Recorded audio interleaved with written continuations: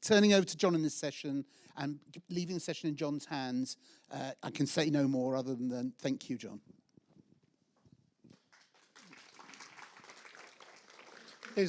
Can I check? Is this been recorded? And streamed. Oh, good.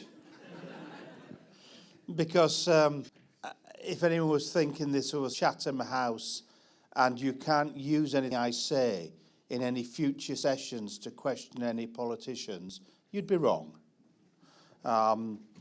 Please use everything I say and ask and use your influence. That would be my plea of you today and of JLM today and ongoing. It is true I've been to previous events. The first one I did was very many decades ago, and there were 5 people at it. The numbers went down before they went back up. I've seen this organisation when its AGM didn't have a quorum, and it was questioning whether it even continued to exist. So I think it's an organisation that has significant influence if it chooses to. And the question I have of you, I'm sure you have many questions of me, is are you prepared to use that influence? Let me tell you who I am. I'm the independent advisor to the government on anti-Semitism. I'm on my 5th Prime Minister. This government appoints me on a rolling 6-month contract. So I may not be there in 6 months. For a week in October, I wasn't there. I wasn't the official advisor on the 1st or 2nd of October. So when I went to Manchester to work with the CST, the government hadn't made up its mind whether it wanted to have an independent advisor. So JLM can have a lot of influence if it wants. My influence is to advise government. Let me tell you what I've advised government to do. I've advised government on a range of different areas. Number one, and most significant, I advise government on what to do in the event of a terror attack that murdered Jewish people in this country. And I did that this year.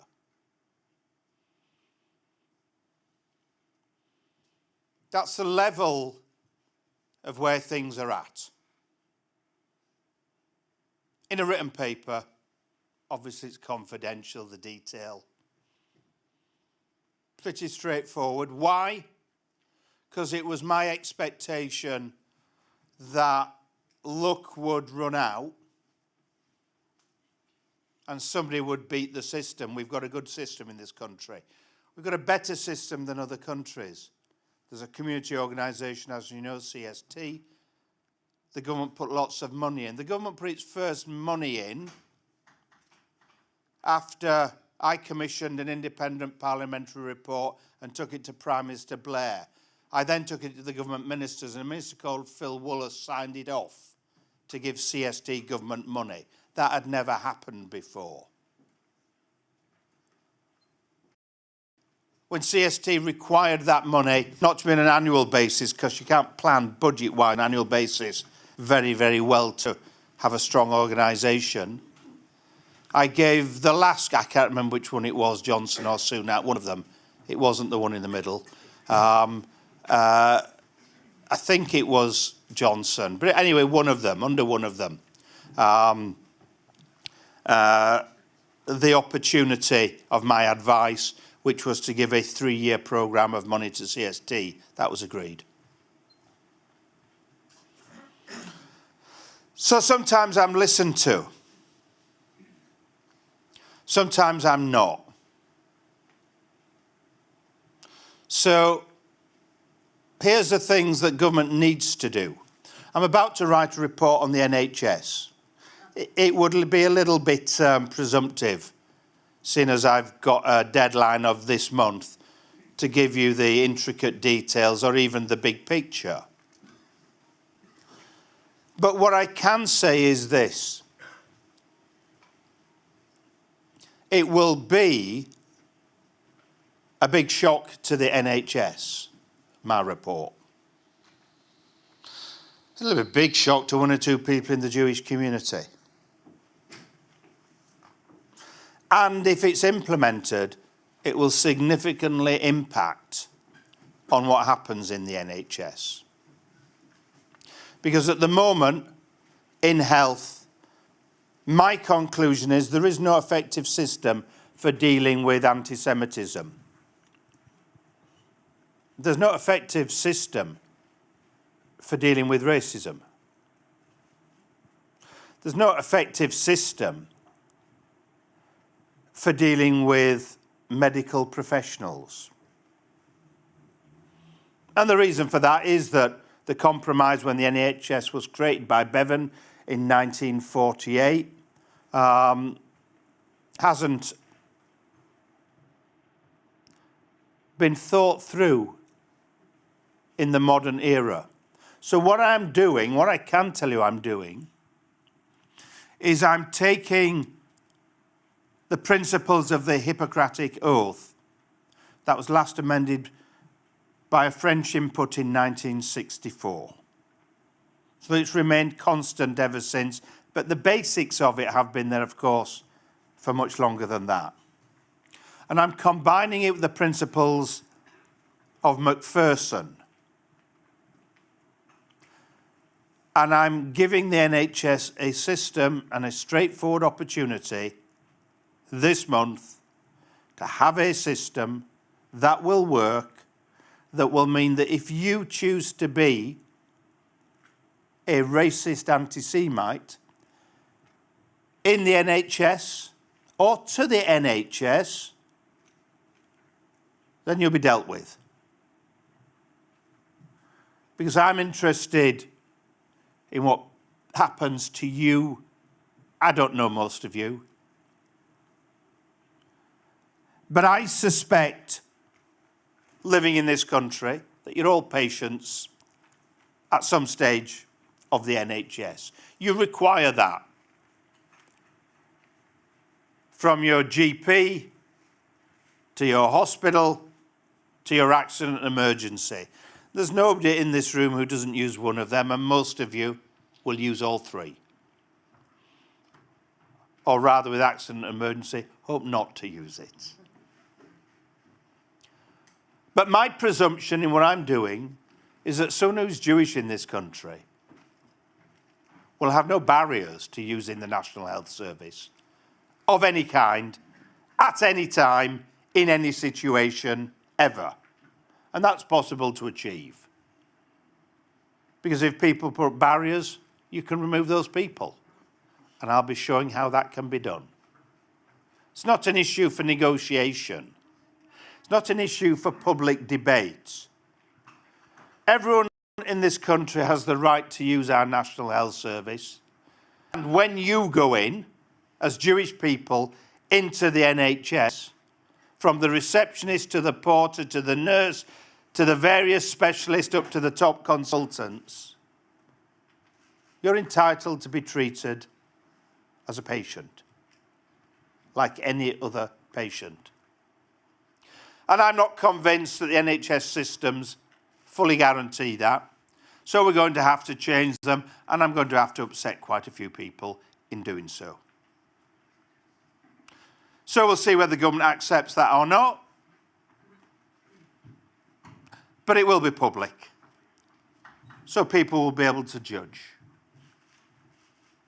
Let's take other areas of government activity. I have recommended very recently that the Charity Commission should be given more powers. Because the Charity Commission doesn't have the power to go into charities. Not really. It doesn't have the power to close down charities. It doesn't have the power to remove trustees. So if someone's misusing a charity, the Charity Commission doesn't have the power to do anything about it. I think they should, because I think a few people are.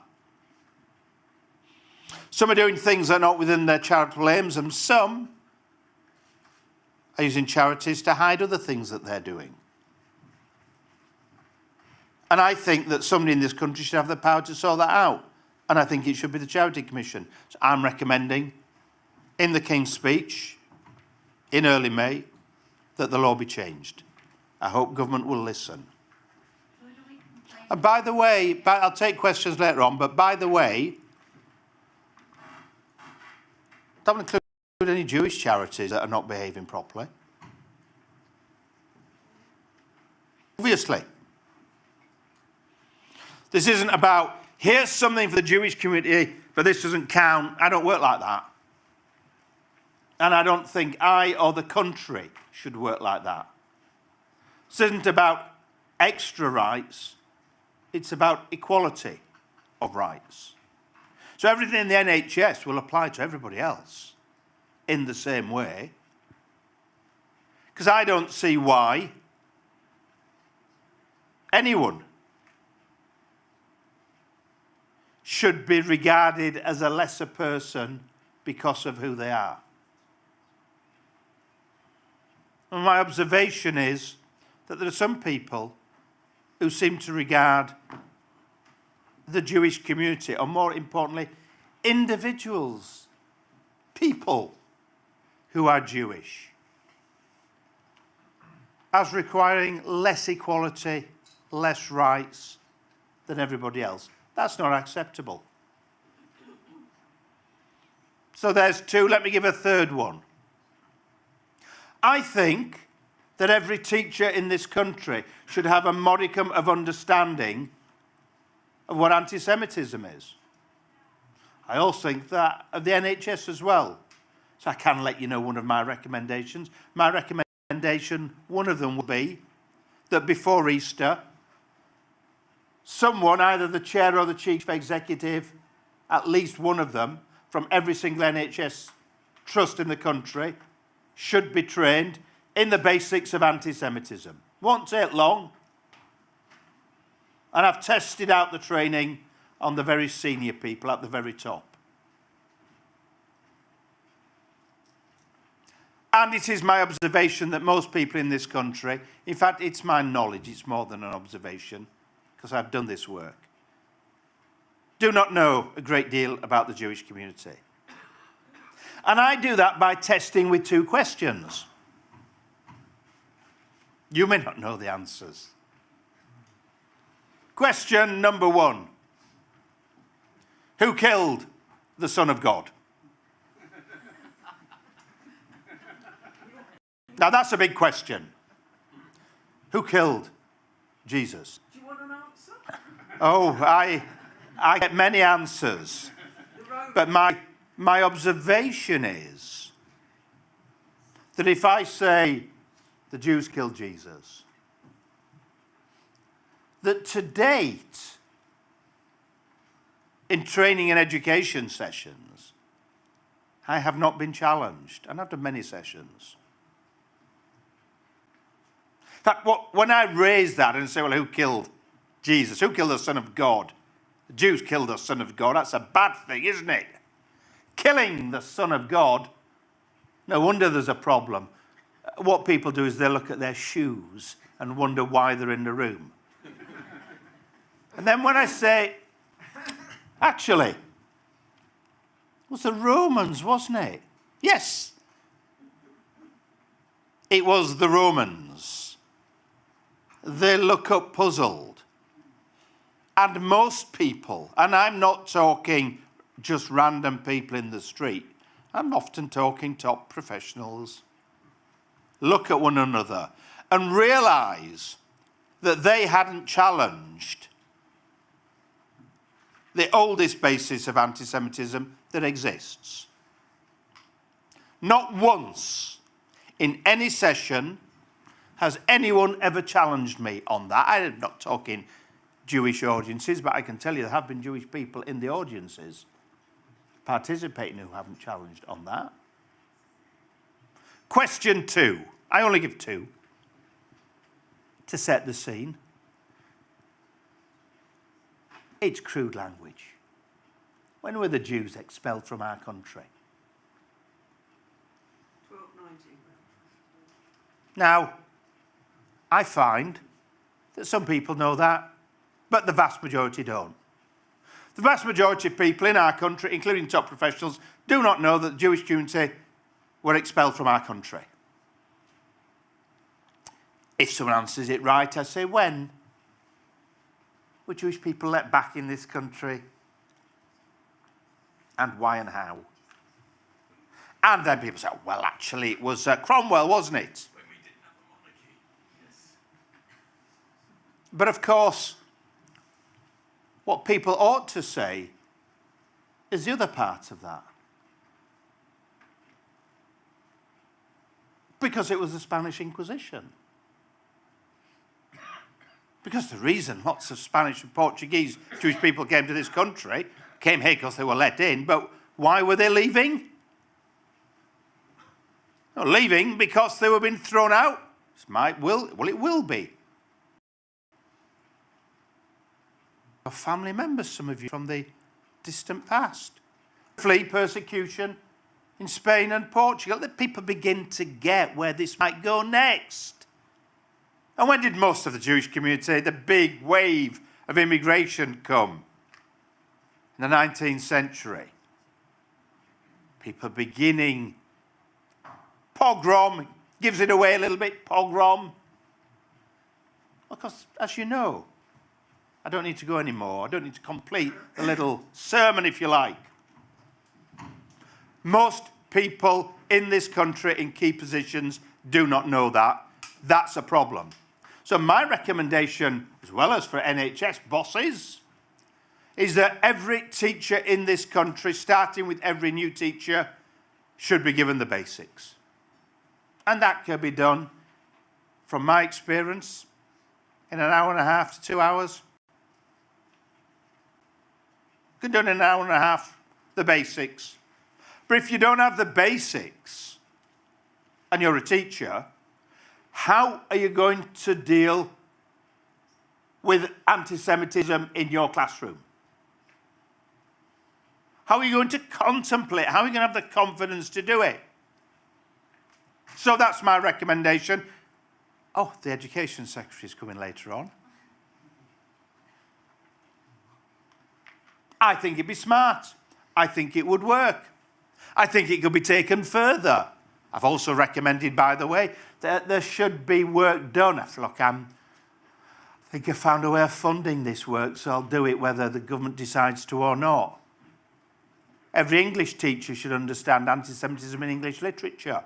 How can you possibly deal with Dickens and Shakespeare and the great poets without being able to explain anti-Semitism and analyse it within the text? What happens in schools is they simply don't do the Merchant of Venice anymore. They used to do. They've realised it's a problem. They don't do it anymore.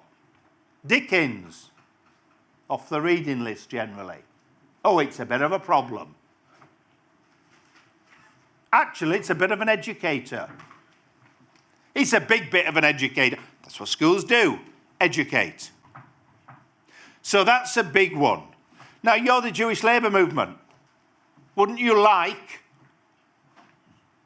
the Labour government to be the first government in the world to give a basic bit of education and training to every new teacher, and then over time every teacher? But the easy way is to start with every new teacher in anti-Semitism, not at the expense of any other racism or hatred, just alongside. 90 minutes for each new teacher to get the basics, and some discussion a little bit more on how to spot and deal with anti-Semitic incidents as they occur. And I've researched it, they occur in every school. It doesn't occur massively, but it does occur in every school. Do you know that in Hampshire, have you heard of Hampshire? It's a big county. Most primary schools are Church of England primary schools. Part of my recommendation. Bit of money there. Because in Hampshire, in the majority of primary schools, until last year when it was challenged. For the last century, at Easter, every primary child has been taught that the Jews killed Jesus. In all of Hampshire, in every primary school that's Church of England, which is the majority, I don't think Hampshire's an outrider. Nobody's challenged that. It's not been any letter to me, any email. It's not been raised at any meeting. That's been going on for 100 years. Powerful. Even more powerful if we turn that round.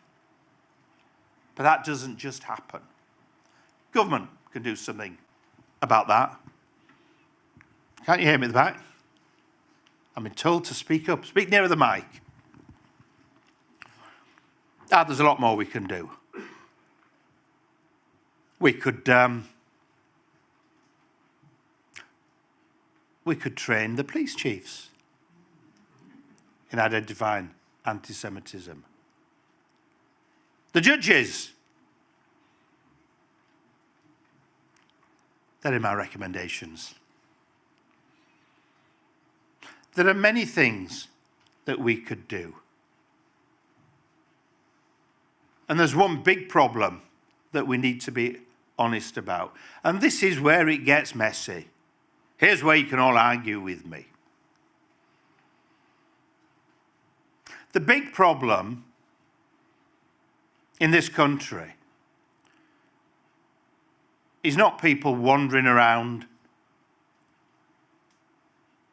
wearing what they think are Palestinian scarves around their neck, talking or shouting or protesting or whatever, standing in silence sometimes about Gaza. That's not the big problem in this country. The big problem in this country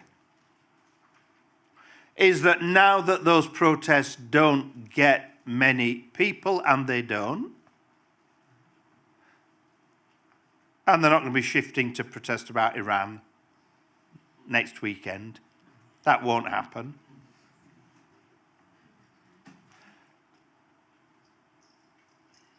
A small group of extremists are skillfully carrying on.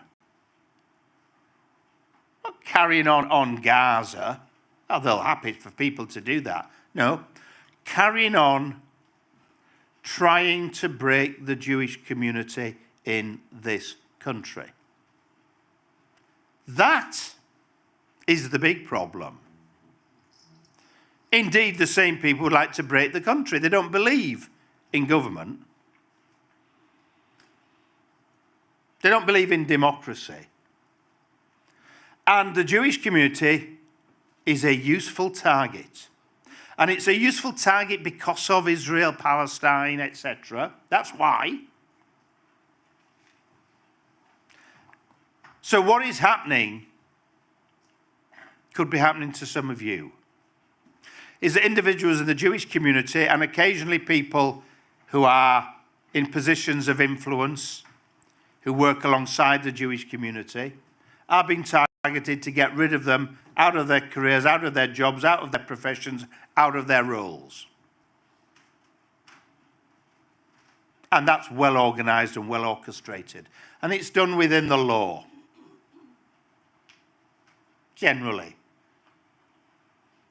It's not illegal to target me and put complaints about me on a daily basis to absolutely anyone you can find to complain to me about, and say, get rid of him. And then have 20, 30 people joining in and saying, get rid of him. I can deal with that. Don't worry about me. That happens all the time. All the time. That's what's interesting for you. But it doesn't just happen to me. So I'll give you one example. But this is not an isolated example. This isn't something that's only happened in this sector of the country. This is something that's happening all over the country. In football, I've written to the Home Secretary and the Culture Secretary, and I've asked for a meeting.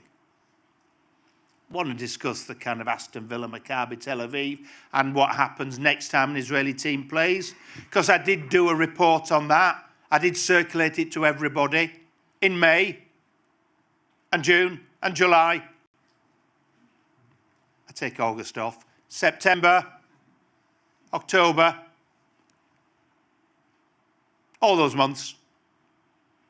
May. Actually, April 29th was my first meeting. 11th of November 2024 was my first email to the police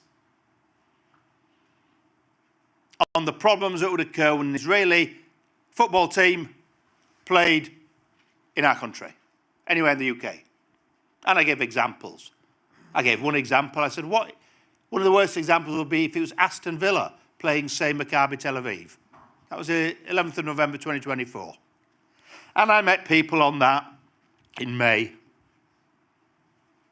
and ongoing. We'll see what comes out in the reports. But that was obvious to me. There were people who were going to protest and there were people who were going to use it. But my letter also explains that in a range of police forces, people have been targeted in football for being Jewish. Police Scotland. Police in the Northwest. Police in the West Midlands. Police in the East Midlands. Police in the home county. Police in London. And that's just the ones I know about. Now, not all these people have actually gone to the police. Some have. Some people are under police protection in football at the moment. At the moment. They're not going public about that. I'm not going to be naming them. Not even privately. People have been got rid of.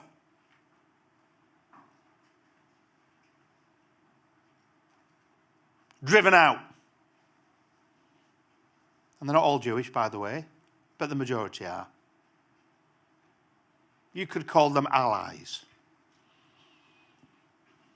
Now, what happens if someone tries to wreck your career? What do you do about it?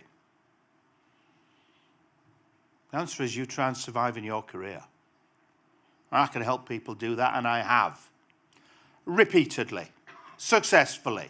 Those people don't want to talk about it. And when it's unsuccessful, those people don't want to talk about it. Now that's in football. Don't just think this is football. You know people who this has happened to. I'm telling you, you do. Lots of you do. Friends. For some it might be family. And they haven't told you. You see, what do? You personally. Someone targets you. Do you tell people? Well, you might tell a few people. But if they're saying, we've targeted you because you're a racist Islamophobe, do you go around saying, I've been accused of being a racist? I just wanted you all to know. No. What if the person in the next desk to you won't speak to you or won't speak civilly to you? What do you do about it? Complain? Quite probably. But if you can move somewhere else, you move somewhere else, don't you? If you're sat on London Underground and some problematic individual who's drunk too much sits next to you,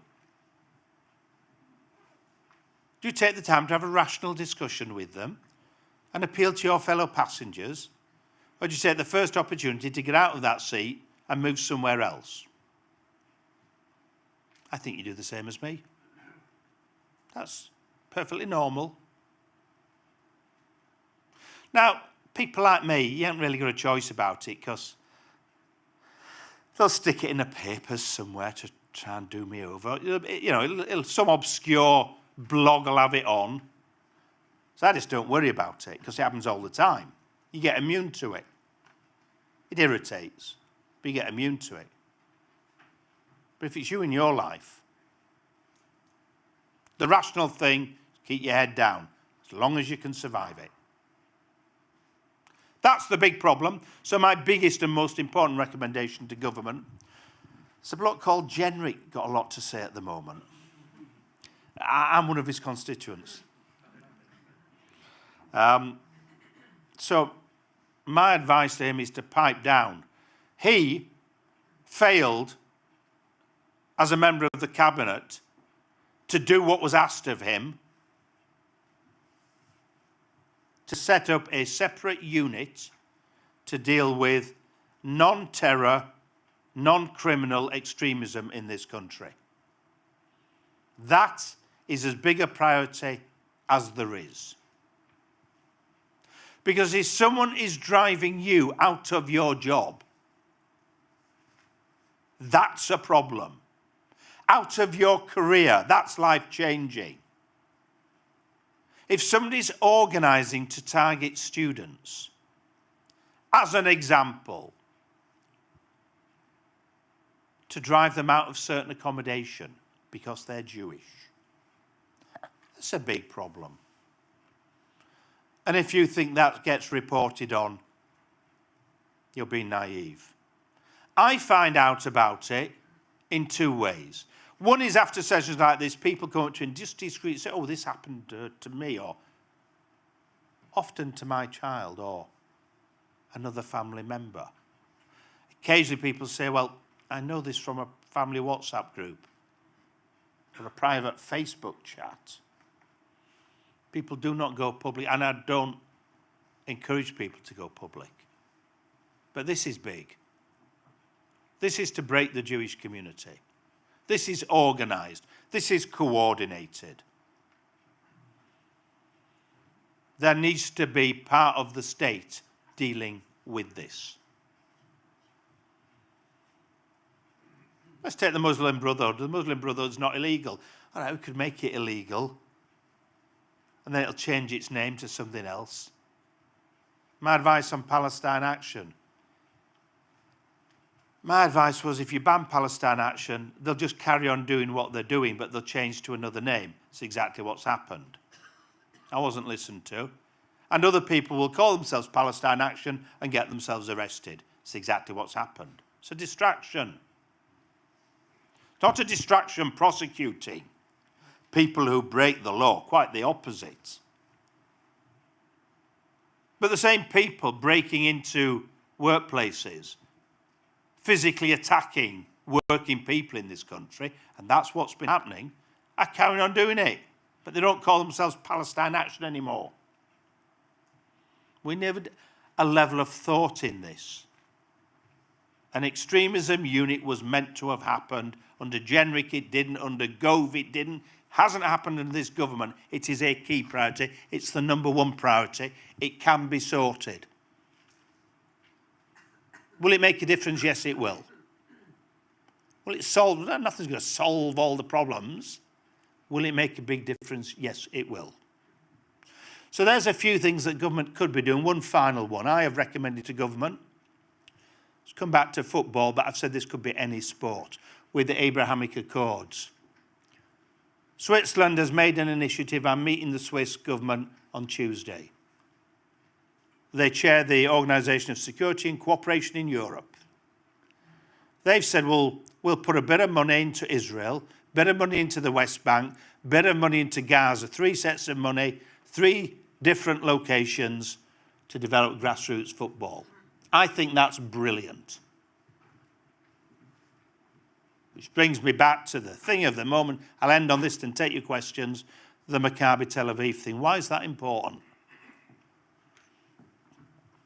It's important because in every country in the world, that includes this country, It includes Israel, by the way.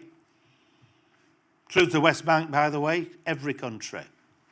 You're not going to have peace and normality if boys and girls can't play sport, can't play football. You're not going to have normality if people can't go watch a football match. And it encapsulates the problem, but it's more than encapsulates, it's more than symbolic, it's real. It's vital. It's not a battle that can be lost. That's why that's so important. And I think it would be an appropriate move. I think it would be a smart move by this government. And of course, Donald was the instigator of the Abrahamic Accords. He's got the World Cup this year, then the Olympics in 2028. I think the Swiss initiative is brilliant. We should join that. We should do the same. We should put money in. That's what I've recommended over the last few days, having learnt what the Swiss have done. I've recommended it before, but this is very precise. I've suggested it before to government. I suggest it again that we do that. I think that would be very good. So there's lots of things for you. There's a few questions. I've forgotten one, but it'll come up in the questions. I've remembered it because I've remembered who else is on the programme. But let me shut up and take some questions from you, and let's see where we go. I will take the man there, the lady there. Yep, let's... Sorry, this isn't on, but wait for me to bring the microphone to you because of the live stream. Otherwise, people won't be able to hear you. So who do you want to start with? Hands big up. There are three people there. Those, yes. 2, 1, 2, 3. 2, 3. Okay. Yes, those three. In any order you choose. Apart from Sarah Sackman and West Streeting, who would I complain to if there was a problem with the NHS? Let's say on everyday basis, you've gone for an appointment and there's been an incident. Who do you go to without having to make the fuss through the ordinary thing? Another thing, when I was at university in Middlesex, it came up in the classroom, does anybody know when the war started, Second World War started? I was the only one in the class that knew when it had started. So I formed a group and I found myself teaching Judaism, which they'd never even heard of.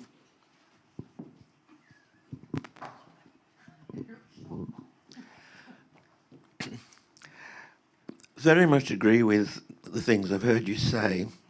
I'd like to know your opinion about Bach St. John Passion, the Bach St. Matthew Passion, for the very reasons you said, you know, when did this anti-Semitism start and who killed the Son of God?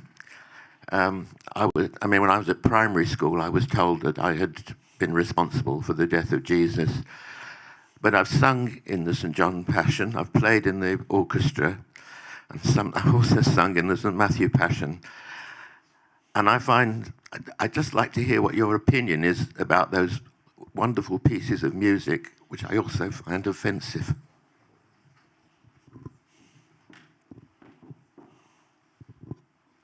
I wonder if there's a value in shifting the public conversation away from just anti-Semitism to collective values, because that avoids the sparring of vulnerabilities of different groups in the country. When you talked about education, how many other groups could actually say that, you know, when they're teaching history, they also have an interest in the way that's taught? You know, I've always experienced anti-Semitism, but I felt protected by collective values. I mean, I feel that there's a lack of definition of them, and that void is being filled by whoever the loudest voice is at the moment. So I just wonder what your thoughts are on that. If you're trying to teach in schools, then that kind of concept's vital, because you're talking about education and you're talking about continuous education. I think that's different to if you're trying to train people on how to deal with an issue in a particular sector, an industrial sector, for example. And if we take the example of the work in football, because it's been hugely successful, everything that's done there opens people's eyes to other hatreds and how they could deal with them. The examples and the scenarios we take people through could relate to other groups. we put it in the context of the Jewish person, the Jewish footballer, the Jewish kid trying to get involved, the Jewish person being turned away, the Jewish person hearing or seeing or feeling the racism. But the systems have to be generic. It doesn't work otherwise. And that's why the work on the NHS is going to be really interesting, because I've been asked to do a report on anti-Semitism. In the real world, my report will not be about anti-Semitism, but it will include anti-Semitism. And I think that could be a little bit of a game changer. Because if we kind of play whack-a-mole, and there are a handful in the community trying to do it, not very successfully, you end up with the absurdity that we had on Friday, where some organisation took a teacher to court to stop them being a teacher and lost. And the reason they lost was that teacher had already been sanctioned. They'd been anti-Semitic and their school had sacked them. That is the system working, not the system not working.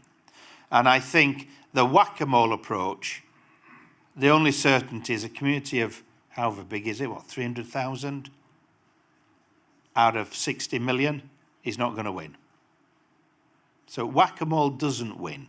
But the antidote, an antithesis of that would be the kind of Corbyn approach, whereby you say, Corbyn told me when he came in, I asked him several times, I said, Jeremy, will you make a speech, please, on anti-Semitism? Not on racism, on anti-Semitism, to show that you understand what it is, and he refused. That's a problem. So we may well be agreeing, but certainly there is a danger that we let everything subsume in.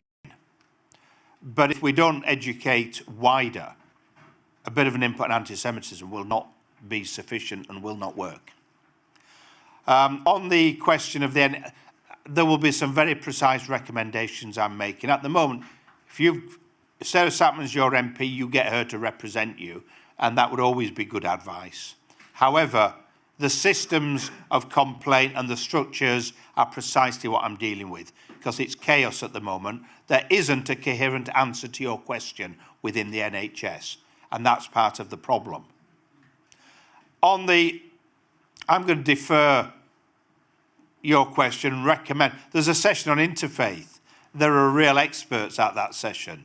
I think you should take that into there and ask people who know what they're talking about, rather than me who doesn't. I'd rather be honest. I know politicians like to pretend they know everything. So we take three. Yeah, let's take these three here, and then we'll take everyone.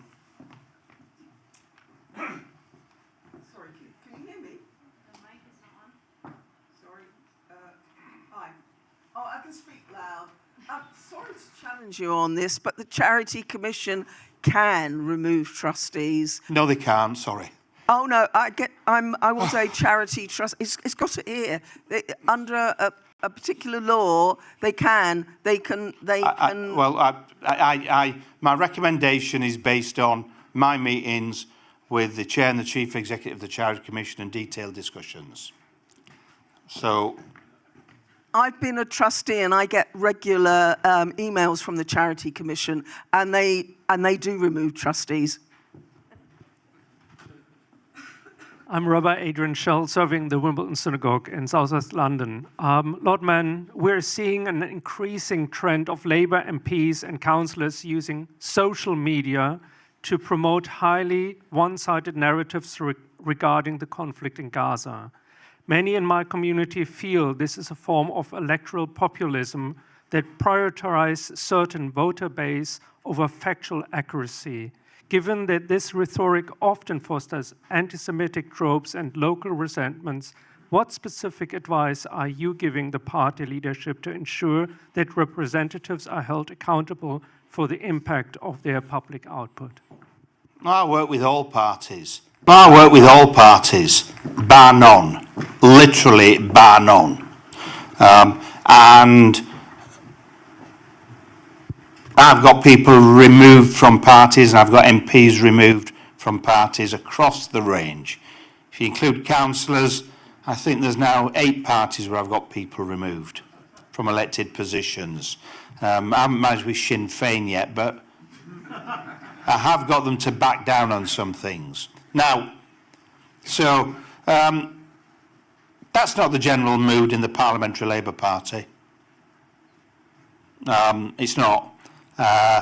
And the numbers are involved and the things people say to me and the numbers are involved in work and anti-Semitism has grown and has grown significantly. My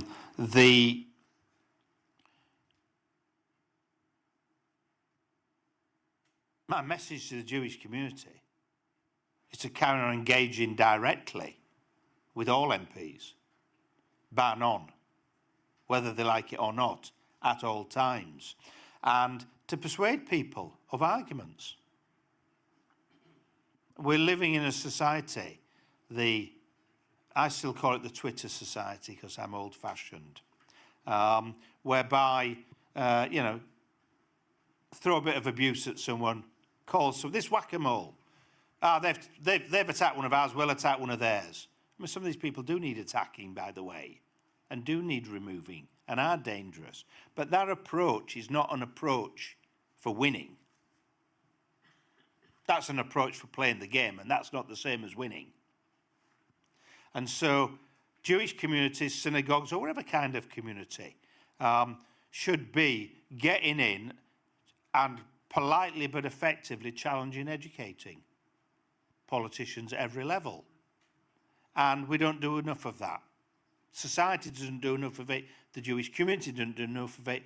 JLM doesn't do enough of it. And I find positive results. And the more that's done in private, the more open and honest the dialogue is. Hi, John. Lauren Belcross from the Jewish Chronicle. I wanted to ask you in particular about some of the points you made about West Midlands Police and the incidents that we've been seeing and their testimony falling apart in front of the Home Affairs Select Committee earlier this week. In your view, is there a systemic problem with police forces up and down the country seemingly being beholden or doing the bidding of what some people consider to be quite extremist groups? No, I don't think that's a general problem. I think there's a problem with police going for easy solutions. And the police have this dilemma. I remember the very first miners' strike of 1973-4. I represent a mining area. When Arthur Scargill closed down Saltley Gate in Birmingham. And the police chief of the time, a man called Knights, said he wasn't upholding the law, he was putting public order first. So he didn't try to reopen the gates that the miners, 10,000 miners, had shut at Saltley Gate. He let them stay closed, even though the law said he had to reopen them. And that was putting public order first. So the police will always have that dilemma. And a lot of the dialogue between Jewish communal leaders and the police is precisely on that. This balance between public order and criminality and rights, the triangle of the three.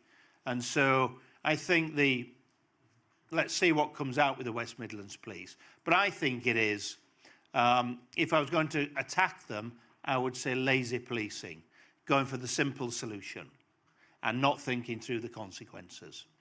I think that's the reality. Are there people trying to have influence? Of course there are. Are there people who might have to influence? That may well be true. But that's not a generic problem with the police. The problem's deeper than that. And the police are struggling with a lot of issues. This hasn't been one particularly. Internet's the biggest one.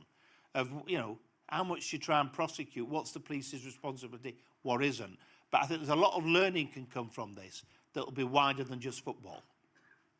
Hello, John. It's Stephen Allen Britis. I used to work at the Small Employers Organisation. You referred to the NHS, which is one of the biggest, if not the biggest employer. How can we get this through to all employers, small and large? Well, I'm attending an event this month with employers representing, I think, 7 million workers. The answer is by going out. The bit I missed out, I think Peter Kyle's here doing a session later. I mean, I'm not trying to prompt questions of Peter Kyle, but my advice to government is think through the Jewish staff networks that have been set up. I intend to bring them together this year. I'm demanding of government a suitable, prestigious location, and I'm still battling over it. He could probably help with that, but I keep asking and demanding it. I want to bring, it's not the only thing I want to do, but I want to bring all the Jewish staff networks together at one place at one time, and if I get the right location, they'll come. In order to look at, the key is how you find Jewish people in the workplace, how you empower them. That's the key. Because they are the conduit, not externals being the conduit. Otherwise, you're back to the kind of whack-a-mole. Whack-a-mole could be running around, so let's do a bit of education. People come to me and say, oh, I've got a great program for doing education in schools. Well, which schools? Which of the 20,000 schools are you going to do? Well, I've done these 3 and I could do some more. Yes. What about the other 19,500? And that's the same with employers. So that will be really important in that. It's absolutely a top priority for me in this year, because empowering people in the workplace so they know what they can do, how they can get assistance, how they can build that knowledge, very, very big. And I am working with a number of employers and employers' organisations precisely on this, because we've failed to do it, and we cannot afford to fail to do it. We can do football, we can do all industry, is my logic. Keep going. Before I ask my question, can I just say, John, Lord Mann, a big thank you on behalf of us all for everything you've doing for our community.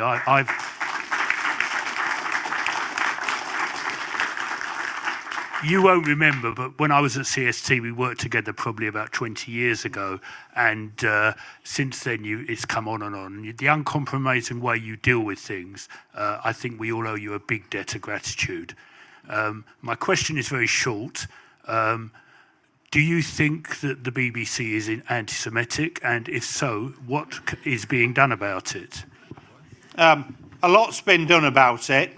In 10 seconds, I think there's a danger that we just pick on the BBC and miss the rest. Right? Anti-Semitism, there are very specific issues with the BBC. Tim Davie got my advice, he ignored my advice. He was mistaken to do so, if I put it politely, and I did that on 3 occasions. 3 occasions over a period of 5 years, 6 years, 5 or 6 years, and he ignored my advice. And it didn't end up good and well for him. So the BBC, there's specific problems, but this is not just the media issues and not just BBC issues. They're much wider across the media. And it's an ignorance. There's a prejudice and there's an ignorance. And we need to tackle both. Thanks very much for all you've said so far. I was very interested in the 2 questions you asked to kind of gauge the anti-Semitic kind of tendencies of people. The second one, when were the Jews expelled from our country? I don't think many Jewish people even know the dates of these things, but I mean, I'm not saying it's an irrelevant question. I mean, it puts it on the map a bit. But the first one, who killed Christ, or the Jews killed Jesus? I mean, it's in the liturgy of, the New Testament. I mean, I've been to services myself. I've been a little bit shocked about how overt it is.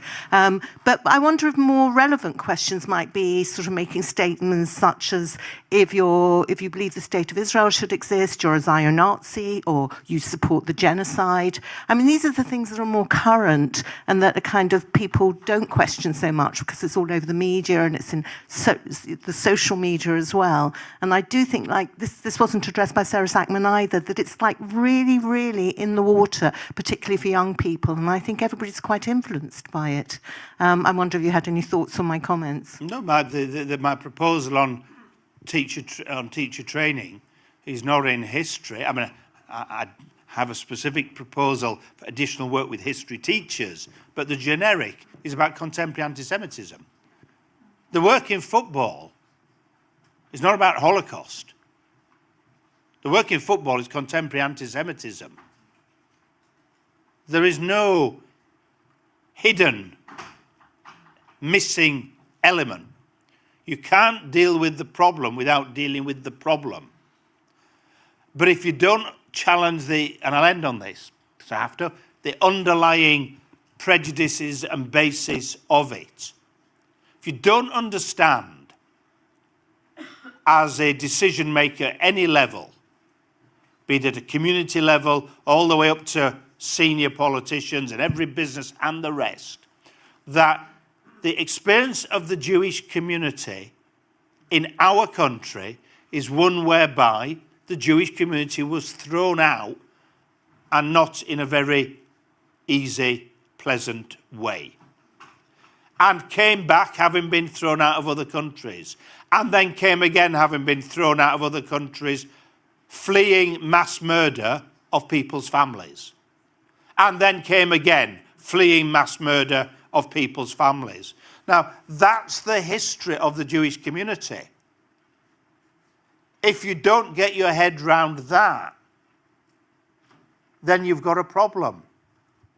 But then if you don't talk about it in the modern context, and you spend all the government money on Holocaust education, as opposed to contemporary anti-Semitism, which only now are we just changing, and I haven't got any work yet agreed in schools, none yet, none, zero yet, and you've got the Education Secretary coming, then we're not going to win. So dealing with today is critical. How we break into people understanding their prejudice, though, doesn't begin with today, because prejudice is deep-rooted. Thank you. Thank you very much for coming. Thank you, everyone. It's now 12 o'clock, so if you want to stay for the next session, you're welcome to, but we need to get some other people in, so please enjoy the rest of the day. My name is Michael Sternberg, and I'm president of the Debate Charity. Where can I find the evidence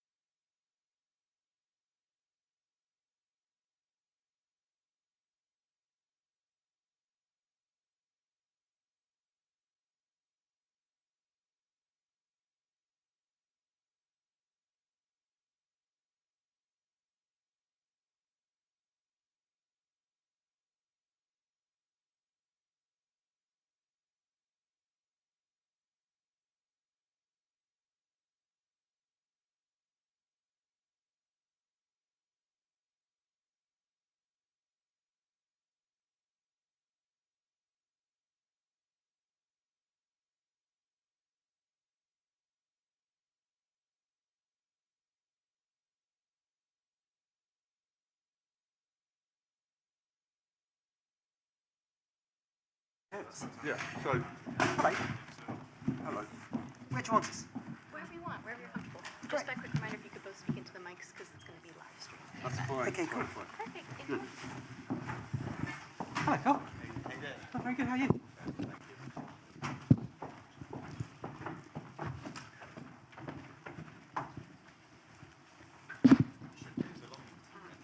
Should we do what? What do you think, Tom?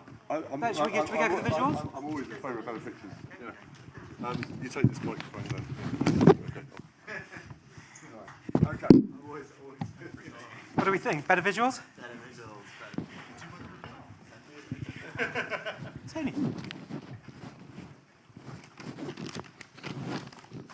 Right, are we ready to go?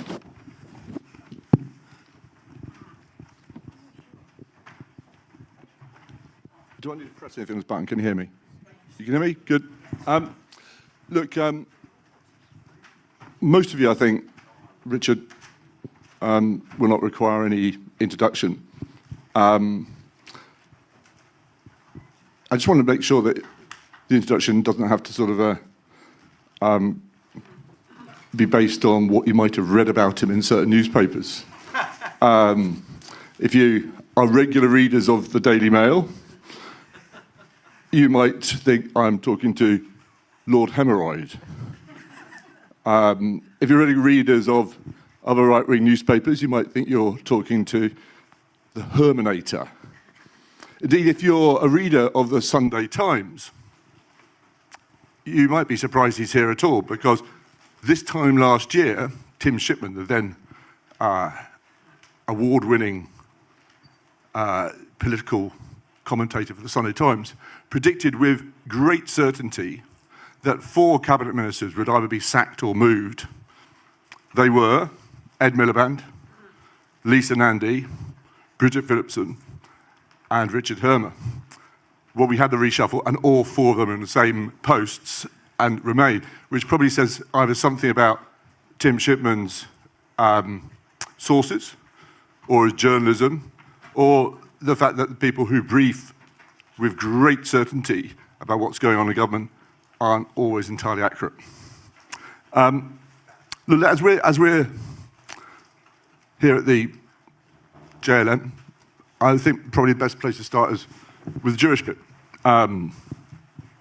because Richard is Jewish, and after the attack on Heaton Park, he wrote a piece for Jewish News, I think it was. I just want to read it out. It's a fear that comes first. Every Jewish person knows it. When you hear of an attack occurring, close by or far away, you feel a sense of dread. That very personal sort of panic as you mentally check where your loved ones are. Were they close by? Are they safe? I think many people in this room will have felt similar feelings. So I kind of want to start by just saying, as a Jewish man, a Jewish son, a Jewish dad, is it important that you take this kind of emotion to the seat or power and the cabinet table? What does that mean?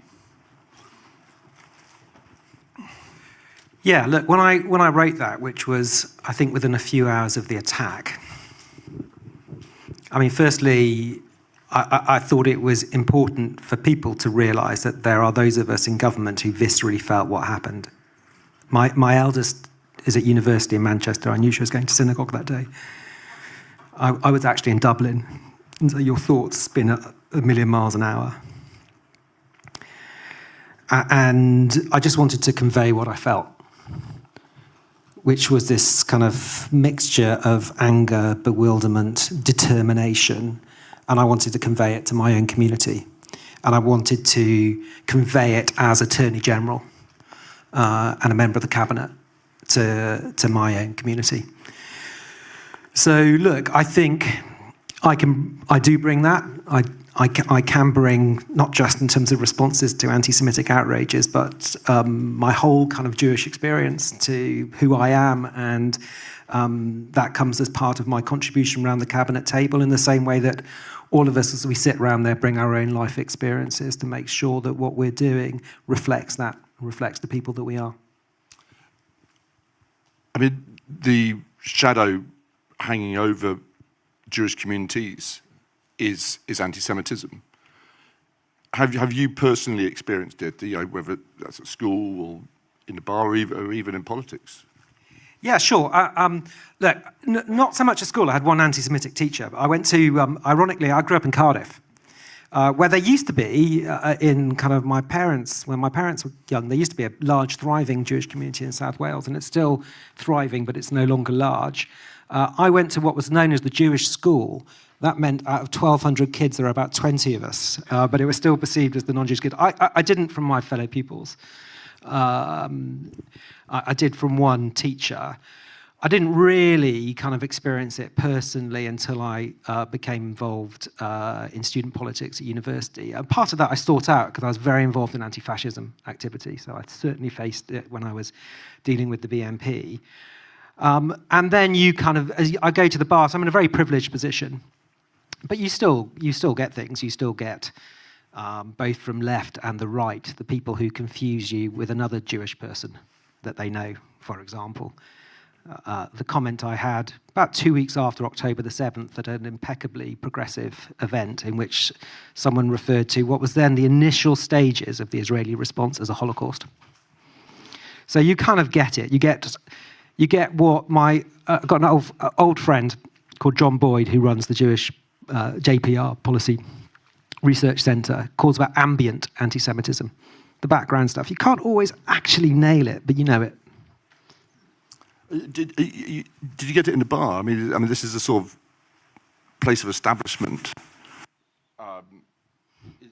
Is it a problem there? No, I have to say I never experienced it directly at the bar. Say, for example, someone just confusing me with another Jewish lawyer. Right. Because what's at the top of their brain is me, Jewish, not me, fellow member of the bar. But that was that's really rare. That was absolutely not my experience at the bar. But what about the Labour Party? I mean, we had a problem.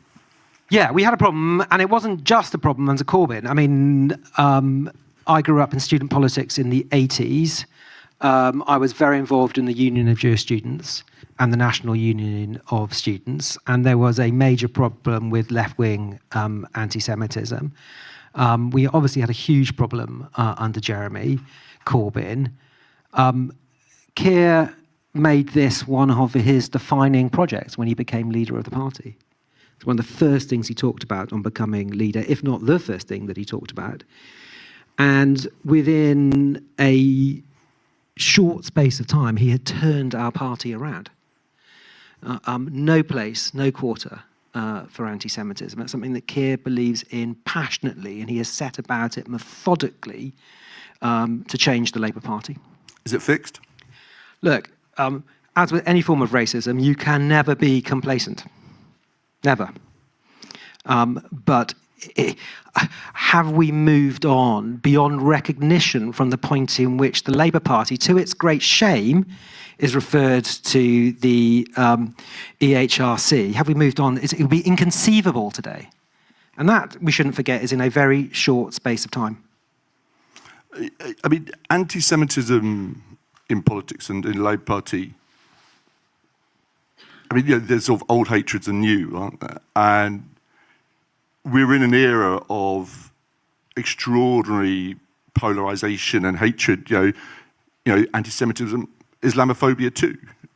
We've got, we're seeing the ties that bind us together becoming really, really frayed. I mean, referred to the Prime Minister's remarks in Political Cabinet that were briefed out, that we now have a politics that feeds on grievance, decline and division, those who want to inject bile into our communities.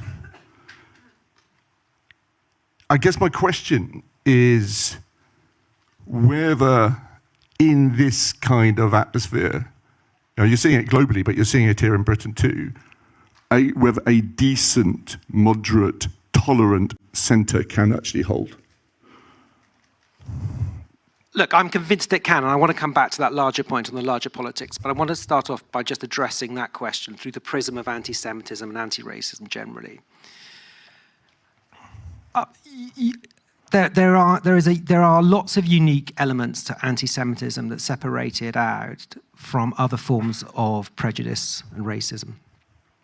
I mean, many of us in this room would have read and been influenced by, there's a historian called Raoul Hilberg, wrote one of the great works on the history of anti-Semitism. You can identify parts of it that are unique.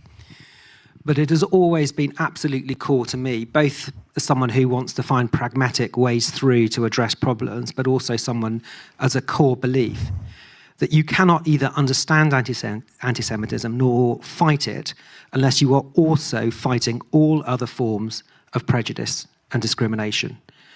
And so for me, as a young person, when I kind of first became politically active, which is in my mid-teens, and that was through apartheid, I became passionate about involvement in the anti-apartheid movement, motivated by being really engaged in Jewish youth movements at the time. It is essential to stand shoulder to shoulder with all communities who are impacted by all forms of racism and prejudice.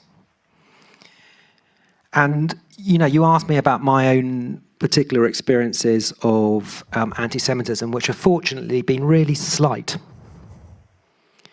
I compare that to some of my friends. So I was chatting to a friend of mine, a black British, highly brilliant lawyer, talking about his experiences at school where the teachers thought he could play sport but wasn't going to be a brilliant lawyer. Like that kind of direct, ingrained discrimination never held me, never impacted upon me. Or the day-to-day acceptability of anti-Muslim bigotry that you see in the media now. That if we translated Muslim to Jew would just be thought of as utterly vile and anti-Semitic. Now, that's all of our problem. And we're only going to address it when we work together and we stand shoulder to shoulder. And I think, Tom, if I may, coming back to your wider question, it's a motif for the struggle that lies ahead. Do we want a society in which we stand together, we identify the things that unite us and hold on to that and draw our strength and meaning as a community, as a wider community, or do we want to go down a path of division? But it's getting harder, isn't it? This question of whether the centre can hold when you're seeing such polarisation, when people are getting their facts off social media, when we can't even agree on the same facts. How can you actually have a sort of democratic debate anymore? I mean, you know. Yeah, look, the challenge has never been more pressing, right? And it's a different level of challenge now, and in large part, I think, Tom, because of what you identify, which is social media, which is an entirely new phenomena that cuts through to people in a way that when the kind of the web started, we all thought this is wonderful, wonderful opportunity for creating a better world. But now you see people spending 6 to 8 hours a day on average on a screen just being fed untruths and hatred. And it is having an enormous effect. So what's the answer? Is the answer to kind of go the centre ground is lost, or is the answer to double down? Well, I am clear, Keir is clear, this government is clear. The answer is to double down. This is what we believe in, this is who we are, and we are going to take on this struggle. Because the price of not doing so is it does not bear contemplation. I mean, what we're seeing domestically is echoed, perhaps amplified, by what we're seeing internationally. I mean, we have these terrible, hot, bloody wars in Ukraine and Gaza, humanitarian crisis in Sudan, I think an existential threat to a rules-based order. And I have to say, a supposed ally in Donald Trump who thinks he can do what he wants with total impunity. So I know this is a difficult question, but I mean, let me ask you straight up, in reference to what we've just seen in Venezuela, what we might see in Greenland, whether your belief in that decent, moderate, inclusive politics, whether your belief in a rules-based order can be anything more than the sort of ritual incantation of an old religion whose temple has been thoroughly trashed. Look, I'm not going to dive into the detail of any specific incident with any particular country, because I think there is a larger and bigger point here to be made. I don't think it is an accident that, as someone who grew up deeply imbued with my Jewish life, I grew up in Jewish youth movements, I was deeply involved. I grew up in at the time I was born, there's still the relatively short shadow of the Holocaust. I don't think it's an accident that I fell in love with human rights and I fell in love with international law. Because that kind of structure that it gives, that value-based structure that it gives, the certainty that it gives, the stability that it gives, the fairness that it provides, the platform that it is so imbued with value for us in this country, for the world at large, that it is something absolutely worth fighting for. Now, we have made plain as a government, the Prime Minister has made plain, that we are huge supporters of the international rules-based system. We have been, we will remain. It used to be a completely apolitical statement, utterly unremarkable statement to say that. You would have expected that from a Conservative Prime Minister as you would of the Labour Prime Minister. It is a sign of the times that somehow has become a political issue. Well, if it has, so be it. But we believe it. We think that most countries in the world look to us for leadership, look to us to be stressing the importance, look to be us to reaffirming the importance of international organisations, and in this Prime Minister will carry on doing so. And when I hear you say that, I wrote a biography of Keir Starmer, and what struck me was that at every stage in his life, this idea of human rights, the Universal Declaration, the European Convention, has been central. I mean, he fell in love with it in a law library in Leeds in the 1980s. He wrote a book about it in the 1990s. In the noughties, he implemented it in the Northern Ireland peace process. His maiden speech in the House of Commons was defending it. And as leader of the opposition, he defended it against Rishi Sunak's attempts to unpick it all with the Rwanda scheme.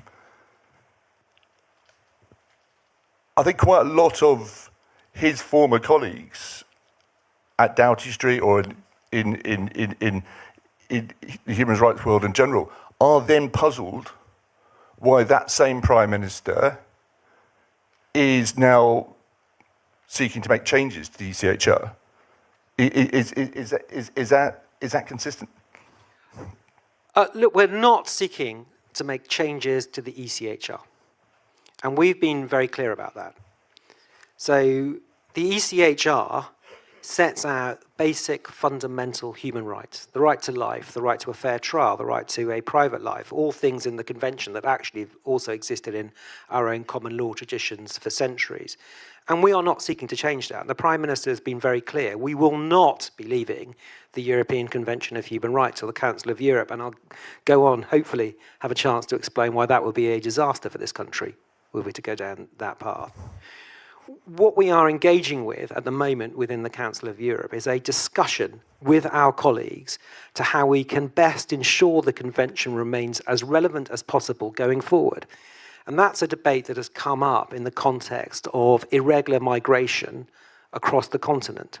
Now, none of us are saying that the convention needs to be changed in order to deal with that. We're saying a number of things. Firstly, we've got to make sure that the way that the convention is interpreted reflects the challenges that all societies across Europe are facing. Secondly, we've got to work together with the 46 countries in the Council of Europe to coordinate our responses to irregular migration. Because it's only through coordination across the continent that we're going to deal with it. And we also have to look forward to the future where the challenges and the extent and the intensity of irregular migration, not least as climate change kicks in, is going to be ever more intense. That we are working together, thinking together to fashion solutions together. Now, none of that is undermining the European Convention. None of that is undermining the Council of Europe. It is ensuring its ongoing vitality, because the European Convention is a kind of a bedrock of Europe. The only two people who've chosen to leave it are Russia and Belarus.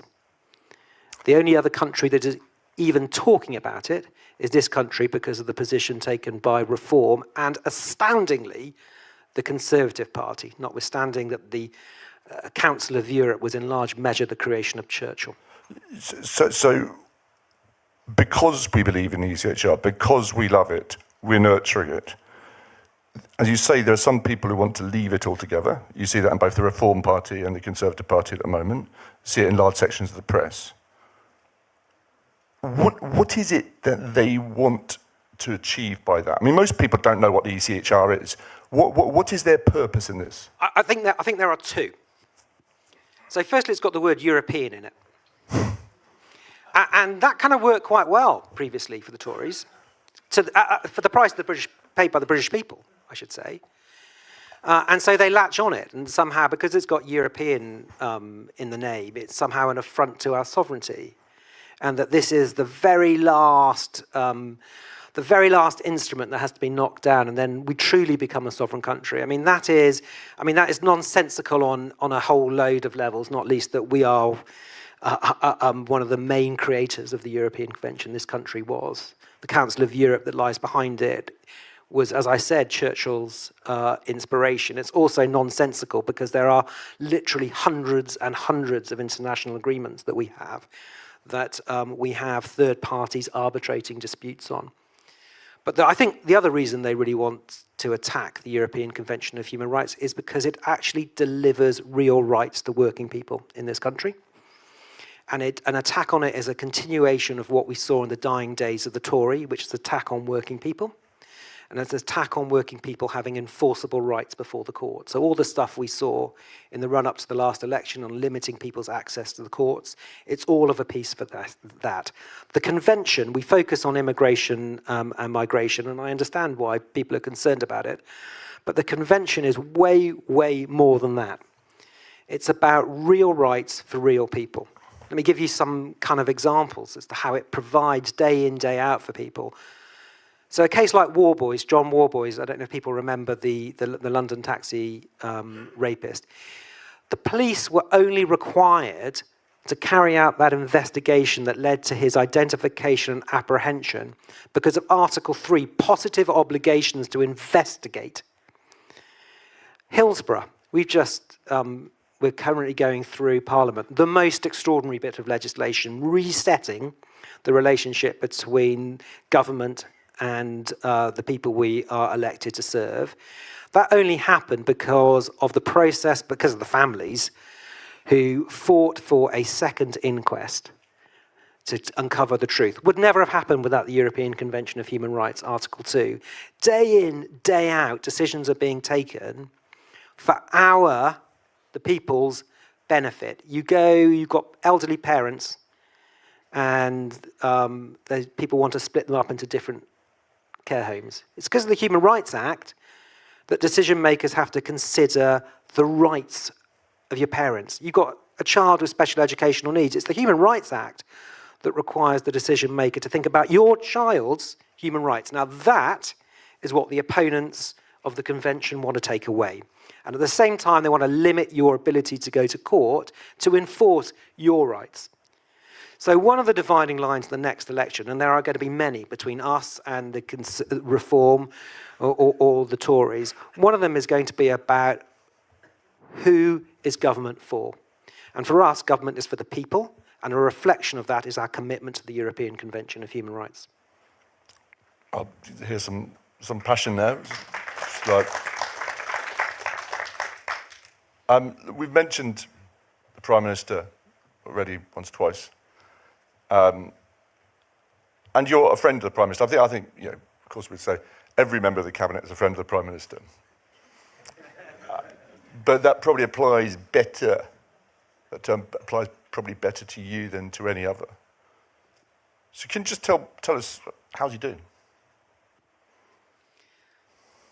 So Keir is the most resilient person I have ever met.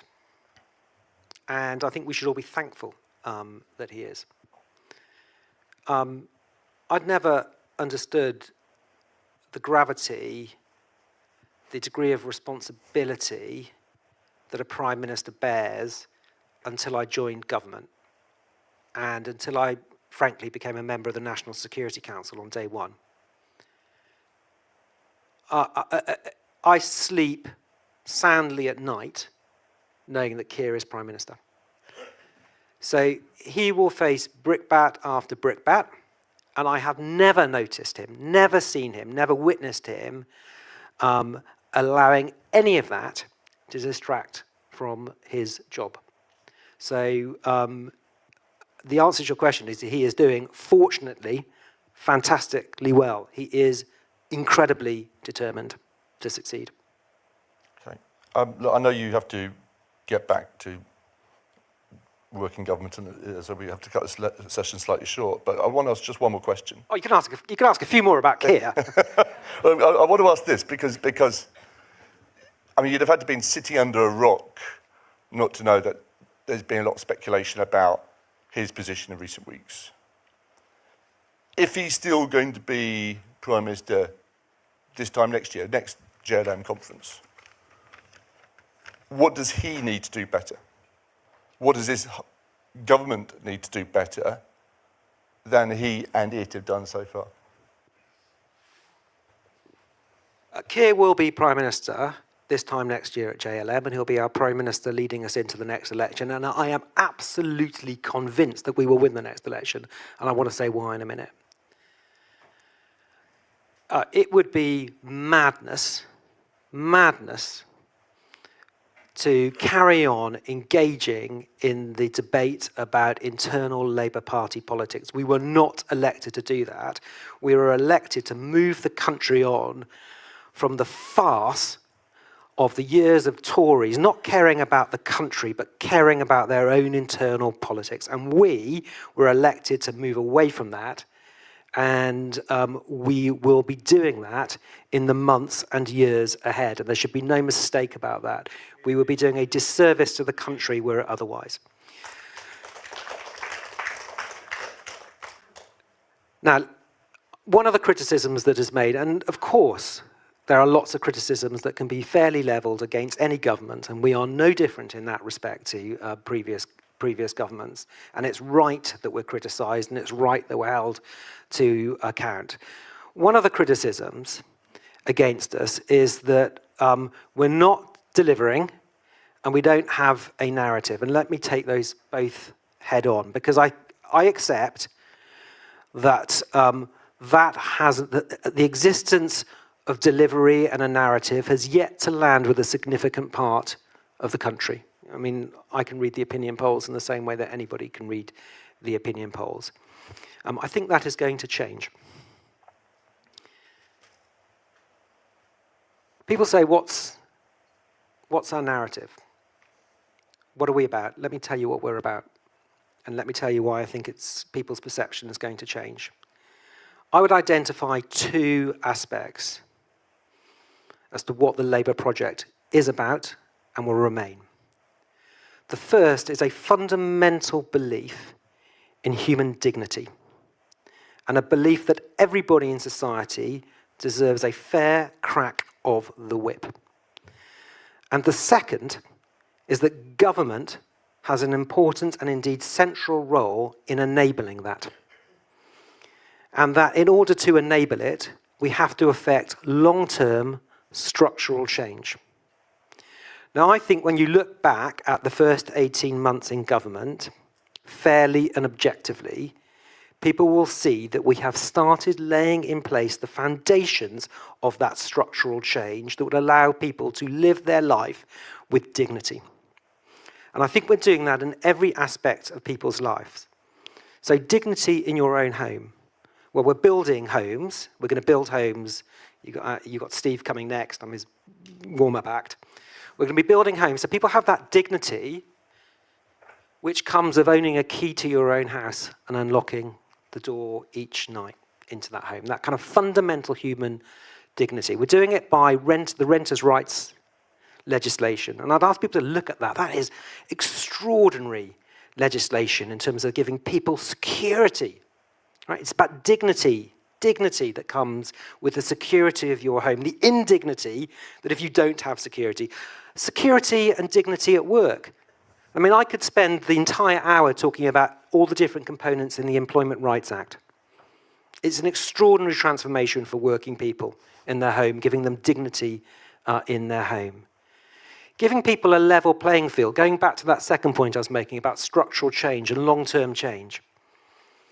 If we've got kids going to school hungry, their chances of having a fair crack of the whip are minimal, right? Because of all the consequences that follow. We're bringing in across the country free school meals. We're having a uniform cap. We're increasing nursery places. We're making it easier for parents and cheaper for parents to have childcare. Fundamental change. Dignity on the streets. Crime is falling. Crime is falling. We've got more policemen out there. That's all about giving people a sense of safety. Pride of place. So as you walk down a safer street, the streets are looking better. Not a quick fix, not a 24-hour news cycle headline, but fundamental change. And all of the time we're doing that, believing we need to grow the economy in order to pay for that. And what are we seeing? 6 interest rate cuts in a row. We're seeing wages outstrip inflation. Now that is a package to be proud of. And I think as we move ahead in the coming years, people are going to start feeling it. They shouldn't believe it just because we say it. I mean, after 14 years of Tories, I think people are right to be sceptical of governments who just say things but don't deliver. We will be delivering it. And that, I mean, Keir is way too modest to ever want anybody to describe things as Starmerism. It's just not his style. But if you ask me what is Starmerism, it is that sense that everybody deserves dignity and a fair crack in the whip, just as he is informed by his own background, and that the role of government is to provide it. And I'll give you one thing where you see that in real terms with Keir. Keir's constituency, obviously, is a local one. And he talks with extraordinary passion about his experience of standing in Somers Town, which is one of the most deprived areas of the city. And across the literal railway tracks from Somers Town, you can see the new Google landscraper build up. Keir's sense, both, I think he would have described it as anger when in opposition, but determination now he is Prime Minister, to ensure that parents and children looking across that railway track no longer think this is not a world for me in that beautiful building, but think that's for me, that's where I'm going. And that is what motivates Keir.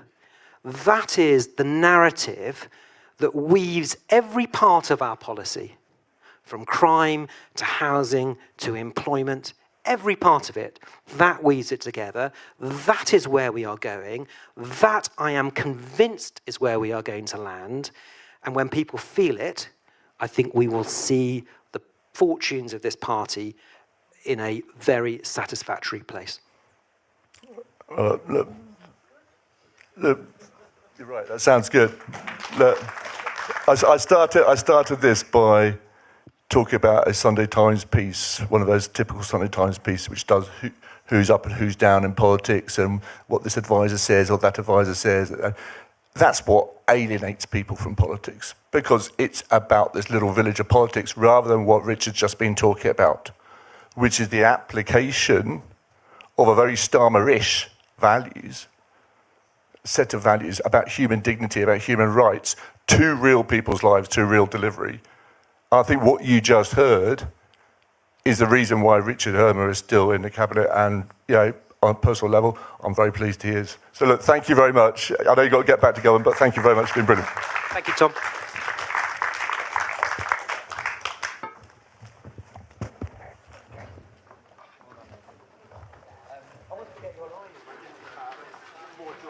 You can do it. You can do it.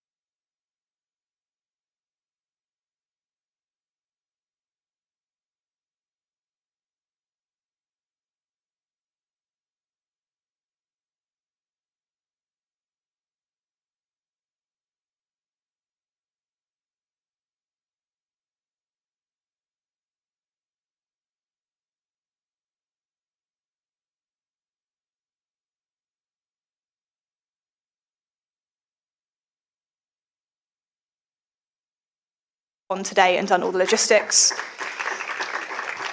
as well as everyone else who has made today possible. My name is Ella Rose Jacobs, and I am the chair of the Jewish Labour Movement. It gives me great pleasure to introduce Steve Reed today, Secretary of State for Housing, Communities and Local Government. He has come to this position via various different ministries, including Justice and DEFRA, but we're very glad to have him here. He's a long-standing friend of JLM and the Jewish community, local government leader as well, so those of us who are councillors are very grateful to have someone in the housing community and local government with the local government at forefront as well. He'll be introduced today by Justin Cohen, who you'll all know I don't really need to introduce Justin, a titan of the Jewish community media, and again, a long-standing, not a friend because that would be inappropriate for JLM, but a long-standing coverer and attendee of JLM events in a professional right. So thank you everyone so much for coming. People will drift in as they will. And we look forward to hearing what Steve has to say today. Oh my God. So Steve is going to speak briefly and then Justin will interview him. Thank you very much for that, that warm and generous introduction. I've had my bagel, hope you all have as well. And first of all, it's a privilege to be here with you today. And 18 months into the government, I thought I'd start by reminding you of Keir's words, speaking to JLM just ahead of the last general election. And these were his words. Every achievement of a Labour government will be yours.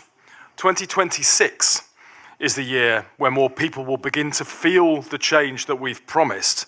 And when that happens, know that none of this would have been possible if not for you. Those were Keir's words. And he said it because in the darkest days of opposition, the JLM played a key role in saving our Labour Party and then helped return Labour to government. Now, I was proud to stand alongside you in those very dark days. My contribution, I helped set up Labour Together, which we did to help to restore Labour to its decent traditional values.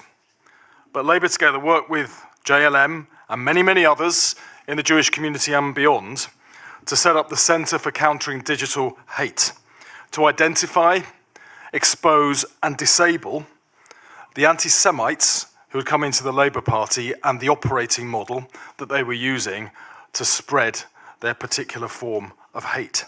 So let me thank you for all that you did then, for all that you do now, and for all that you've done for over a century as the Labour Party's longest standing affiliate. Now, Keir made clear in his acceptance speech when he became leader of our party his total commitment to making our party a safe space for Jewish people once more. And as Prime Minister, he's committed to making that true for the whole country. The horrors that we saw last year, first at Heaton Park and then on Bondi Beach, were despicable, sickening acts of anti-Jewish hatred. But I know they made real a threat that Jewish people feel in their lives every day. Since the atrocities of the 7th of October, the worst attack on Jewish people since the Holocaust, British Jews have told me that anti-Semitism has become normalised. But it's not normal that Jewish schools are surrounded by barbed wire. It's not normal that Jewish community centres require guards and bag checks and security barriers. It's not normal that congregations are advised to disperse quickly after synagogue. No other community in this country faces this, and neither should our Jewish community. So let me say two things to you today. First, our Labour government stands with you and with all British Jews to condemn this poisonous hatred utterly. But second, I know, and our Prime Minister knows, that words are no substitute for action. So we will act to root out anti-Semitism wherever it festers and confront this twisted extremism so we can defend the Jewish way of life. Now, during Hanukkah, we set out what we've done so far. £28 million to the Community Security Trust to support their vital work. An independent review of existing public order and hate crime legislation, including what's going on the marches, to report to the Home Secretary. £7 million to tackle anti-Semitism in schools, universities and colleges, and requiring vice-chancellors to protect Jewish students from harassment. It cannot be acceptable that those who harass students for being Jewish are allowed to remain on campus. We've launched a rapid review by Lord Mann, who I know was on this stage earlier, the government's independent advisor, of course, on anti-Semitism, into tackling anti-Semitism in the National Health Service, alongside improving training and uniform guidance, including badges and lanyards, and to adopt the IHRA definition. Go online, and you're only ever a few clicks away from horrific images that would not have been out of place under the Third Reich. We will demand that Ofcom enforces online safety legislation in full, and we stand ready to legislate further if that is necessary. We will not allow the online tech giants to profit from anti-Semitism any more than from humiliating women or sexualizing children on Grok. But I know, thank you. But we all know this is only the start. I've asked every council to adopt the IHRA definition of anti-Semitism. And earlier this week, I warned councils who are threatening to boycott Israel to stay out of foreign conflicts and get on with their job, which is to deliver local services. And we will root out anti-Semitism, not just because it threatens the Jewish community, but because it is a threat to British values and our shared way of life. The Jewish community's contribution to the UK spans centuries, from trade to medicine to science, art, business, philanthropy, charity, and of course politics, all shaping and moulding our national culture, society, and identity. I'm proud that the UK has the second biggest Jewish community in Europe and the fifth biggest Jewish community worldwide. It's in all of our interests to strengthen social cohesion as we get our country back on track. There are political forces on the far right, the far left, and religious extremists who want to divide us from each other. Our response can only be to build a politics that unites, respectful of diversity, yes, but focused on the values that we all share. Whatever differences people have, everyone has a shared interest in making their local community as successful as it can be. And we can use this as a bridge to bring people together, but that means putting more power and control in the hands of people in their own communities.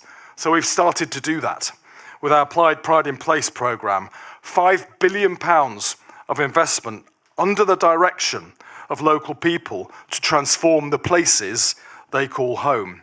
And we'll go further with that agenda, giving people more control and power to improve declining high streets, green spaces and parks, and strengthen local public services. But we can only do that by remaking politics around people. Ours is a country of many communities, united by shared values and shaped by the contribution of British Jews.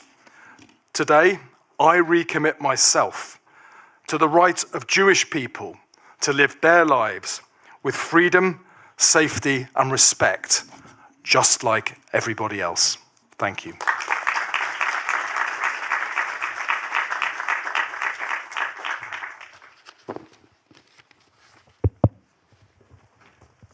Steve, thank you very much for being with us today, particularly on a Sunday.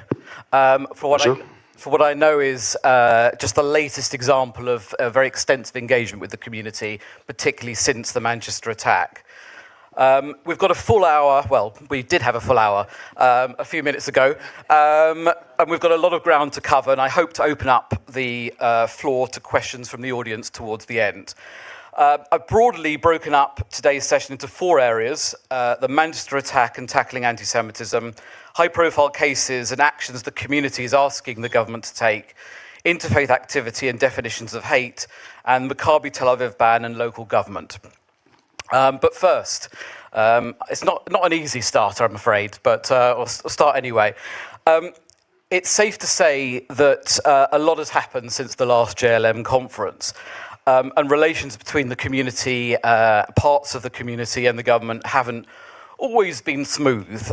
We've had the certain arms licenses revoked, a move the chief rabbi said beggars belief, the recognition of Palestine, which was widely condemned, including by Labour Friends of Israel.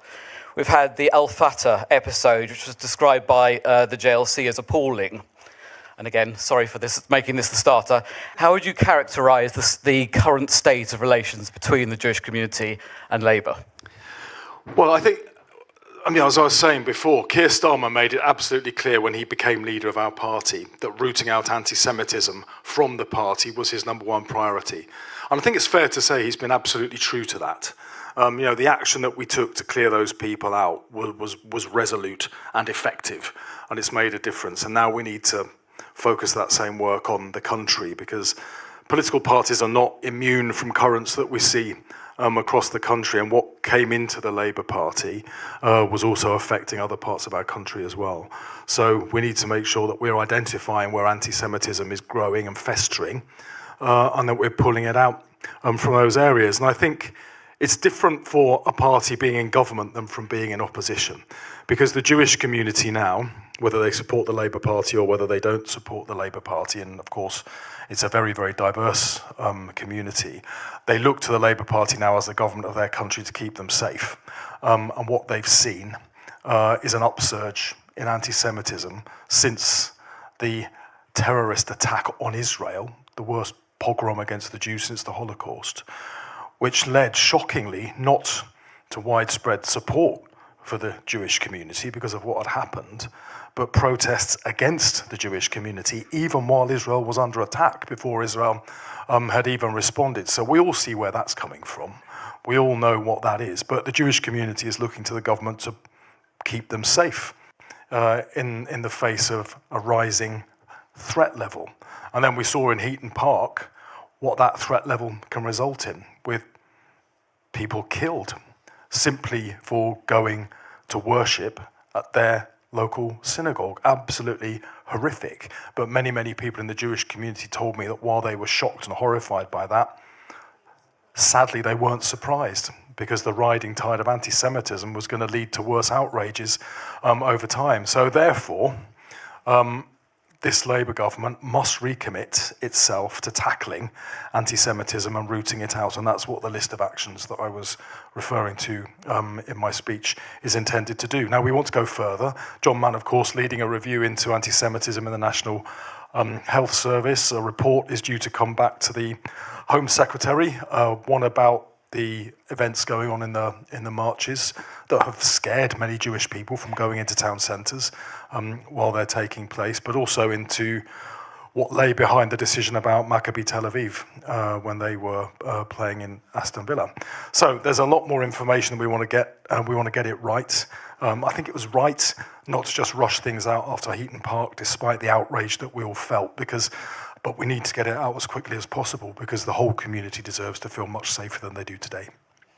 And it's very clear since Manchester that both the rhetoric and the actions of the government have been stepped up. There is a new urgency, a new pace about that. Can I ask you what your thoughts were in the immediate aftermath of that attack, and whether you realised immediately that this was a new era, that was a watershed moment, and things had to change, the government had to do more? Well, my immediate reaction, if I'm really honest, was disbelief that could have happened in our country. And initially it was disbelief. But you are right, that will have shaken all of us to the absolute core, because if it could happen there, it could happen anywhere. So there was a signal we all had to recognise. I think as well, many members of the Jewish community. We have a synagogue in my constituency, and people there were saying exactly the same as community leaders are saying, which is it was shocking, but it wasn't a surprise, unfortunately, because of the growing tide of anti-Semitism. And the government had already been working on an action plan to tackle anti-Semitism, but it did feel much more urgent in the aftermath of that. We all went out and we said things that we hope would be reassuring, but people didn't want warm words, they want hard action. So the plan that we announced just before, during Hanukkah was intended to show that there is action, but there needs to be more, that I want there to be more, and we will make further announcements this year as that further information comes back. But it means tackling anti-Semitism wherever we find it. Many of our institutions have taken an approach that has been far too lax.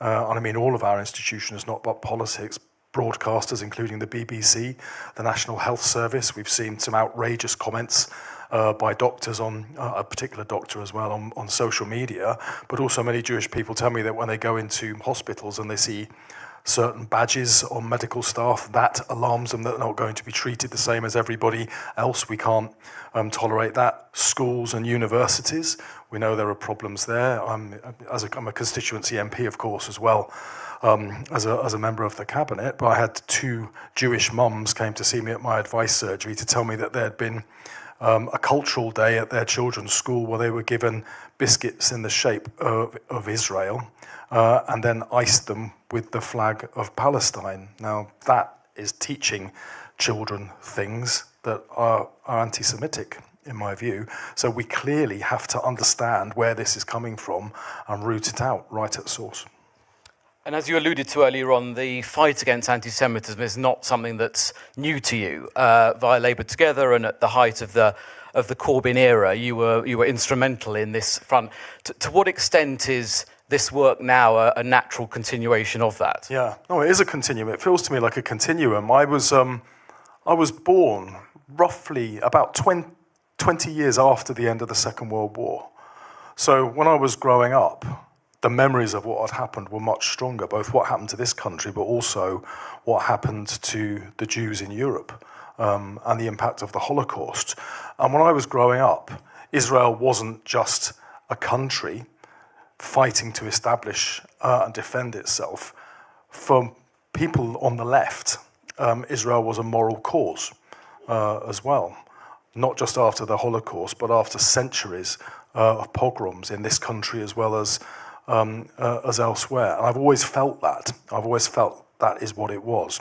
And our response to Israel and the need to keep the Jewish community here in Britain safe and secure was something that I've always felt very deeply long before I got involved in elected politics. But I always saw what the hard left was as well, particularly when I became elected as a council leader in South London. That was when I first came across the BDS campaign. They were trying to get the council to boycott Israel and boycott companies that were investing in Israel, and we absolutely refused to do that. For what one reason is, I believed then as I believe now, that the job of councils is not to develop foreign policy, but to deliver better local services. That was absolutely fundamental to me. But also, those individuals calling for that had a worldview that saw Israel as a function of what they would have termed US imperialism, which they linked intrinsically to wealthy Jewish financiers, and they would name that. So a direct link between the views that those people hold and the views that propelled the Nazis in Germany in the 1930s and 1940s. So we have a moral obligation to resist it, fight it, and root it out. And where we're seeing it now, whether it's in marches, whether it's in schools, whether it's in universities, whether it's in broadcasters, we have a duty and an obligation, a moral one, to tackle it and root it out, so that people who deserve to live just as freely and just as safely as everybody else in the Jewish community have that opportunity. Yeah, you speak about contemporary anti-Semitism there, and the IHRA definition, which of course the government under your leadership at the moment is pushing very hard to governments. Two of the asks of the Jewish Leadership Council, the Board of Deputies, the CST and the UJS in their recent document post Heaton Park is to include contemporary anti-Semitism within the national curriculum. Is that something that you're going to be able to do? Well, I think you've got Bridget coming, haven't you, later on? So she would be better.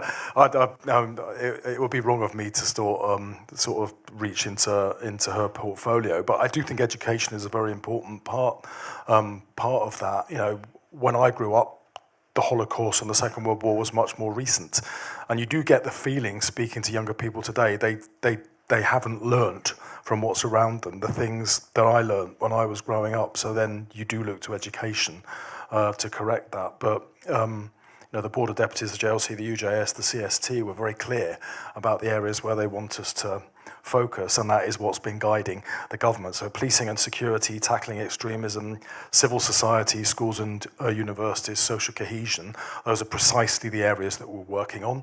We've already made announcements over some actions we've taken, and we have, I won't repeat the names of the various reviews, but they're due to report within weeks. I think the one to Shabana, the Home Secretary, due this week, if not the few days afterwards. All of that will inform further policy development. And of course, we'll always work very closely with the CST, the Board of Deputies, whose president I see sat down there still celebrating his 40th birthday.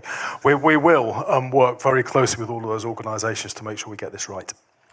And another ask is for anti-Semitism to be an automatic part of EDI training, which it, unfortunately in many cases is not at the moment. Is that, without giving us a policy announcement, is that something you'd like to see? It is something, of course it's something I'd like to see. When you've got a community that is experiencing such a high level of discrimination and attack, then of course we need to include that in training on equality and diversity. Of course we do. The fact that we had to all go through several barriers of security just to get into this community centre today tells you everything that you need to know, because if this was any other community, I wouldn't have had to have done that. One of the areas that has been of particular concern to the community in recent months and before that is the Islamist threat specifically. Again, I appreciate you're not going to prejudge any reports that are due. That's a specific area. That's about culture. That's about education. What are your thoughts at the moment on what can be done specifically to address that? Well, you know, I was talking in my comments up front about our shared values that we have in this country. You know, respect for diversity, tolerance, freedom. You know, all of those are part of those values. And when you've got extremists of whatever kind, whether it's religious or whether it's political, who are threatening that, then we have to take action against it, because they're threatening what makes this country what it is. So yes, we have to tackle that. There are examples of mosques that have brought in hate preachers, of want of a better term, who have come in and tried to propagate hatred against other communities. Primarily, of course, that's the Jewish community, but it's also our LGBT communities and others. They represent a threat to members of the Muslim community as well.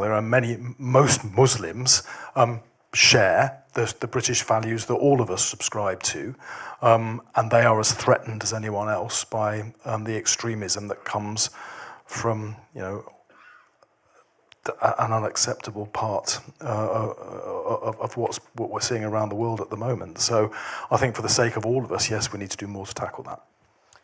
I should say that in an op-ed for a certain esteemed publication just after Heaton Park, you were, I believe, the first minister to refer to that as an Islamist attack. So I should point that out. Yeah. Do you feel that there's any merit in the claim that some people would make that fears of Islamophobia have stunted the fight against extremism within the Muslim community to this point? Fears of Islamophobia? Fears of being accused of Islamophobia. Within the Muslim community. I mean, it's quite interesting. If you look, the Jewish community is targeted in a way that no other community is targeted. First of all, let's put that on the ground, because I believe that to be true. But 40% of all reported hate crime is against Muslims. And we saw an attack on the mosque in Peacehaven as well recently, and there have been other attacks on Muslim people and synagogues we've seen in the country. So I think when you've got a form of hatred operating at that scale against Muslims as well, we need to tackle that. So we're looking at what we can do about it without infringing people's rights to criticise religion in general or a religion in particular, because no community deserves that kind of hatred directed at them. I think if I'm looking at what is driving this, there are forces, political forces, but even state actors from outside the UK who are using social media to push out messages intended to drive the communities apart from each other. Some of it is driving anti-Semitism, some of it is driving hatred of Muslims. And we need to look at our online safety legislation and ensure it's being enforced properly by Ofcom. That's our starting point. But we won't be afraid to legislate further if that is necessary. Interesting, one of the ripples of applause I got was when I talked about not allowing the big tech giants to profit from anti-Semitism or the humiliation of women or the sexualization of children. That isn't free speech. All of us have constraints on our freedom that are based on not infringing too much the rights of other people to go around their lives and enjoy their freedom. Politics is the rules that we make so that we can live together. And we've got a new arena here in social media, which is new and constantly evolving, and I don't think our legislation have kept pace with those changes. So we do need to look at it, always safeguard people's rights to free speech, of course, but not allow it to be weaponized to pull our country apart or to target different parts of our wider community for hatred. Police have followed ministers now in recognising and saying publicly what globalised intifada actually means and the threat that poses. Should it have taken so long? No, of course it shouldn't have taken so long, but I think the things that are known to the Jewish community, because the Jewish community has experienced it right on the front line for far longer, there are other parts of the country that are still learning, unfortunately.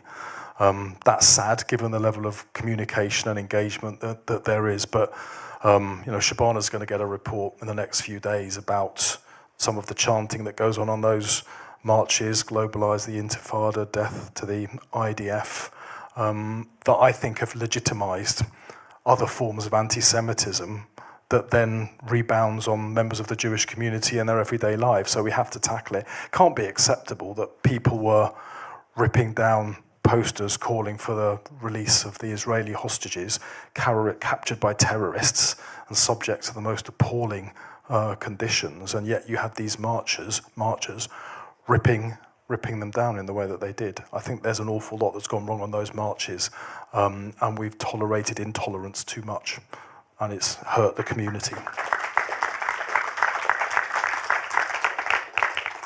That actually is a good segue into my next question.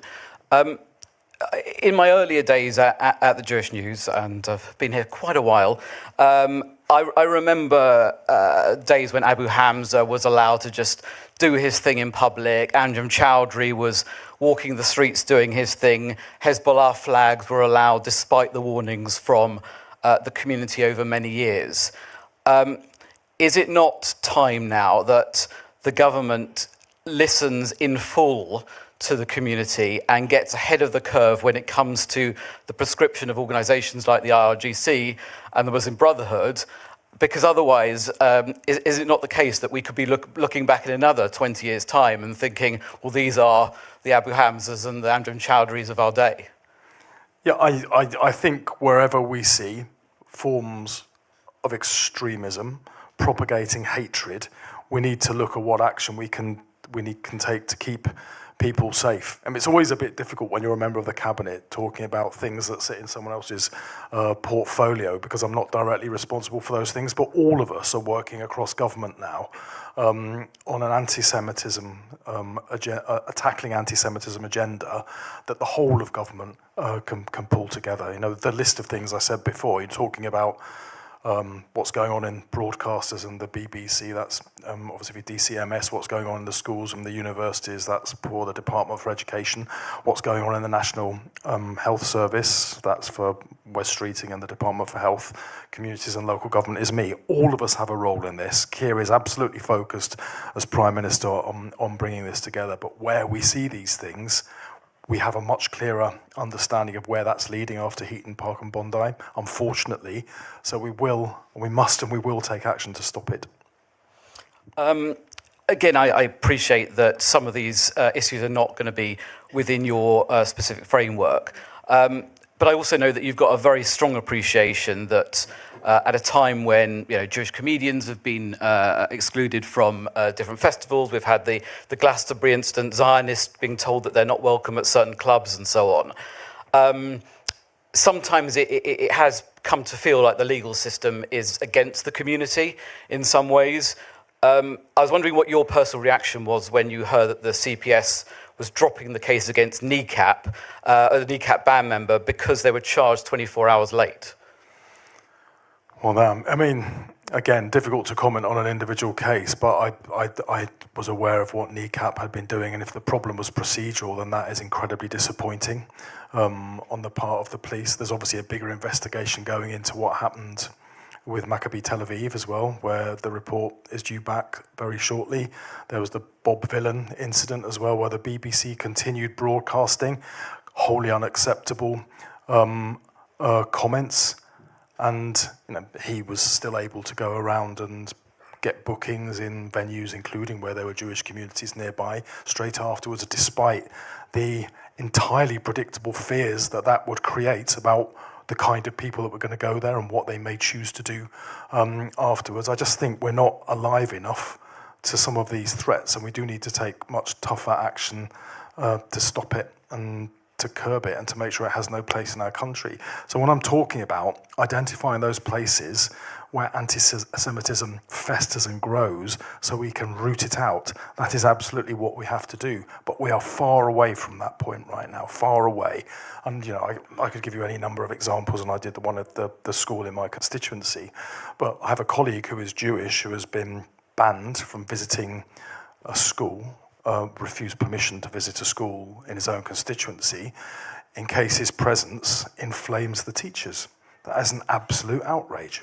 That could have possibly ever happened, and they will be called in and they will be held to account for doing that, because you cannot have people with those kind of attitudes teaching our children. Just can't have it. Is that case being looked at? Is that going through disciplinary? It's absolutely being looked at. I mean, I had a very small example myself as well, in that I had an incident of harassment and intimidation outside my own home as well. The harassment and intimidation, in my opinion, was breaking the law. The police didn't even come when we called the police. I had my neighbours out there shouting at them because they were scaring their children. I had a member of my family vomiting down the toilet in fear. Even though I was able to give the names of 2 of those individuals to the police, nobody was ever prosecuted for it. The person that organised the incident is a teacher trainer. There are real problems. You know that more than me. Yeah, so you've been on the front line of this yourself. You know how pervasive this has become, and we were talking earlier on about the case at the Miznon restaurant in Notting Hill just on Friday night of this week, when a group of protesters gathered outside, chanting and harassing both the owners and the diners. How can you reassure organisation, a business like that, and Jewish people who are just going to eat at it's not just Jewish people, people eating at an Israeli restaurant on a Friday night? Well, that's for the police. I mean, you made me aware of that incident, and it's horrific to see the video of what was going on. Horrific that anybody would think that that was a way that they could behave in this country. Blatant, outright racism is what it is, and it's quite right that the police were there. People, I hope, were arrested and will be prosecuted. But I think what we need to do, what we can do as government, is ensure that there is absolute clarity and consistency against these kind of incidents wherever they arise, whether it's the language, imagery, or placards that are on marches, whether it's behaviours outside businesses. Even when you've got businesses, and I know the Jewish News itself, you published this story about a contractor that pulled out of a contract because of the reputational damage to them of working with a Jewish business. That, again, reminds me of 1930s Germany, not Britain in the 2020s. We have to call this stuff out. We have to have consistency, and we have to be prepared to change the law when it happens. Otherwise, we are legitimizing this at the fringes, and that's where it grows from. We were talking earlier on about about social cohesion, and that's very much part of your portfolio, and specifically initiatives like the Drumlanrig Accords that brought together leaders from different sectors within the Jewish community and within the Muslim community, including Phil, earlier last year rather.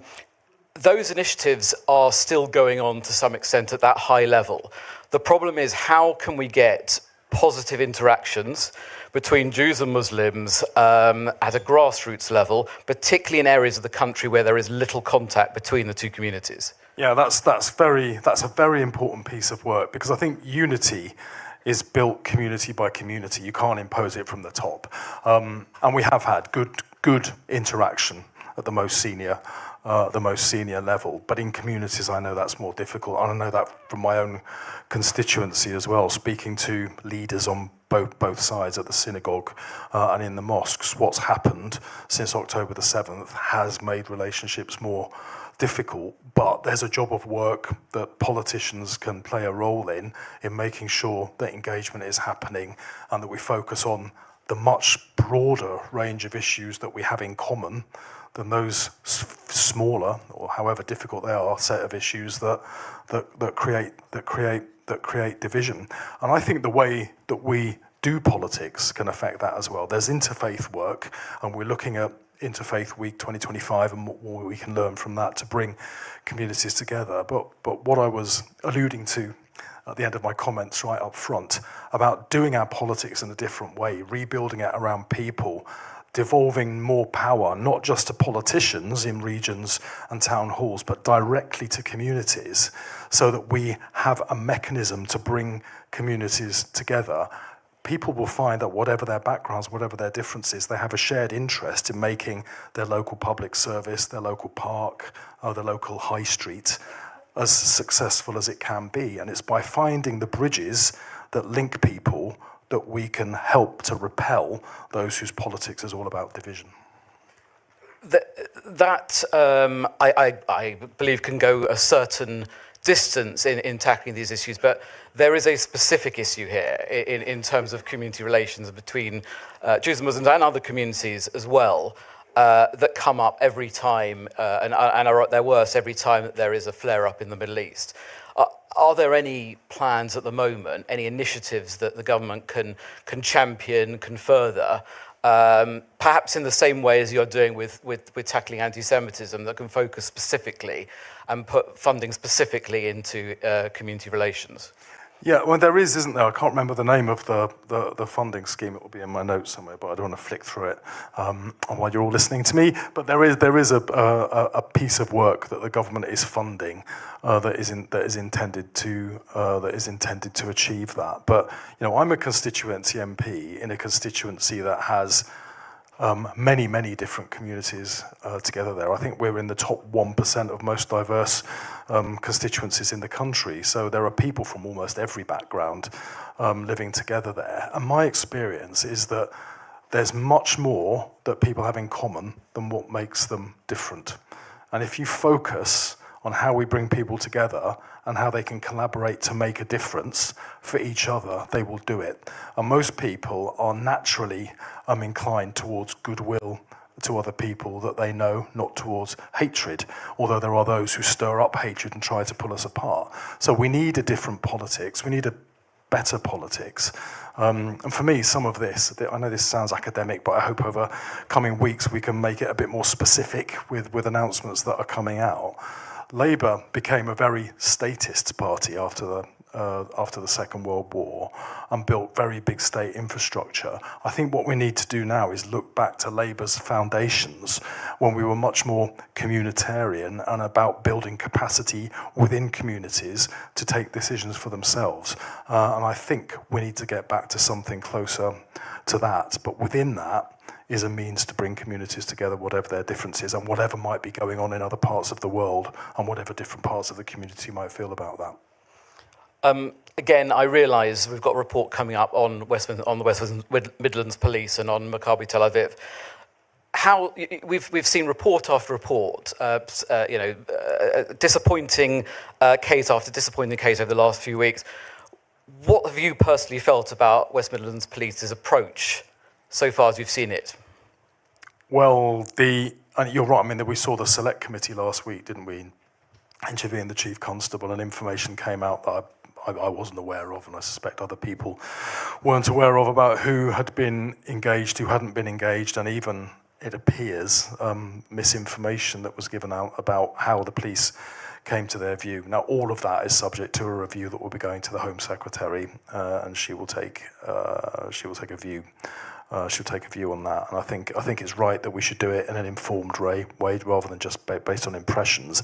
But in the immediate aftermath of that decision being announced, I and ministers right across the government were absolutely clear: it is not mobs on the street who determine who can come to this country and watch sport or do whatever else they want to do.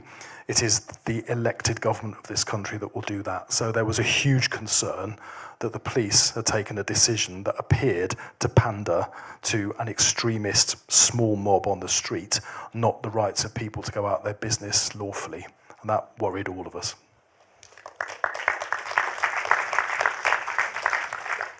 And as you said earlier on, you've made it very clear that you want councils to get on with delivering services as they're supposed to do rather than inserting themselves into foreign conflicts. Given the spread of the motions for boycotting Israel since October the 7th and before that, shouldn't the government, though, be following the footsteps of the Tories in legislating against boycotts? Well, I mean, I'm not opposed to that. If it becomes necessary, we can look at that. Councils should be focusing on council services, not playing international politics. Councils don't have foreign policy, they don't need foreign policy. They need to be looking at how they're caring for older people, fixing the potholes in the road and getting fly tipping off the corner of the streets where people live. I applied that to myself when I was a council leader, and I will require it of council leaders across the country today. I think it is the Greens that are promoting these motions and resolutions in particular. I think the Greens have been very, very incautious in who they've allowed into their party. A lot of the people that the Labour Party kicked out for anti-Semitism were able to join the Green Party with no filters whatsoever. I don't think it's going to serve the Green Party well. A few final questions from me, and then if Ella will allow, to 5-2 or no? 5-2, okay, fine. I wanted to ask you, the word Zionist, it, to me, has become a bit of a gateway drug for people whereby they misunderstand it completely, as was shown by some recent polling that I showed you that we did, and it enables them to go down a route either online or in real life that leads them potentially towards worse extremism. What can be done to educate or to show people what that word actually means? Well, it was interesting, wasn't it? You're referring to some polling here done by More in Common. Yep.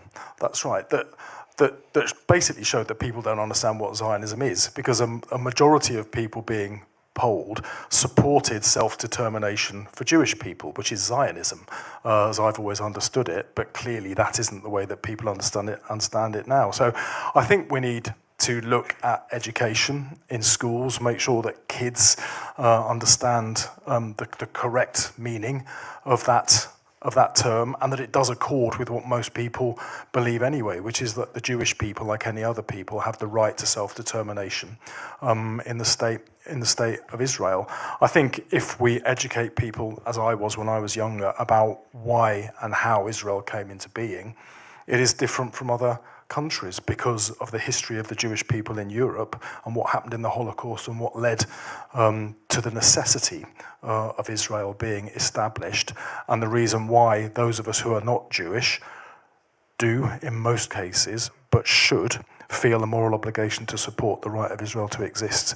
And that doesn't necessarily mean you have to agree with every single Israeli government or the actions of those governments, but the right of Israel to be is, for me, an absolute. So the Z word is something you'd be happy to associate with yourself? I always describe myself, and I'm proud to, as a Zionist, yes. Just finally from me, I wonder if you can give us your secret. You seem to be the only senior cabinet minister at this point across our communal issues who hasn't faced strong condemnation from the community. Can you give us your secret to that? Well, who knows what's going to happen after this little session? So I hope that doesn't happen. But you know, whether people like what I say or they don't like what I say, that is politics, and I'm grateful that we have the freedom to express our views, whatever they are. Great. I think Ella's allowed me 5 minutes. Oh, okay. Yes.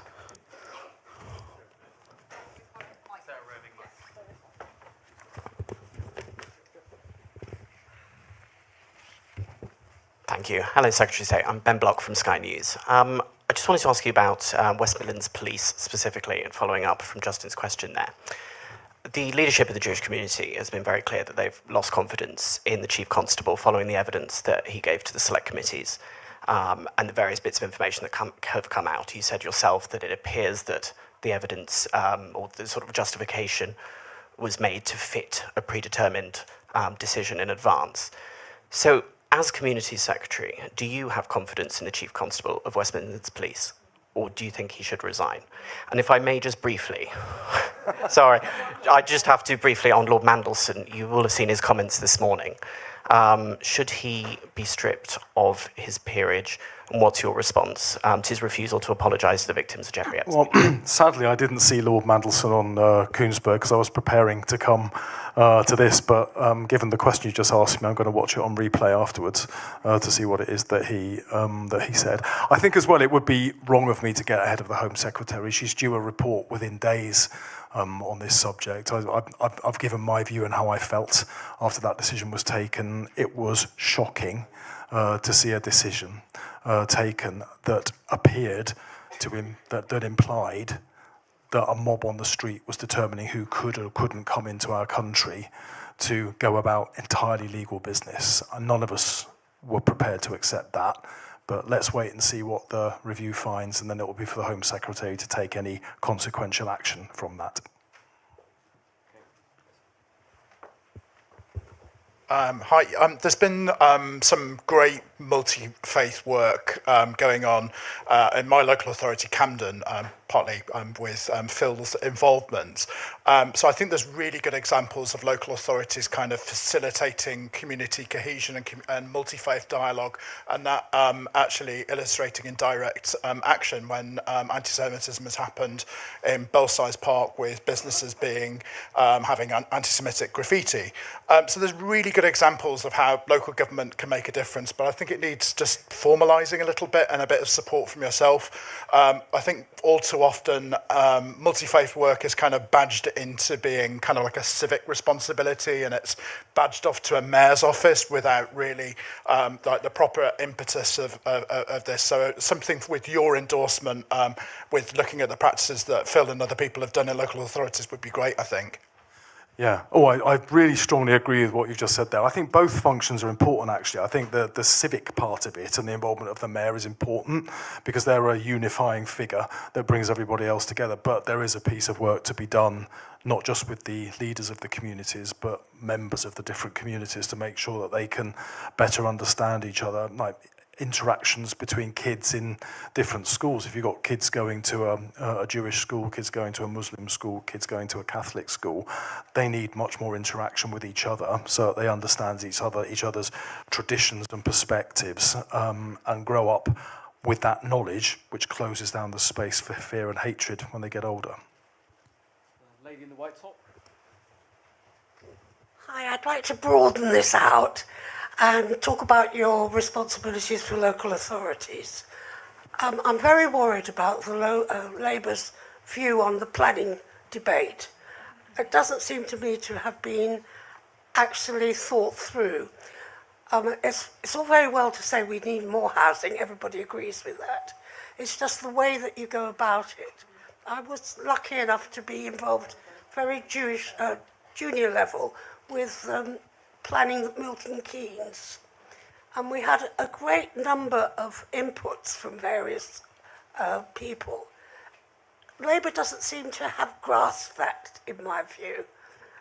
Could you just tell us what your views are? Well, you can hear more about that at my next session, which is called Build Baby Build, and it's in a hall near here, I suspect, starting at 2:00. But we have a housing crisis in this country. The number of people sleeping rough on the streets doubled under the last government. The number of kids living in temporary accommodation, which isn't temporary accommodation if you're stuck in a single room as an entire family for years on end. We've got a housing crisis in this country. So we need to get more homes built, but we will always do it with the consent of local people. And the mechanism for doing that is that local people will be engaged to develop a local plan, which will set the parameters, what can and cannot be built, where it can and can't be built, what it should look like and what it can't look like.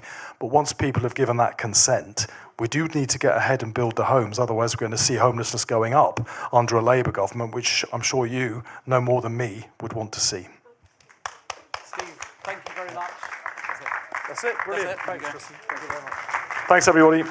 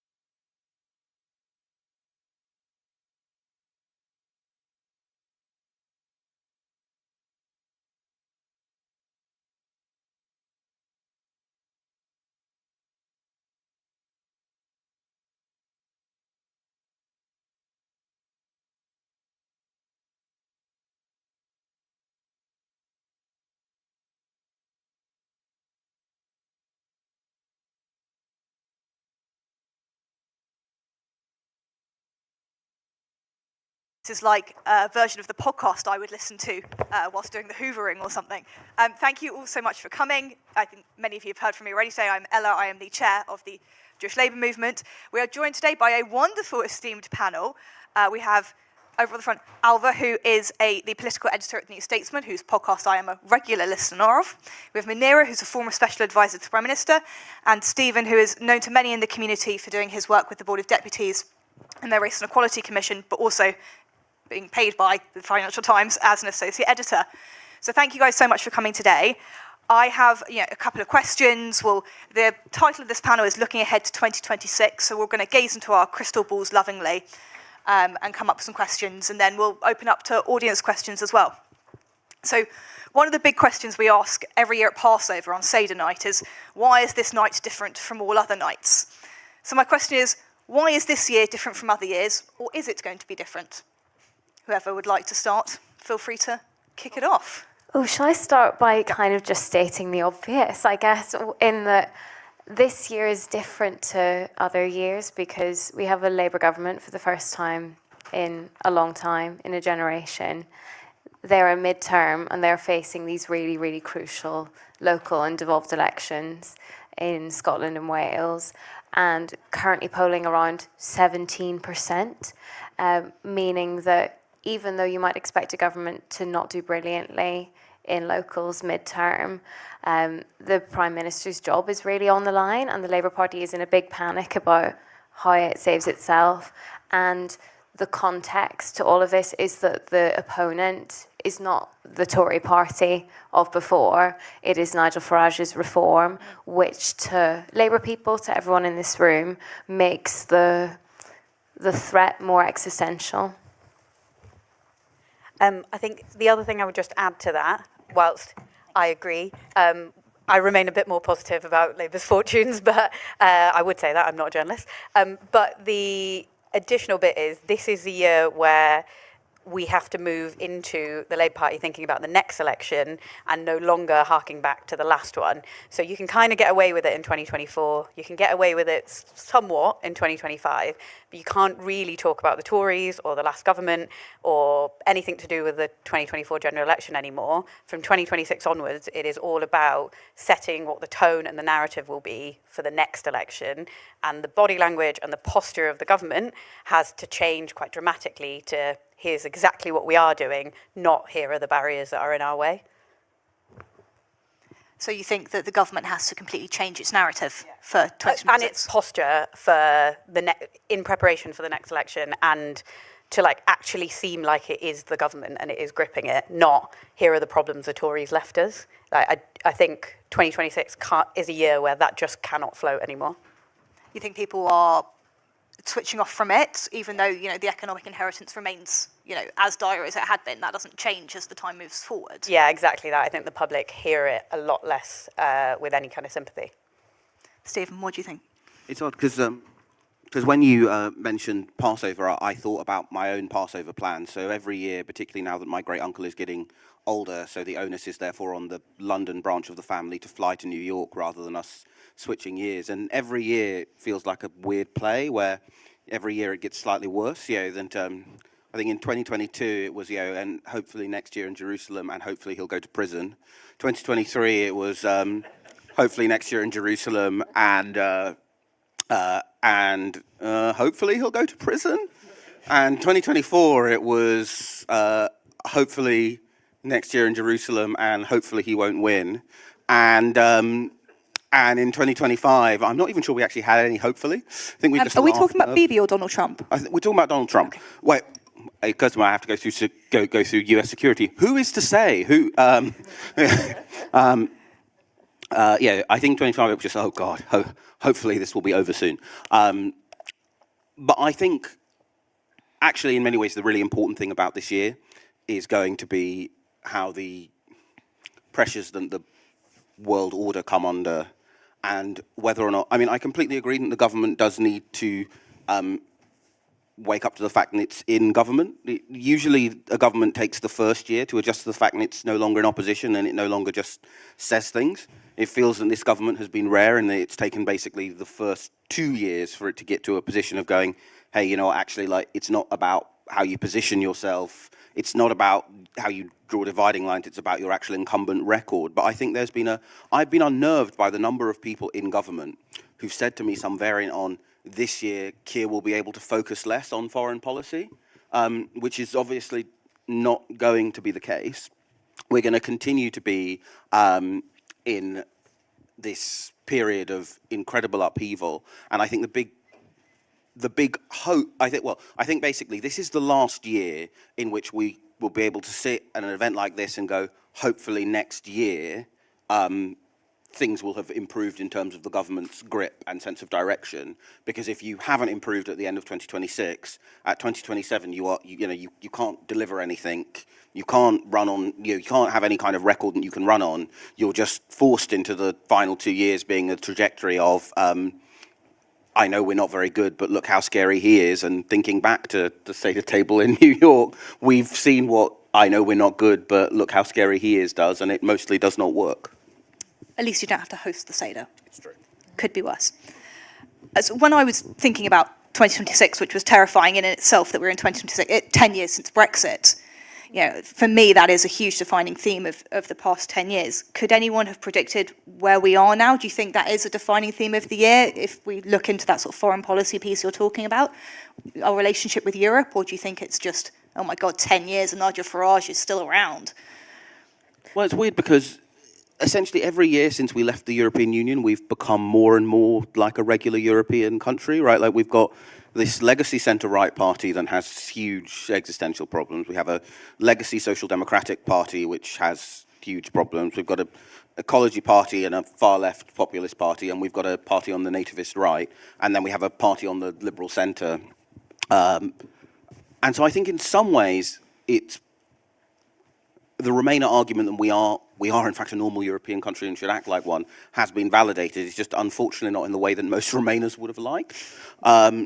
I think that will continue. I think we will continue to be a normal European country, but that is not particularly comforting when we consider how grim and scary the picture of being a normal European country is right now. Yeah. I also think, so I want to write about this for the New Statesman soon, and I've got some intel so I don't want to scoop myself, but you keep it to yourselves. I think it's interesting a decade on from Brexit, the way the Labour Party is moving on this, and that's not just sort of idle gossip. I think it's a serious conversation happening inside Number 10. People have different perspectives on this. There's a desperate need for economic growth, and there are sort of a finite number of levers you can pull on that. A very, very obvious one is around Europe, and some people want to pull that, not necessarily in terms of a customs union, even though some people are making that case, but also just in terms of actually, do you rejoin the single market? Do you try to, how close do you get? We saw a flick of that at the New Year interview that Keir Starmer did with Laura Kuenssberg. I know for a fact that line about further alignment with the single market was deliberate. Sometimes Keir Starmer does have a bit of an unfortunate habit of saying things he didn't mean to say in interviews, and sometimes it's hard to tell as a journalist which one it is, but that one was deliberate, and so the signal he was sending was intentional. It doesn't mean that they are set on a particular course of action yet. I gather it's still quite a live discussion, but that has just opened a slight door to a different policy direction there. And I think it will be really interesting to see how that plays out in the next, not even just year, but in the next few months. I think now that there's a hint of it, and we're picking up on this conversation, I think it could move quite quickly. But as so often when Labour has an internal debate, it can get quite messy quite quickly. And it's, what does Morgan McSweeney think? What does Keir Starmer think? Who's the real Keir Starmer? If he thinks this, but Morgan McSweeney disagrees with him, why doesn't Keir Starmer have the authority to do it anyway? I think it could get tricky. I'm going to preface what I say with I am not a foreign policy person in any way, shape or form. I am truly a domestic social policy person. So what I'm going to say is going to be about the domestic implications of Brexit. So 10 years on, if we look back at 2016 and you think about people who voted for Brexit, and if they were, really deadly honest in the polls that they answered, they said they voted for Brexit because of immigration, because of money in the public purse, and because of strains on public services. And 10 years later, we have record net migration. It's coming down, but we did hit a record within the last 5 years. We have a very different kind of immigration than what we used to see during the years that we were in the European Union.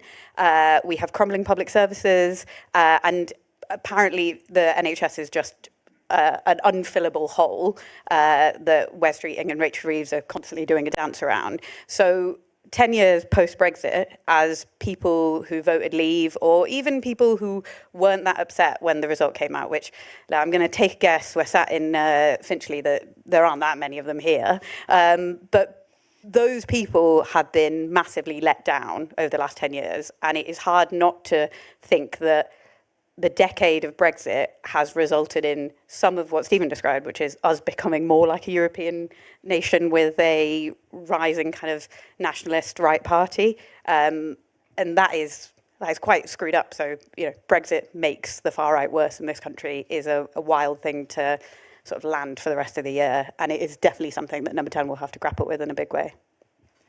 So coming back to the more domestic, where you are more comfortable, we obviously have massive elections in Wales and Scotland this year. They look like they might have huge long-term political ramifications. What do you guys, obviously we're not looking in our crystal balls and no prediction is ever correct, etc., but what do we think that political ramifications are going to be? I mean, we've held Wales, I say we as Labour, appreciate not everyone here will affiliate with a political party in the same way. We've held Labour since devolution. Yeah, I think the result in Wales will be more seismic than I think no offence guys, the press are really cottoning on to right now. Labour losing control of the Senedd is a really, really big deal if it were to happen, which the polls currently suggest it will, but Welsh Labour, they have time, they have money, they'll, I'm sure, run an excellent campaign. I'm sure some people will make their way there. I feel I have to say that. And in Scotland, Anas Sarwar's massive opportunity was always meant to be this set of elections. Labour wins a landslide in 2024, Anas Sarwar becomes First Minister in 2026 is very much the plan. That is currently not looking like the case if you look at the Scottish polls, and that is a bit terrifying because it was always meant to go that way. The two results in the devolved, so outside of the locals, which I'm sure these guys will want to talk about, but the two results in the devolved governments will have, I think, a much bigger impact on how the Labour Party's leadership is thinking than I think the locals will in England. As important as they are, you don't then have major figures in the party speaking out against the leadership quite in the same way. Anas and Aluna have their own kind of bases in a way that, I'm sorry, councillors in the room, but councillors losing their seats just don't. So those two results will be the ones to actually watch in May. And as one of Munira's former colleagues said to me recently, they said a Labour leader who leads Labour to come third in Wales doesn't deserve to stay as Prime Minister. I think that might be the brutal verdict. We haven't seen the result yet. There is still time.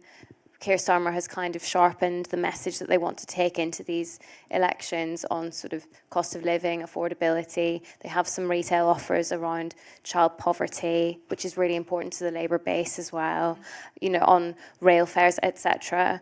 But still, I think, as Munira says, if that's the line, I think that, there are people in Number 10 and allies of Keir Starmer who say that it's normal to do badly in locals mid-term in the same way that incumbent governments lose by-elections.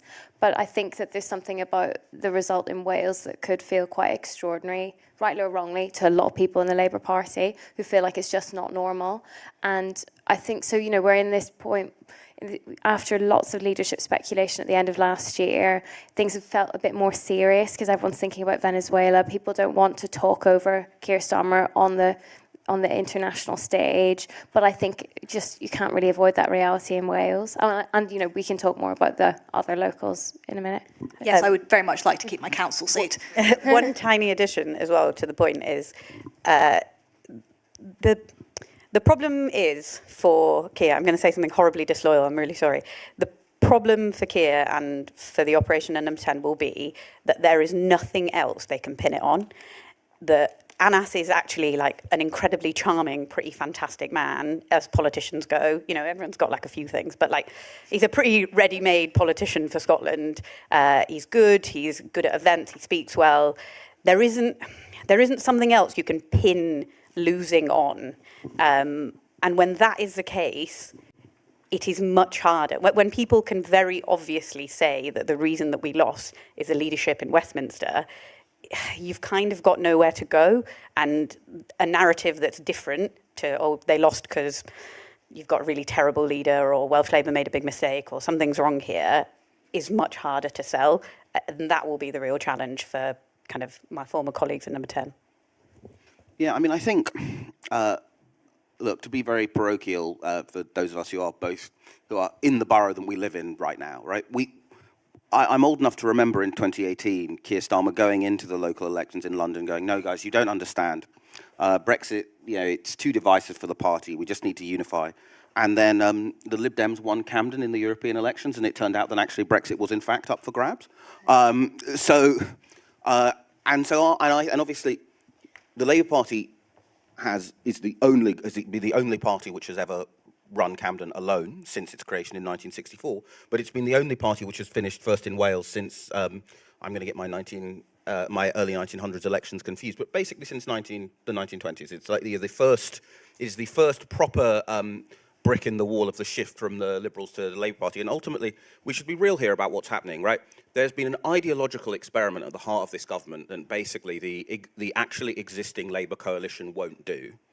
And then they would rather pursue a coalition of voters who are mostly dead, who ultimately could not win and hold power. Like, you know, like the Labour right has tried this experiment 4 times, and it has never worked, right? Like, it has never, ever worked. And they are basically doing the 1970s, 1960s, and 1987 approach in an era of diminished partisan loyalty. And we're going to see in Camden, in Wales, in Scotland, what happens when you do that in an era of diminished partisan loyalty, which is the party experiences an extinction event. I'm less certain than it means an immediate change of leader because the worst will have happened. But broadly speaking, who is the deciding vote in Wales and Scotland? It is a woman with a degree who basically switches between the 2 social democratic parties based on her vibe check of what's going on in England. And the vibes in England are dreadful, and they're dreadful for reasons authored pretty much wholly in Downing Street. And you think we're in an era of vibes-based politics? Well, it's not. We're always in an era of vibes-based politics, right? Like, if you are the governing party, your coalition for elections are the people who are doing well from what you're doing, the people who believe they might become people who do well from what you're doing in the future, and people who feel like they are your people. And at every stage, if you wanted to, you know, it's like, you know, if it was a video game where you were playing through to see how you could get the worst possible choice, right? If you were like, oh, so this is the group of people who benefit from what I'm doing. This is the group of people who respond well to the vibes I give off. And these are the people who feel like they will benefit from those in the future. If you wanted to govern and position yourself against all 3 of those groups, it's, I think, very hard to see what you would do differently than what this government has consciously chosen to do.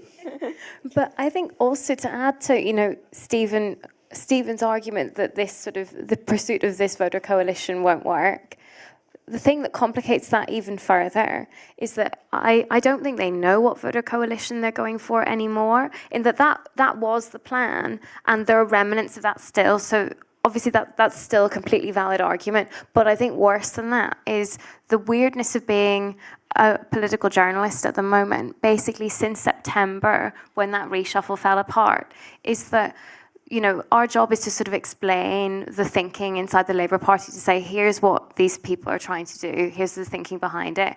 And it's so difficult right now because everyone tells me different things. You get a briefing from someone in number 10 saying, you know, the hero voter thing didn't quite work at the last election. We've done this analysis and we're pursuing a slightly different coalition now.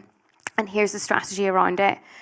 And the strategy they outline completely contradicts the budget that has just been delivered, to the extent where you think, if I write this in a column, I'll look bonkers.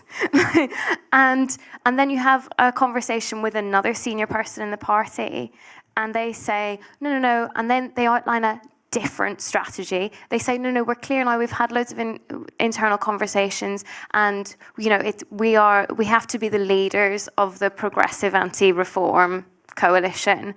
This is our pitch. This is what we heard from Keir. And you think, but that's not what other people are saying.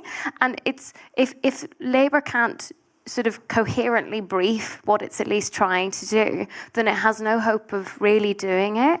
And I put this to someone on Friday, and I said, I'm just really unclear on your strategy now on like which voters you're going for. Obviously, it's difficult because you're hemorrhaging votes to your right and your left, and you know I don't have a sense of which seats you're trying to hold on to. Really, do you want to hold on to rural seats or do you not? Because there are actually lots of sort of like posher former Tories who are a little bit easier to hold on to than you might have thought, and some rural seats are maybe more in play, for example, than you might have thought in 2024.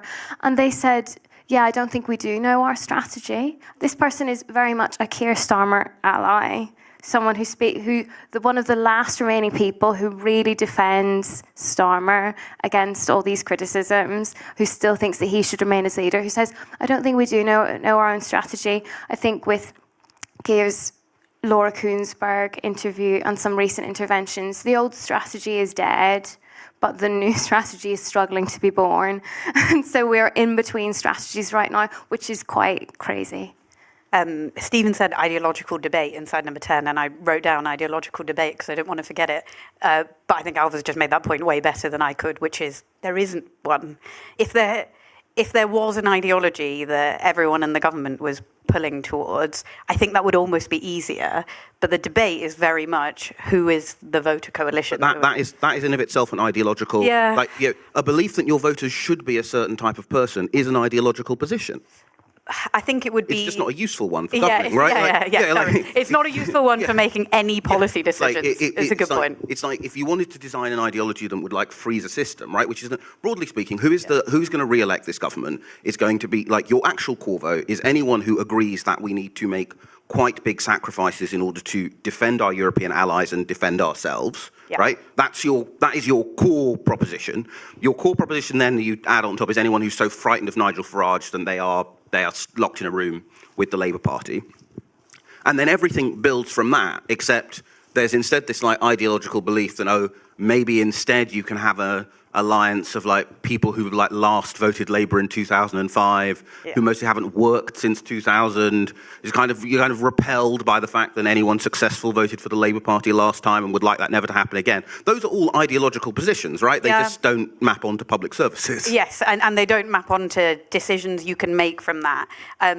So I love Steve Reid, to be clear, but I just listened to Steve Reid in the session before this, and the thing that really struck me is quite how many times Steve mentioned reviews or his colleagues or the paralysis of decision-making comes from a lack of an ideology that isn't governed by coalition seeking and an ideology that is governed by, here's just actually what we believe. Like, here is the offer. We will try and convince you to the offer, but here is what it is. And what it leads you to is cabinet members that sound more and more like they're in opposition and that they're talking about a review they're doing here and the post-mortem they're doing here and maybe my colleague that works on this and my colleague that works on this will talk a bit more about it, rather than just being able to confidently say, here is the broad picture that we're all running behind.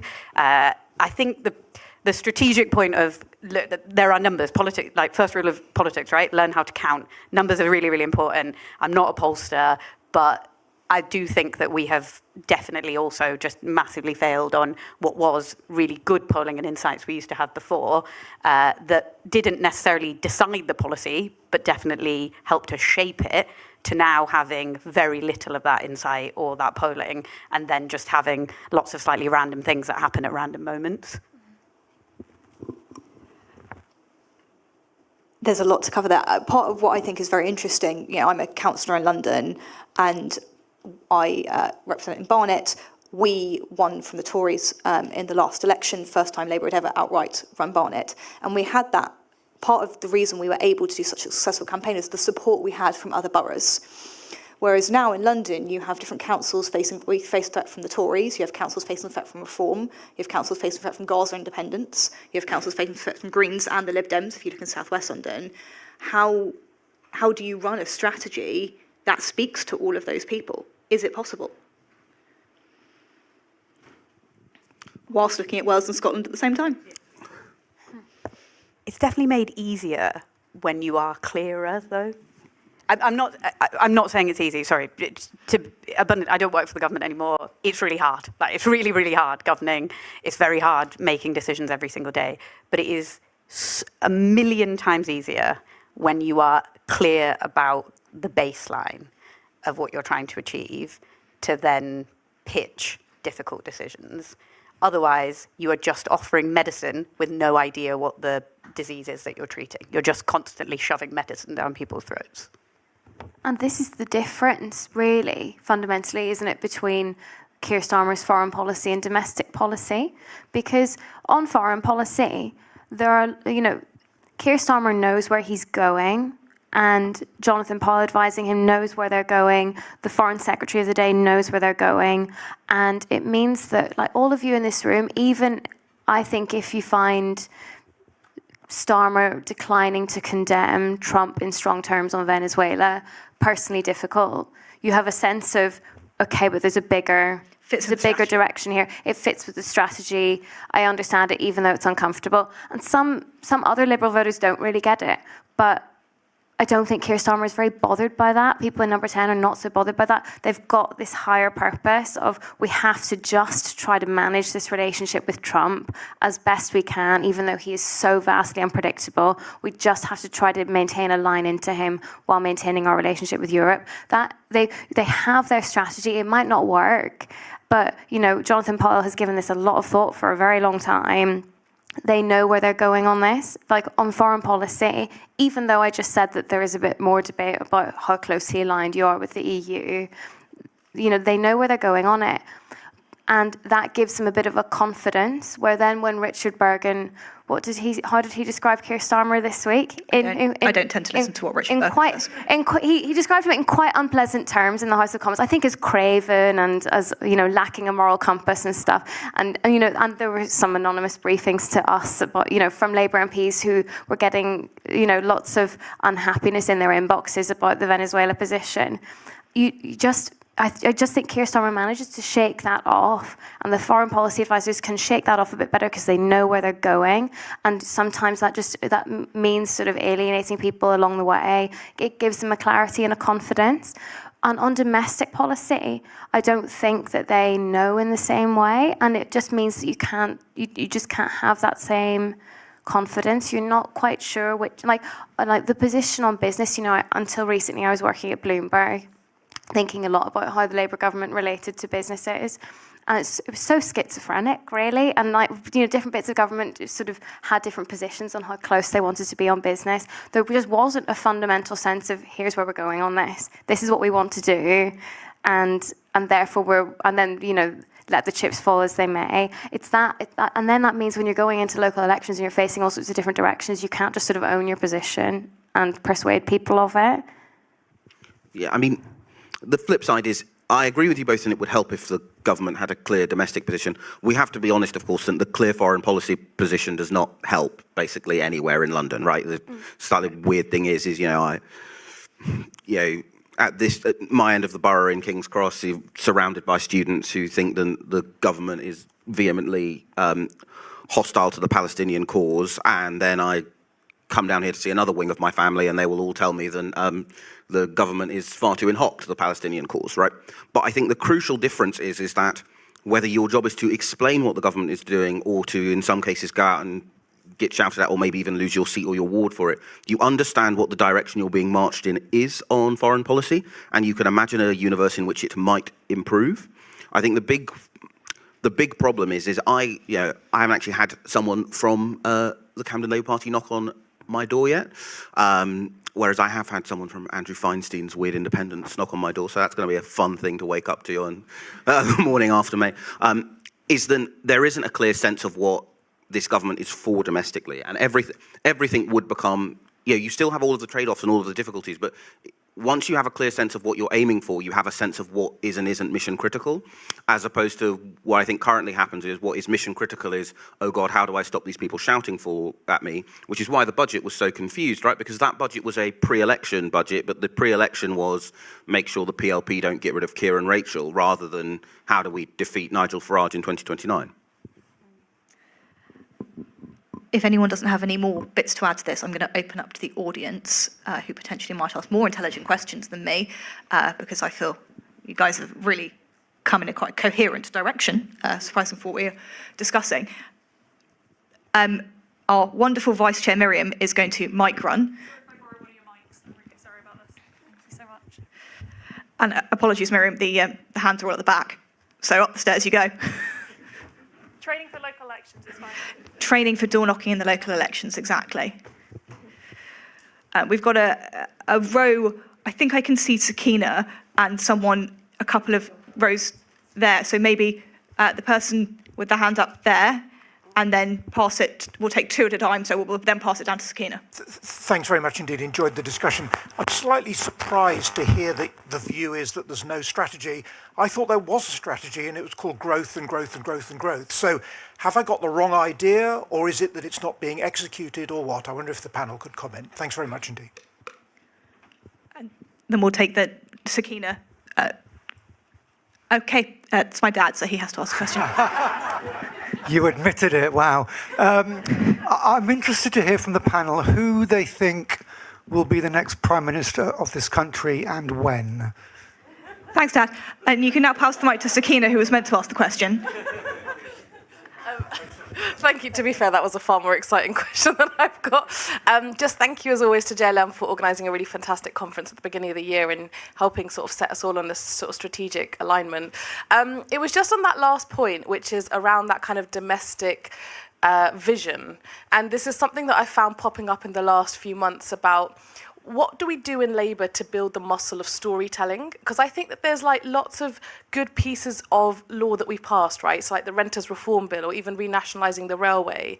But we don't seem to have a coherent story. So nothing has a hook. We haven't painted a picture.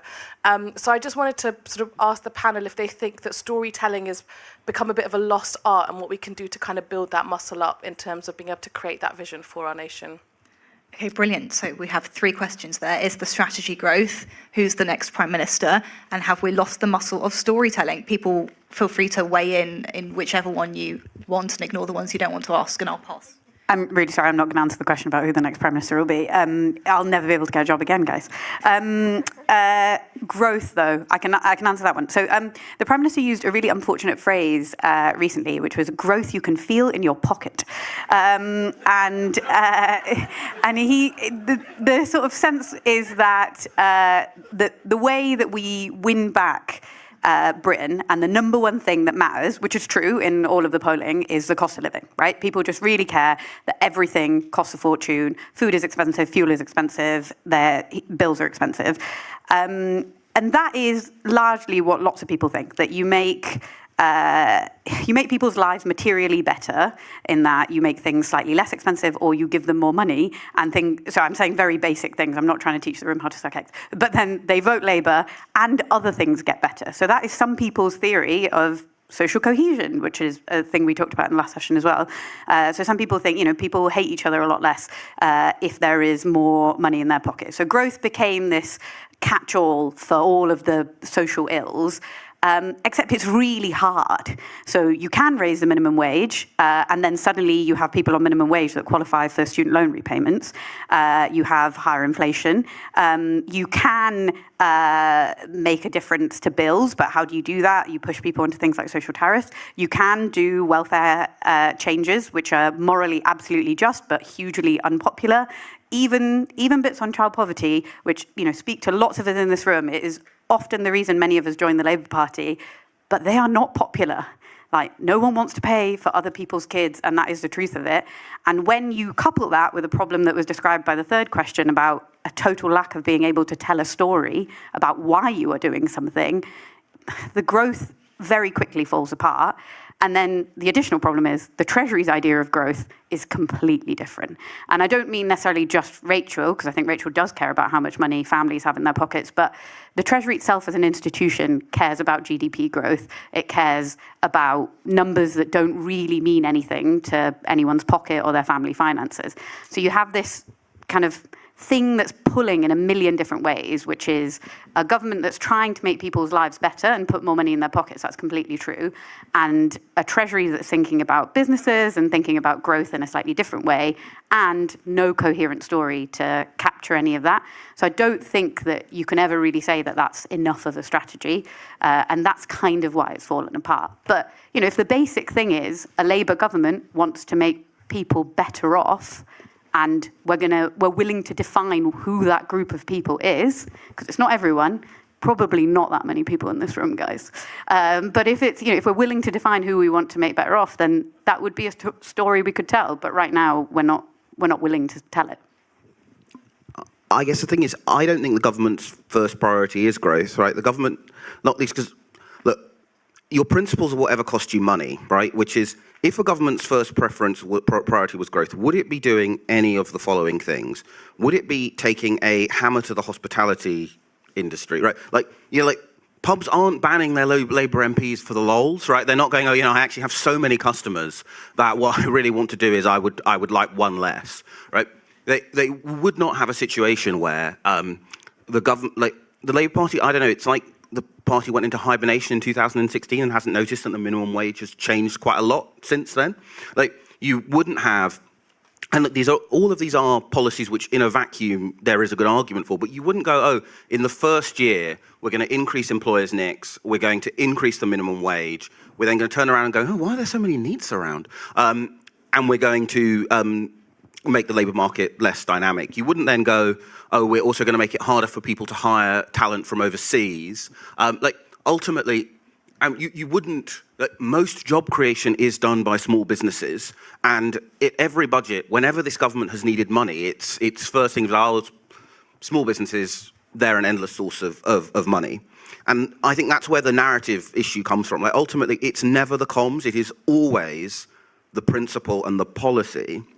The reason why this government cannot tell a story is that it doesn't know, look, to do myself out of a job as a writer, right? Like, anyone can write an elegant sentence if you know what the argument is. Like, the difficult bit is knowing what you actually want to say and what it is that you think drives growth. And basically, the government's theory of growth, such as it is, it's kind of like a morality tale. It's like, if you do green stuff, if you make it easier, harder to fire people, then miraculously these nice things will trigger growth. Well, I'm afraid that is not what literally thousands of years of economic history teach us. And so, the government's number one priority is not growth. The government's number one priority is make the focus group light green in any given week. And you cannot govern on that basis.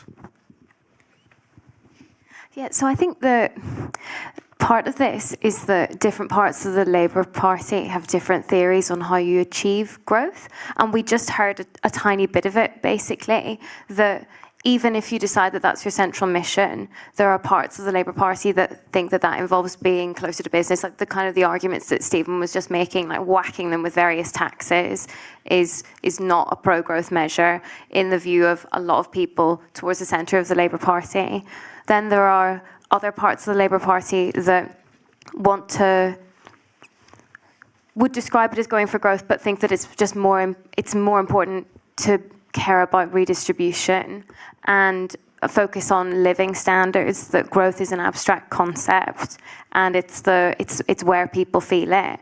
I do think that this will, if there is a leadership contest this year or the following year, this is going to play out. The Labour Party never really agreed on what its theory was on business, on growth, and now it's having this argument privately. People like Wes Streeting have been pretty clear that they want to make growth the number one priority. He's been privately pretty concerned about things like these business rates that they've just signalled that they'll U-turn on various things. Meanwhile, you've got people like Andy Burnham, Angela Rayner, who have just a different model. You know, the Labour in government have done things like the Employment Rights Bill, and half the government hates it. And, you know, they just can't, and renters' rights, there's a reason we don't hear about that very much, because parts of the Labour Party love it, think it's really fundamental to what Labour should be doing in government, and other people don't, and or think that it's good to do but bad to talk about. That's where it's incoherent. And then secondly, they make growth a priority and then had all these other contradictory priorities. So immigration, if you want to reduce immigration, that has implications for your growth priority. If you want to make Britain a green superpower, which was the third mission, that also has implications for your growth strategy. And it's all been kind of incoherent so far. So yeah, basically, now they have landed on cost of living, affordability. Some people say that is about the macroeconomic picture and growth, and other people don't. And it's still part of this that we don't really know what we are doing. And then the storytelling comes from that, where Keir Starmer has run the Labour Party like a CEO, which is, you know, helpful in some ways, but it meant that he had different shadow cabinet ministers, each doing their own thing in their brief, which sometimes works in a business, but then there's no overarching strategy, and they all get into government and they all have different ways that they're approaching things, and they just keep clashing. And how do you tell a story about that if, for example, half the people in your government think that the Employment Rights Bill is an incredibly important piece of legislation, and other people think it's anti-business and they want to scrap it? Like they should have chosen that before they got into government. And should we? You two actually have to answer the question about who's the next president. I do think it's genuinely too early to say, right? Because if you talk to the slightly stress-inducing thing about this job is you never quite know if your source pool is actually an accurate soil sample until there's a vote and you suddenly go like, oh, it turns out it's... But I feel that the average Labour MP will basically say, they talk to us a bit more, but as one of them said to me, said it's a bit like when you're angry with your partner and they're talking to you more, but they aren't actually apologising, so it's actually just rubbing you up the wrong way a bit more. Like, you know, the government talks to me a bit more. People in my constituency still don't like Keir. I don't really understand what the strategy is. I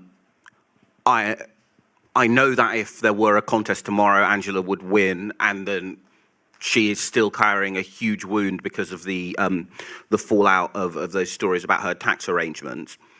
And then you have some people who go like, maybe Wes can win, maybe Shabana can win, and then you're like, have you met a Labour member? And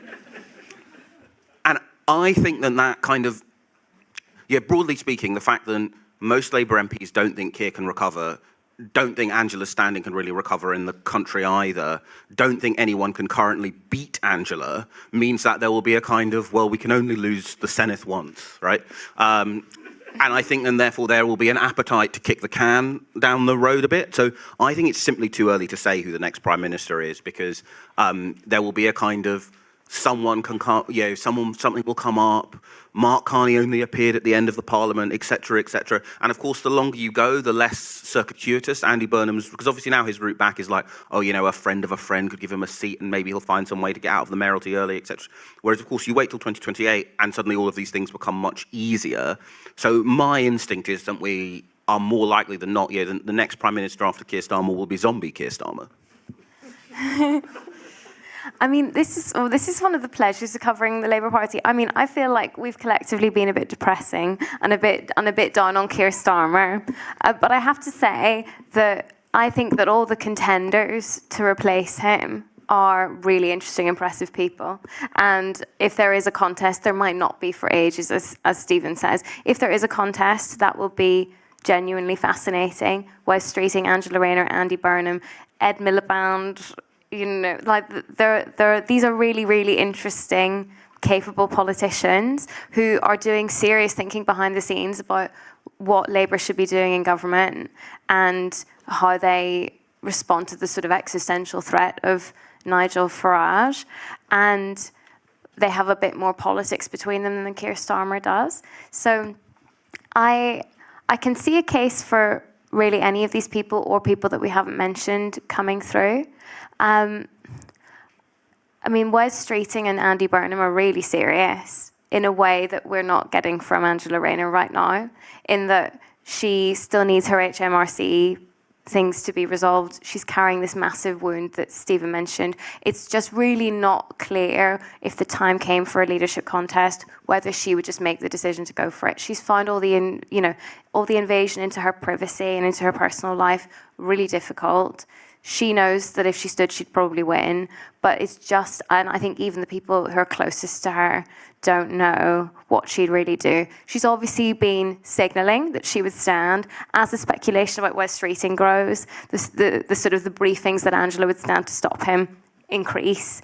But we just really don't know. I think maybe she'd decide not to, that she could have gone for leader before, she went for deputy, and I think maybe her heart wouldn't be in it, whereas Wes Streeting is there ready to go, and maybe sometimes the obvious choice is the best one. So if I'm forced to pick, I kind of agree with Stephen, it's too early to tell. Andy Burnham doesn't have a seat in Parliament, and Ed Miliband probably wants to influence things behind the scenes, might stand as a last resort if Angela doesn't, but that's still unlikely, whereas Wes Streeting has made it quite clear that he's ready to go and he's preparing.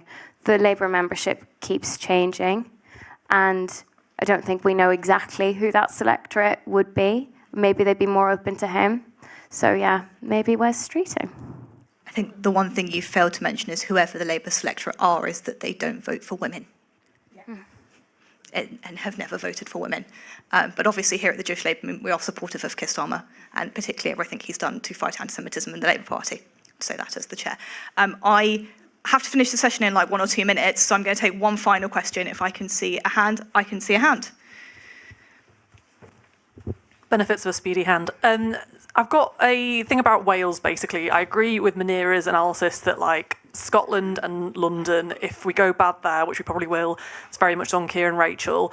I suppose my thought on this one with Wales is that there obviously just has been, and there still is, such a legacy of, like, hatred between Labour people off the back of the last leadership contest. Eluned's there, obviously, in a classic glass cliff way of caretaker manager till the end of the season, and she can't win, and she's not got that much control or power over her people. I suppose, assuming that we lose, as we will in May, unfortunately, what do we think the route back in Wales on a Senedd level, not on an MP level, what people think about that? I can have a go. I think, so on every metric, public services in Wales are worse than they are in England. So the NHS is worse, ambulance waiting times are worse, school results are worse in most parts of Wales than they are in like inner cities in London, inner cities in England, sorry. I'm thinking about London schools, which are obviously much better now. But on most metrics, Wales is worse off when it comes to state provision. And I'm going to say the most terribly basic thing, which is just the way in which Labour finds a route back to power is by proving that people's lives are better with a Labour government. And I think that you're completely right that some of the slightly grim amounts of infighting within Labour folks in Wales, and the additional thing, when I said that, you know, in Scotland we don't really have an excuse because Anas is great and generally quite well liked. In Wales there is the excuse that they managed to change the voting system to disadvantage the Labour Party really effectively. Absolute madness. But with all of those things combined, the only way back to people trusting a kind of Labour government that felt itself deserving. You know, like we felt we were crowned in Wales. You're completely right. We've always controlled the Senedd. We are the party of Wales. If we feel ourselves like arrogant and deserving and public services are crumbling around people, the only way back is to blooming well fix that. And some of that has to come from Westminster. I'm fully aware that some of that means, greater funding, but some of that is also Welsh politicians taking seriously their running of public services so people can actually see and feel the difference. Yeah, I mean, look, yeah, obviously we can see in the polling that there have been two blows to Welsh Labour. There was the deep self-indulgence, I'm allowed to say this because I'm not a Labour, the deep self-indulgence of Jeremy Miles deciding that he would rather burn things down than have a subordinate role. Because that wasn't the first time, right? Why did Karen have to resign, right? There's been a prolonged period of self-involved infighting, and this perception that, well, whatever happens, after every election Labour lost in opposition, I would go down, this is when I was political editor at the NSU, when dinosaurs roamed the earth, I would go down, speak to the then First Minister, and we'd talk about, well, how are you going to stop the thing that's just happened to you, particularly in North Wales, happening to you in the Senedd? And every time it did, and there was this real complacency of, oh, well, we can never fail, no matter how much we do measurably fail. I think the problem, though, is once you've lost power, as we see in... So, as I was saying earlier, the deciding vote in Scotland now is someone who thinks, well, there are two social democratic parties here. I don't think much of either of them, right? Ultimately, the case against Welsh Labour is also the case against Scottish Labour when it was the Scottish Executive, and is also the case against the SNP government, which is a producer interest-led, not particularly dynamic, centre-left that doesn't have a record to shout about, but broadly speaking, as we saw in 2017, 2019, and 2024, there is a voter who switches between Scottish Labour and the SNP based on how they feel about the trajectory of politics in England, right? When they go, it looks scary, they want a lifeboat, i.e. independence. When they go, it looks like there's going to be a change, they get on board with the change. The problem, of course, is since 2007, the elections are never going to be on the same day again. And so I'm afraid I have quite a depressive verdict on this, which is I think that once Plaid become, as it looks overwhelmingly likely they will, the first party at the Senedd level, I think it's going to be very, very hard for you to get them back out again. Because actually, although it's actually good to be unpopular in the second year of government, it ought to be when you're doing things that are difficult that will pay off later. And so, sadly, I think it's an open question whether or not the things that the government's doing will pay off later. But I think it's going to be very, very hard to get the alignment of Labour doing well in England, which is the first condition for that swing voter to look away from the nationalist left, and the year that the devolved elections are taking place not being a year in which the government is unpopular. And so I'm afraid I do think, you're going to have a devil of a time getting back out of them. And also, as Munira says, the stupidity of Mark's last gift being, what if we had an electoral system that, means you can't get rid of incumbents, that's going to bake it, is going to bake it, whether it's reform or abolish, we know that there has always been a constituency for that politics in Wales. And it's also going to make it much harder to govern Wales well anyway, because there's going to be this wrecking element baked in forever now. So I'm sorry, I don't have a good answer on that one. Do you want to come in quickly? Or I don't have much to add on the two of you. I mean, I think that actually there's maybe a tiny bit of inevitability to it in that you can't run a country forever. Governments get tired and need some time in opposition to reflect and rebuild and come up with ideas and to end basically a feeling of entitlement. And I think maybe that is what is due, or certainly that's what looks likely to happen. And, there's the rising tide lifts all boats. If Labour's doing better in Westminster, that will help. And time might also help, like fresh faces in Wales. But I think it's pretty difficult for all the reasons that Munira and Stephen set out. On that depressing note, I'd like to thank our incredible panel for their giving up their time. A few guys through made some questions. And if you want to stick in the main hall, we have Peter Kyle up next, who is ever cheery, so maybe that will lift the mood back up, and lots of other sessions to choose from as well.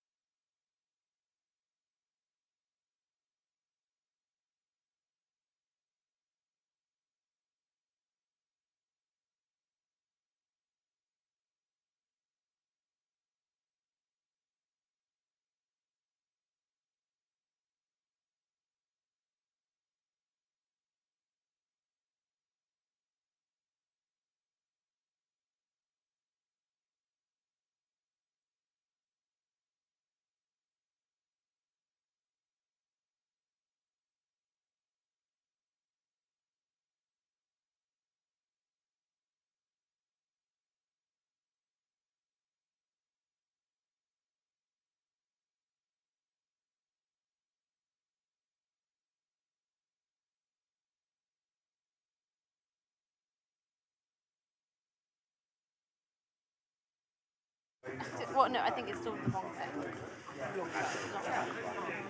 But for now, like, whatever. Yeah, but does he know that? And is this all being broadcasted on the mic?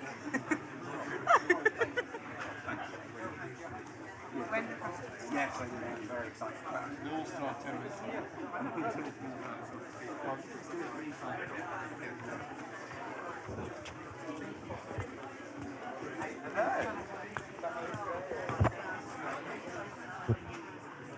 Hi. I find the concept of double very strange. Look at that.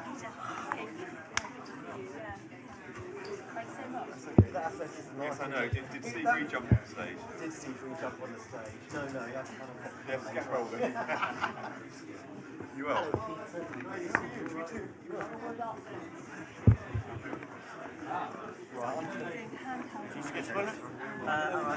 Alright, you did? Yeah.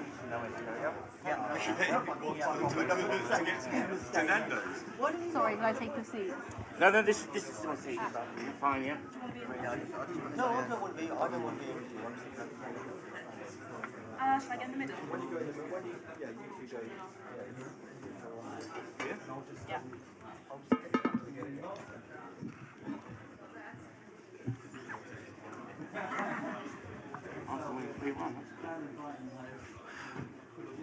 Right, good afternoon everyone. I'm going to bring the session to order as we are running a little late. My name is Mike Katz. I was once chair of the National Chair of the Jewish Labour Movement, and I can't tell you how wonderful it is to come to another fabulous JLM one-day conference but have absolutely nothing to do with the organisation of it. It's brilliant. I highly recommend it. It's my great pleasure and responsibility, however, to introduce one of today's keynote speakers, the Right Honourable Peter Kyle MP.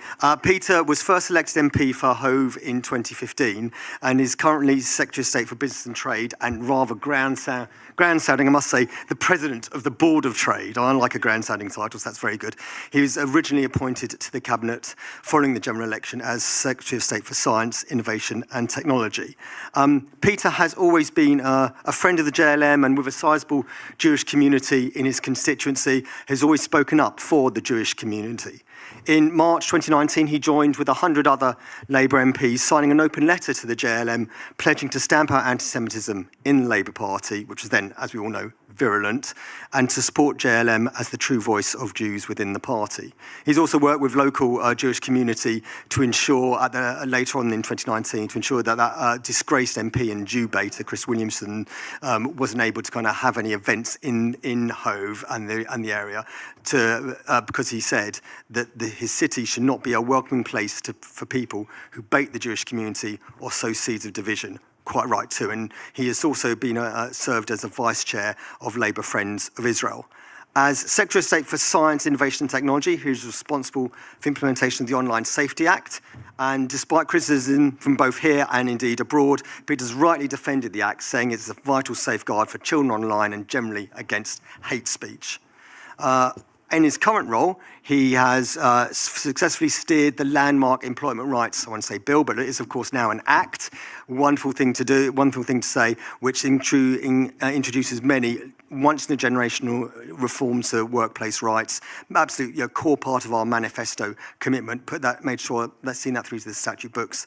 And basically, he now says his role is going health level for growth, whether it's through more, introducing the Employment Right Act measures, more trade deals, actually getting the things that will, the bits and pieces in place that will make people see the benefits of change and economic growth that Labour was elected to deliver. So he is going to be interviewed, joined in conversation by Jane Princely of the Jewish Chronicle. So I'm very pleased to welcome Peter Kyle. Can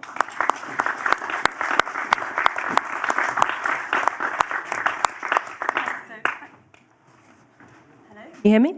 Thanks so much, Mike, for that intro. And thank you, Peter, for being here. You literally jumped onto the stage just now. We're going to have loads of time. Did Steve Reed jump on the stage? Did Steve Reed jump on the stage? No. He did help getting on the stage. Okay, I knew it. We're going to have lots of time for questions. So do get thinking about what you want to ask at the end of the session. So, Peter, you've held two of the most consequential positions in government, first as Technology Secretary and now as Secretary of State for Business and Trade. As part of that, you're right at the centre of the decisions about Britain's place in the world, our relationship with our partners, our trade relationships, including with Israel. Now, trade talks with Israel have been ongoing since 2022. They were paused last summer over the war and some comments by members of the Netanyahu government. The war is paused. Will the trade talks restart? Quite simply, I'm watching, and we need to see progress with peace. There's no sort of definitive moment because these are very complicated situations. It is good that President Trump is keeping the pressure up on progress towards a more sustainable peace. And all I can say is that I'm watching very closely.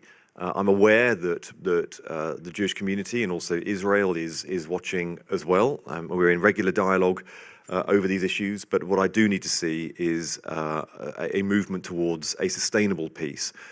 And once that happens, we will look at the circumstances. Now, when we are looking at something where there are so many different dynamics involved, so it's so much global context as well as the need for both sides to move forward, then these are things that it's very hard to give a kind of algorithm whereby when this happens, then things will start. But I hope people are reassured that I'm watching very closely. Are you frustrated that those talks are paused currently? I mean, I don't think the Labour government have paused talks with any other countries. Well, we're not talking with every other country. I mean, we only have active trade talks with a small number of countries because these are incredibly time-consuming, resource-consuming endeavours when two nations come together. But what we have been very successful at doing is moving very swiftly when we have those opportunities.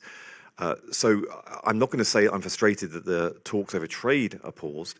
What is frustrating is that the movement towards peace isn't faster. Trade is the expression of Britain's values. We have to deliver commercial opportunities, but also we all acknowledge that trade is a key part of our soft power and influence around the world. Trade is one of some countries that don't entirely share our values, move towards them because they aspire to trade with countries like Britain and the EU and America. So this has always been the case. And during this time, this period where we have paused it, of course, I want these things to restart as quickly as possible because that means that we can get back on track with trade talks, but it also means we will reach the point where there is a sustainable peace that we believe we can play a part in reinforcing with greater, deeper trade. In terms of arms export licenses, in September 2024, David Lammy announced that 30 of these would be paused to Israel. It was the same day as Hersh Goldberg Polin, the American-Israeli hostage, was buried in Israel. And for many in the community, it was quite a painful decision that the government made. My similar question, really. Do you think those arms export licenses can restart again? Or is your answer going to be the same? I'm afraid it is the same. Just to expedite, it's not going to be different. These things are intrinsically linked. I think it would be very difficult to justify one without the other, and there is a different sequencing in terms of the processes that go behind re-establishing trade or licenses, but it'll be a similar dynamic that will lead towards the unblocking of these issues. Yeah. Do you think that poses an issue with the UK's relationship with America, which obviously has close relationships with Israel? Not at the moment. Of course, when we made the decisions in the first place, these were things that our American friends wanted to understand in greater detail. But as you can see, since then, we've made quite considerable progress. It's frustrating for me that more of these things, people don't celebrate positives. They sort of in the media will want to focus on the negatives. But in the first week of January, our beef exports to our tariff quota into America went live. Just one single shipment of British beef into Texas had 66,000 pounds worth of tariffs removed from it. So 66,000 pounds worth of additional profit for British exporters simply on one shipment. So you can see that these things are highly consequential, and we do move forward with America, even when we do things or they do things which cause us consternation, or things that we want to discuss with them and they want to discuss with us. So you were having discussions with them behind the scenes about Israel and your trade relationship with Israel? It has not come up in the conversations that I've had, more recently. Don't forget, I was appointed in September, but I think we were quite honest at the time, because there were public statements made by America and Britain at the time when these decisions were taken. But these have not played a significant factual impact on the discussions that have happened subsequently. Mm-hmm. I think it was your predecessor, Winston Churchill, who coined the phrase "a special relationship." What's it like negotiating with Trump's White House at the moment? There was laughter in the room over this. It is as you would expect. So I started in September in this job, and the reshuffle happened on a Friday. Friday evening, I was in Downing Street with the Prime Minister talking about his priorities, my priorities, how we're going to... Saturday, I was in the department. Sunday, I was in Washington. And now, I think everyone would agree that trade is, by definition, detailed and complicated, knotty. So on the very first day in the job, to arrive in the White House and to start to jump into some highly consequential, because I was also negotiating the tech partnership that was linked to President Trump's official state visit, which was the week after. So we had sort of sequential trade, tariff, and tech partnership discussions on my second day in the job in the White House, and it was quite a But I love steep learning curves.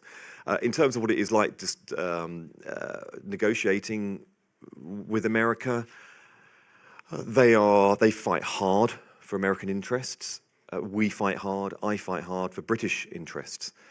But the key thing is that if it was a Venn diagram, the bits in the middle far outweigh the bits at the side, on either side.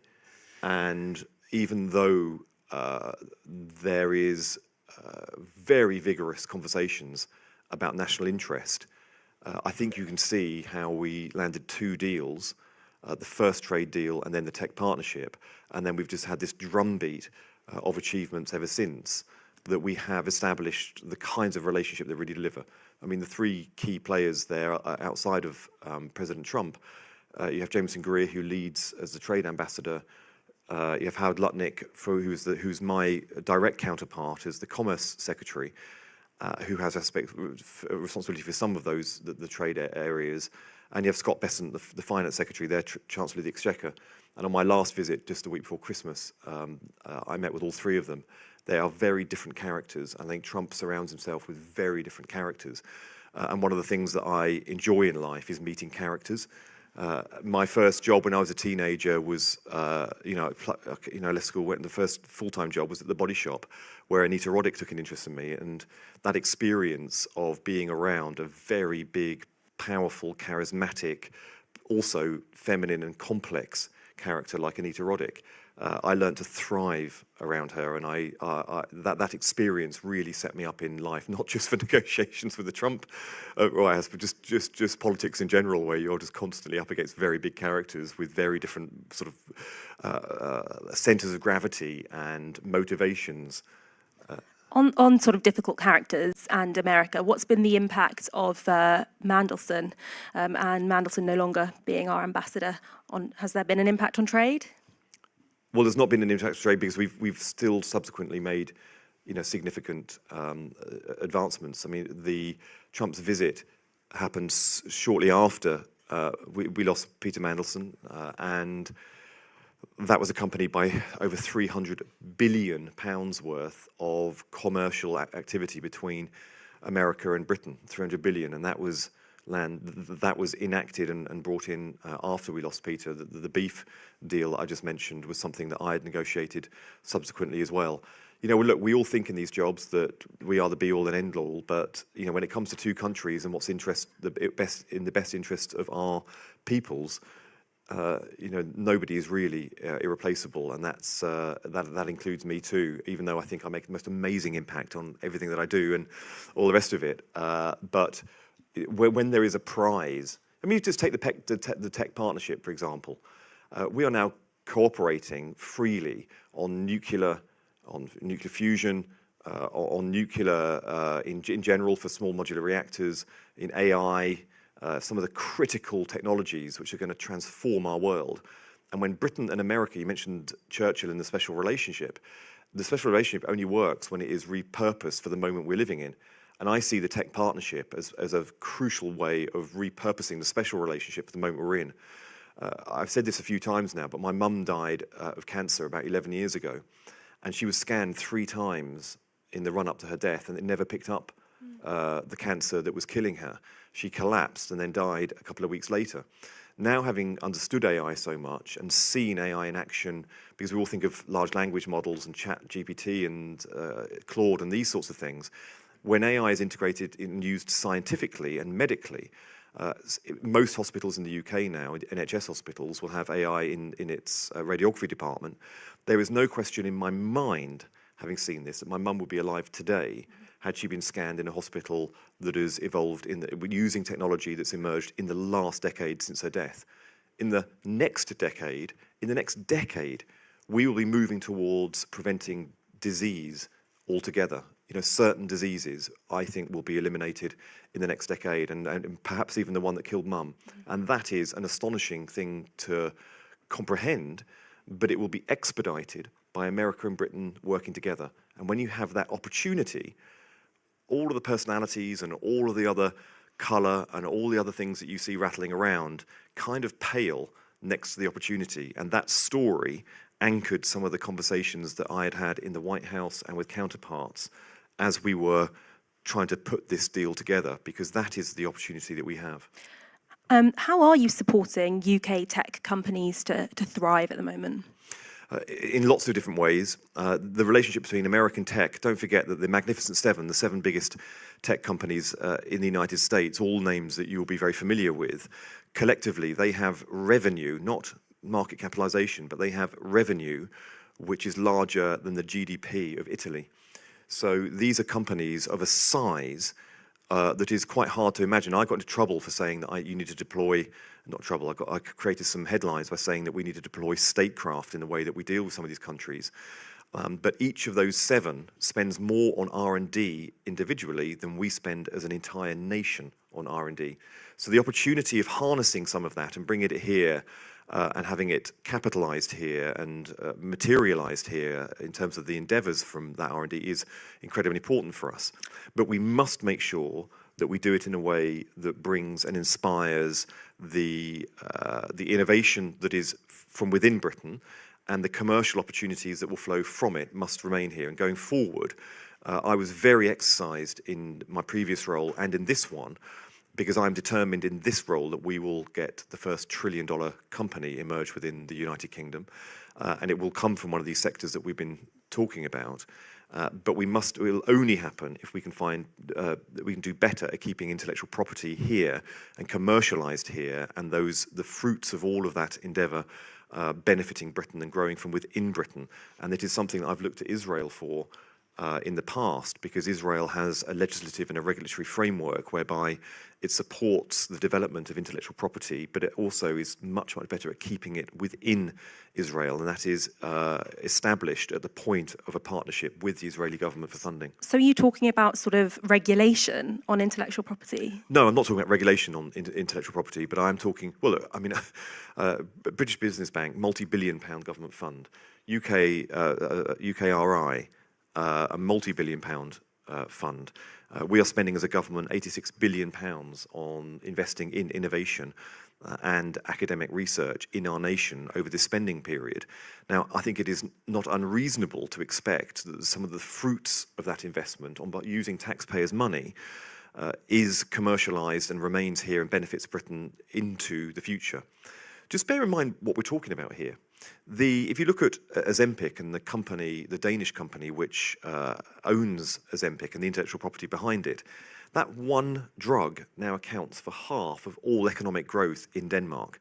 If that drug didn't exist, Denmark would be in recession, and it would have been in recession for the last few years. Now, we've got 4 of the top 10 universities in the world here in Britain. We've got the language, the culture. We have, we're in the top 3 for the number of Nobel laureates being produced in the last couple of years. You know, we have astonishing amounts of innovation happening and scientific discovery happening in this country. Too much of it leaves the country in order to be commercialized. Too much of it goes to America to be commercialized. So we shouldn't legislate to stop it, to say you can't leave the country, because that would stop the investors coming into the country in the first place. But what we do need to do is make sure that we have the capital markets and the experience and the ability to commercialize here that sees businesses all the way through their development, so they don't just hit this ceiling where they suddenly need a large amount of money. They might not be making enough revenue, they might not be revenue funded yet, they might need to get over that final step into being a very large, consequential company, but they have to go abroad to get it. On big tech companies, let's talk a little bit about the Online Safety Act, because this was criticised by some of these big tech companies. You have apologised to a generation of children exposed to toxic online content. I was in another session today which talks about the extreme free speechification online. We're seeing a lot of anti-Semitism in online spaces, Holocaust denial. Can the Online Safety Act help in those instances? And how are you going to navigate that? How do you navigate that with American tech companies and the emphasis on free speech? I think people assumed that the relationship that I had with the tech companies was either more cozy or adversarial than it actually was in practice. These are very, very well-resourced, very serious companies, and they hire very serious people in terms of the commercialization, the product development, and the innovation, and then also the way they conduct their businesses. That means you can do 2 things at the same time. You could talk about investment into the UK and the nature of that investment into the UK, but also you can confront them and talk about expectations. I said in these terms to every single one of the big tech companies when I met them, particularly the online safety companies, that Britain is going to become, because of this Labour government, the best place in the world to invest, to innovate, to commercialise, make money, but also to invest and to be part of a country that wants to be at the forefront of all of this. But we also have high expectations in return. And that means that you will be cognizant of our British values and British law. You don't have to come to Britain. You are very welcome, but when you come here and you obey British law. And if you do that, we are going to have a fantastic relationship, and you'll have a government that's on your side in your aims. It was never, and when some certain challenges unfolded, we had very direct conversations about it. My expectations were very, very clear. But in the time that I was at DCIT, we legislated for intimate image abuse. We legislated so that, and we implemented age verification. But I had to go out last summer, and I couldn't believe how much defending I had to do. And this is something that's interesting all the way, because sometimes people seem to think that the choice between, when you look at us and this Labour government, it is about trying to make us more, the choice between us and utopia. So the whole challenge everyone has is to push us further towards perfection. They don't realise that the actual alternative is Nigel Farage and Kemi Badenoch. Nigel Farage, when he came out and said explicitly that he would overturn the Online Safety Act, that shows what the real alternative is to this Labour government. And I took that very, very personally, because I've now met so many families and children who have been deeply, deeply affected, families who have suffered bereavement as a result of online activity. And I don't think we know as adults just how different the internet is today than it was a year ago. And through the eyes and experiences of young people. And I saw Kemi Badenoch on the Laura Kuenssberg this morning, and I don't think she even is aware of how much difference there is. Age verification and the need for it is not perfect. So Kemi Badenoch this morning said that that social media should be banned for under 16s, I think. Yes. Would you support that policy? I don't think it's the right way forward, but I was and remain looking very intently at Australia. Now, look, so there's a lot of challenges here, an awful lot of challenges. There is the criminal, which we have tackled. There is also the health that we need to incentivise. And there is also the challenges that parents have parenting in this age of smartphones. Last Friday was the anniversary in 2007 in which Steve Jobs announced the iPhone. So anyone who's born from 2007 onwards has only ever known a life with a handset, a smartphone, and the apps that go along with it.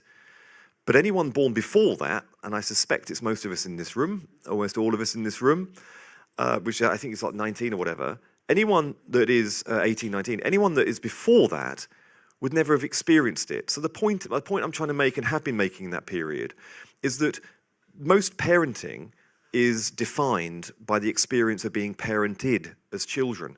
Setting boundaries, curfews, having oversight of networks, sleep times, diet, trying to encourage healthy activity and exercise, all these sorts of things.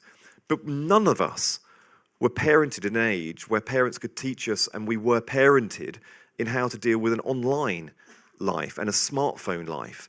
So parents just do not have the innate learned skills in parenting in this age. And I think that is what has led to this period where it's been a wild west for young people, and parents didn't have the vocabulary or the tools in order to set what is appropriate behaviour for their families. Now, what I did was set the floor ceiling, the floor, where I think is appropriate for every child, and I know that this government will move forward in how we incentivise towards healthy behaviour, because I think there is a lot more to do to tackle the challenging stuff. But I met children and still meet children. I'll give a real example up in Leicester, in a school in Leicester, where there was a young woman there when we were talking about these issues, who said that she, I can't remember what the name of the instrument that she'd learned to play, but she had found an instrument, she picked it up, started playing it, loved it, but no one in the school could teach it or practice with her because no one else did it. And 3 evenings a week, she sits online using social media, and she sits with people her own age, and they learn this instrument. There are wondrous things for language and music and arts and creativity and debate and understanding the issues out there that children can embrace. So think very carefully before you want to rip all of that, everything, all of it, the good and the bad, out of young people's hands, and then suddenly think that they can get to an age where they can suddenly get all of it, and they are then going to be better equipped to deal with some of this stuff. We have to do a lot better for young people online, but I think we have cracked the criminal, we have cracked some of the really difficult ones, and we have tools that we need to fine-tune going forward.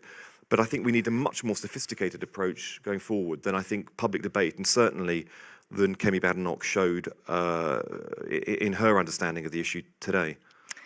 I want to move on to anti-Semitism in the workplace, because that was pitched in the JLM guide that you would be talking about today. So you've said you want to tackle this. One of the Board of Deputies' recommendations after the Heaton Park attack was to put anti-Semitism training into EDI, equality, diversity and inclusion training in the workplace. Do you support that? And what can businesses, small businesses, big businesses do to root out anti-Semitism in their workplaces? I've been in this job now for 4 months, and in the time I've been here, I've met within, firstly, I have to meet with my own department because I can't just sit there and lecture the rest of the country. So there is a Jewish network in the Department for Business and Trade that I have now met with, and then at particular moments in time where there has been shocks experienced by the Jewish community, I've sat with the leaders and the representatives of that network within my department, so that I can make sure that when I speak as Secretary of State for a department, I am genuinely connected to the people with lived experience of it. Some of the other issues that you would imagine have also been raised with me within the department in this network, and I've got to say I am extremely grateful to them for the really candid, direct way in which they conduct that conversation. So they're talking about anti-Semitism in the department itself? We're talking about making sure that we create a space that is entirely safe, free, and engaged for Jewish people. So, there are very, very tight systems within the civil service, but particularly within my department that I can speak for, if it came to outright hatred and anti-Semitism in the department. But we are talking about some of the cultural issues, I think, which is experienced by Jewish people in the workplace, that other people who think they might be being sensitive to general issues experienced by people of any minority, but aren't aware of the particular cultural challenges faced or experiences faced by Jewish people in the workforce.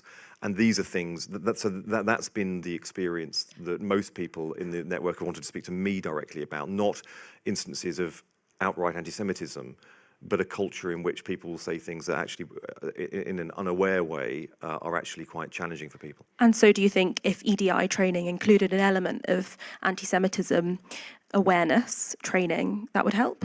I think so.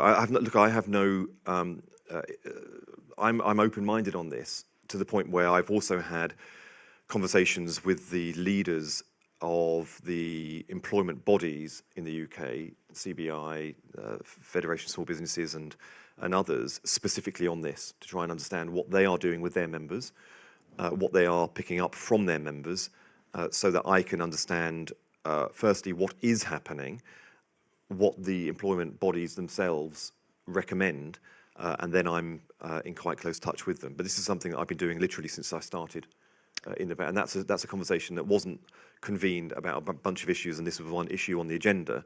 I convened the meeting specifically on anti-Semitism. And has BDS come up in those conversations?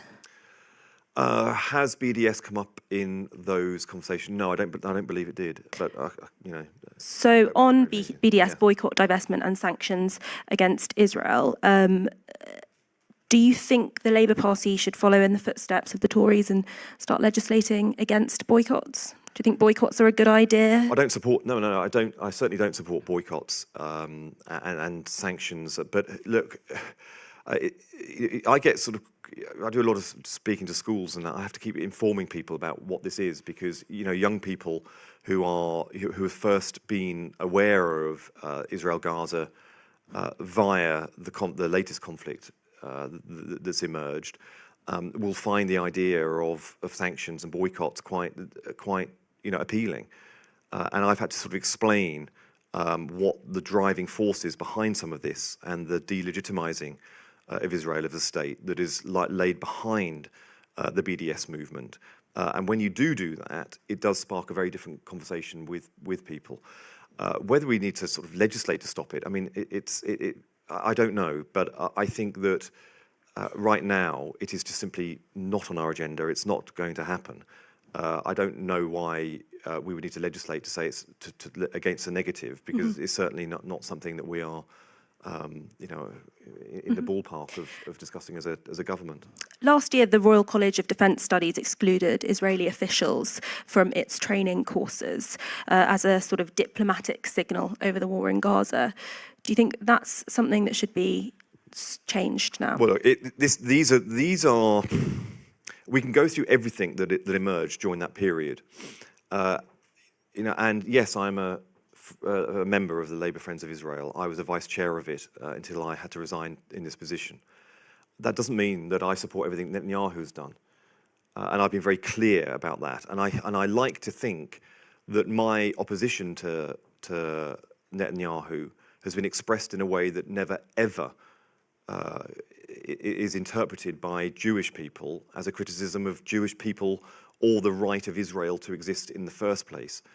And I think the more that people like myself are able to tread that line effectively, then the more we as a country have a hope of having a debate about what are very legitimate areas for debate because of the nature of the ferocity of that war, the horrors that were experienced in the first terrorist attack against Israel by Hamas, and what unfolded subsequently. Of course, there is no sort of parallel between the two. But I think we do need to, people in my position do need to quite freely be able to express concern on behalf of a government and personally when there are actions which we feel are either disproportionate or inappropriate or perhaps even unlawful.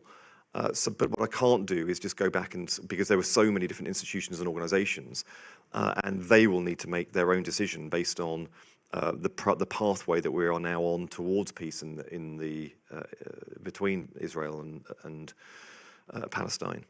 On that and Labour's recognition of Palestinian statehood, it was taken by some in the community, though not all at all, as a reward for Hamas. And with rising levels of anti-Semitism, this has been cited as one of the factors that might have contributed to rising levels of anti-Semitism. We all saw David Lammy booed after the Heaton Park attack in Manchester on Yom Kippur.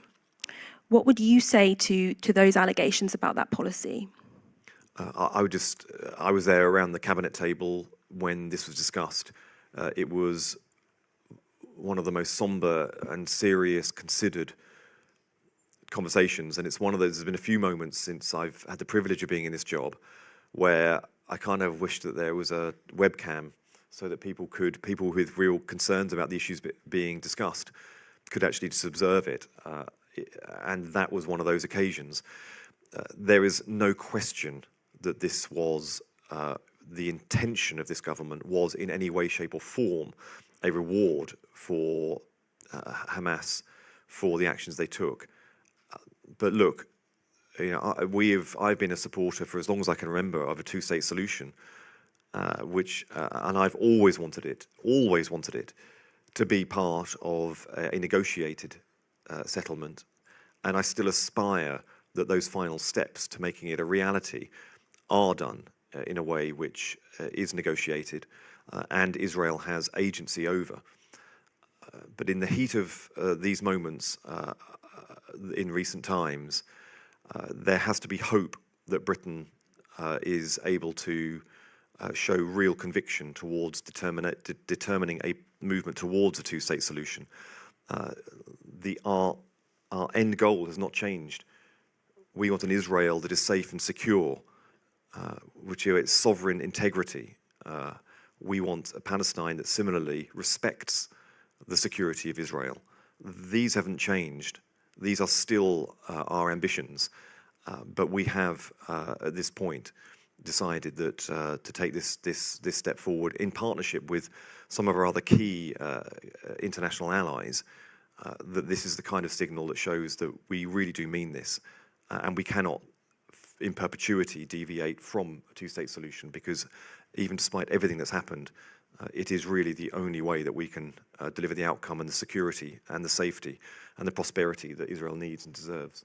Great, thanks, Peter. I think we're going to open up for questions now. So if you can raise your hand high, we've got 2 roving mics. If you can make your question a question and not a statement. If we can go first to Ben, just on third row there.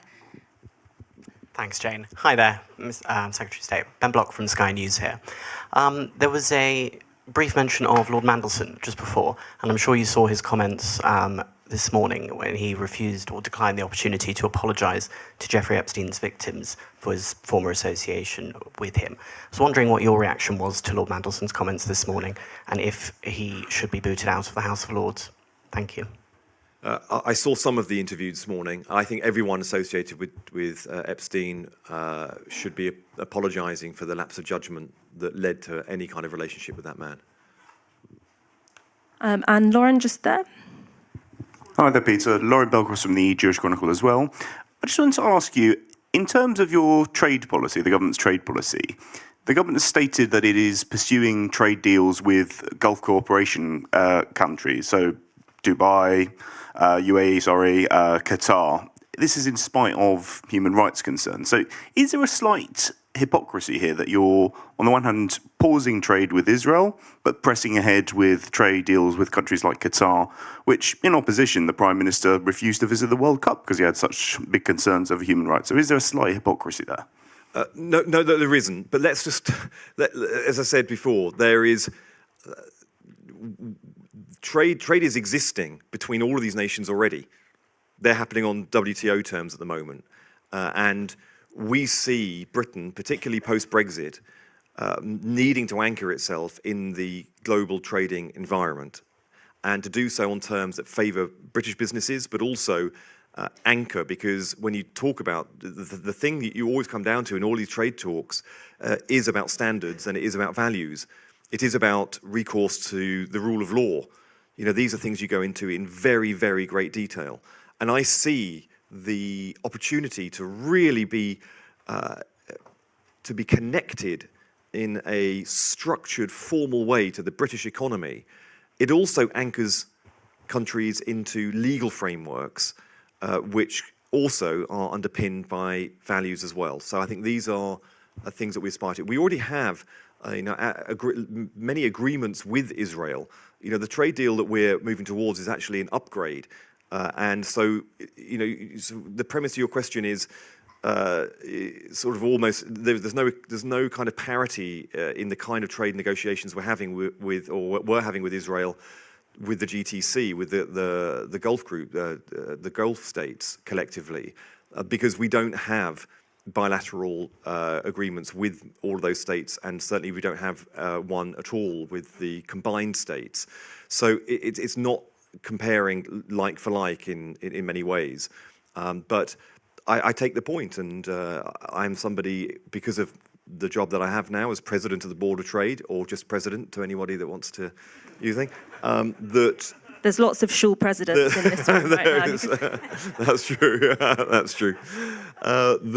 These are decisions that we make at every stage of it, and it's why some trade negotiations fall at the early stages. It's why some of them fall at the final hurdle.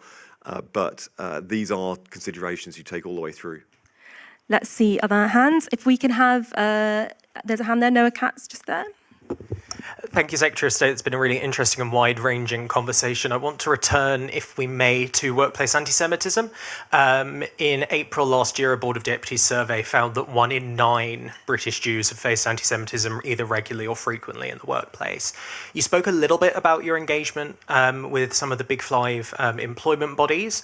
I'd be really interested to hear what sort of subsequent engagement you've had with them, and what, if anything, you're able to do to actually ensure that they, as the Board of Deputies, amongst many other communal organisations, have called for, is to actually ensure that their Jewish staff or their Jewish members in terms of trade unions are actually protected.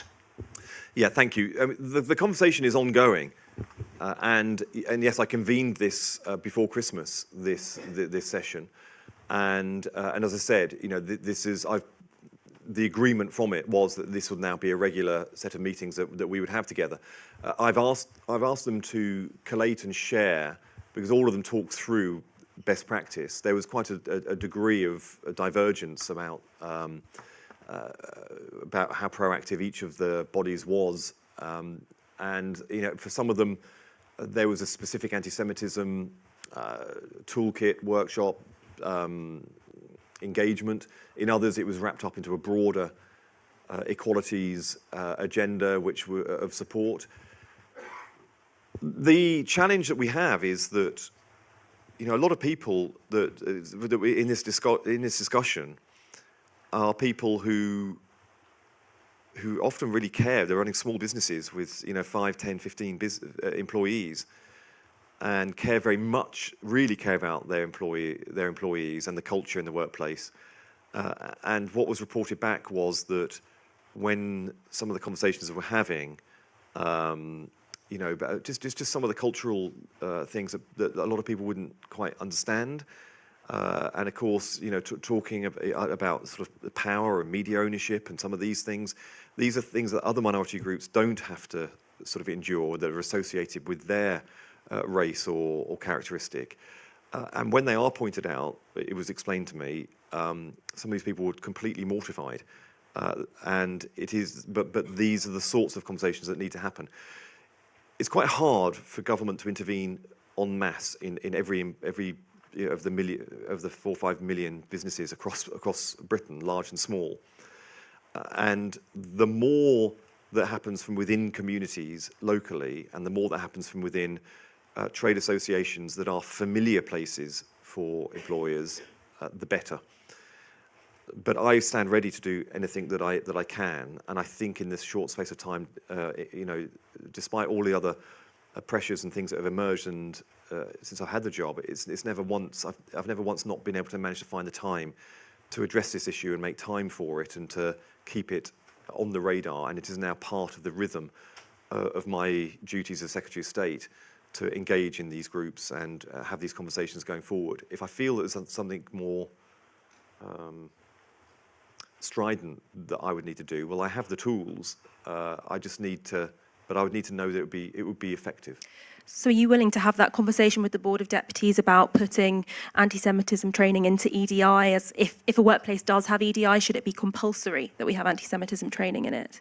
Look, I am somebody who is always guided by the evidence. And I've I can't remember the time I've said, no, I don't want to learn and I don't want to see evidence of this sort of thing. So Mike, when he read when he spent hours and hours and hours going through my resume earlier, I think anybody that hears that would know this is something that I care very deeply about. I just always want to get it right.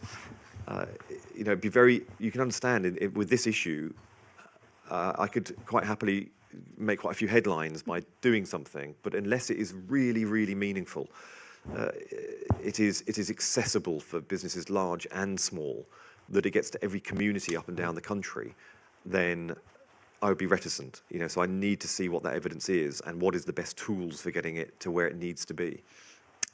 Okay, if we can have, there's someone with her hand up here, wearing black, lady there.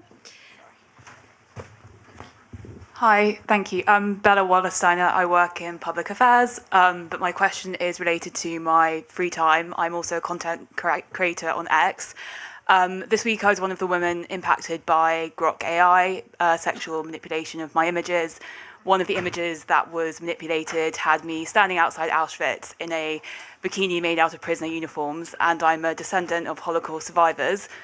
My question to you is, if Ofcom suggests to the government that X should be banned as a result of this abuse, which is systemic and uncontrolled, and safeguards are clearly not working, would the government accept that recommendation? Thank you. Thank you. Firstly, let me just express my absolute heartfelt disgust and horror about what you have experienced. I don't want to live in a country or a world where that either happens, and certainly not where it becomes normalized. When you describe that, you mentioned Grok, but somebody put the prompts in. So it wasn't Grok that just did it out of the blue. A human being is using emerging technology to perpetrate the kind of hate, racism, and the particular form of it that is experienced in anti-Semitism, that has been experienced for thousands of years, and they are using this against you as well. So it was a person that was behind for this as well. I want that person found and that person brought to justice. And I want to make sure that those tools are taken away from anyone that wants to do it. Now, I'll just say this one thing, because you say if Ofcom recommends, the law was designed, and I implemented the law in a way that Ofcom would not have to come to government in order to take that action. If Ofcom felt that that power, which government and Parliament gave to Ofcom, needs to be used in that circumstance, then it should use it, and it is free to use it, and it doesn't have to come to ministers to get permission to use it. The powers of sanction that Ofcom have are formidable. They have the power to fine to the degree of 10% of global earnings. They have the power now, and this is something that I brought in and brought onto statute. They have the power now because each social media company that operates in the UK must have a named person who is responsible for the age verification and safety of children, and that person is now criminally liable. So an individual within a social media company can now go to prison in the most extreme cases where these companies let people down. So these are the sorts of powers that they have, and the really good news is that you don't have to come back to ministers to get permission to do it. Now, if it did get to the point where Ofcom made the judgment, then of course you wouldn't have me standing against them saying that they shouldn't be using it. I made the judgment that they are the experts and they must apply the law and enforce the law appropriately. Now, to date, they've already, for example, on day one of the sets of measures that I implemented came in that was banning suicide forums. On the first day, they enforced this, and a suicide forum, the biggest in the world, they geofenced the United Kingdom from their site, and they put a statement up saying that Peter Kyle's against free speech. Well, you know, I was waving them goodbye. You know, our country is safer as a result of these. But when I hear stories like yours, it shows that, of course, we have to go further. And X, let me just say this. Look, and I feel almost embarrassed saying this in the same context that you are. Somebody filmed me going into the LFI lunch a couple of weeks before. It was a while ago now, before Christmas, and they only put it online a couple of days ago. And suddenly, I didn't realise it had gone online, but suddenly one of my social media accounts just got sort of like flooded with the most horrific anti-Semitism. And of course, I'm not Jewish, but you know, the sort of stuff that, you know, this is talking about 24 hours in my life. I understand. This is not me saying that I now know what it's like to be Jewish and experience the kind of thing that you have, but it shows you, it shows me. It's an illustration of just being brought into that world for a nanosecond unfolds via people who use anonymous often.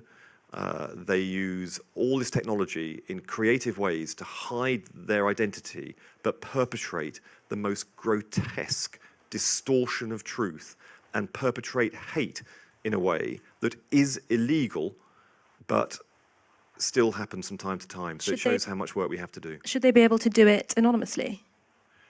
So this is something you go round and round and round over. Can you do it in 30 seconds? Because we've got to No, I can do it in 10 seconds. And that's that there are very real reasons why some people need anonymity. Very hard to make a distinction between those who really need it and don't need it. It is the world we live in, but it is no question in my mind that it is dry. It allows people to say things online that they would never in a million years say in person. And that is, we've got to get to the place where people treat people as if you're talking to them face to face. Look, Peter, thank you very much for coming here today. We've really enjoyed hearing your insights. Thanks for supporting JLM. And there's a session right now, I think. Yeah, right now. So thanks very much.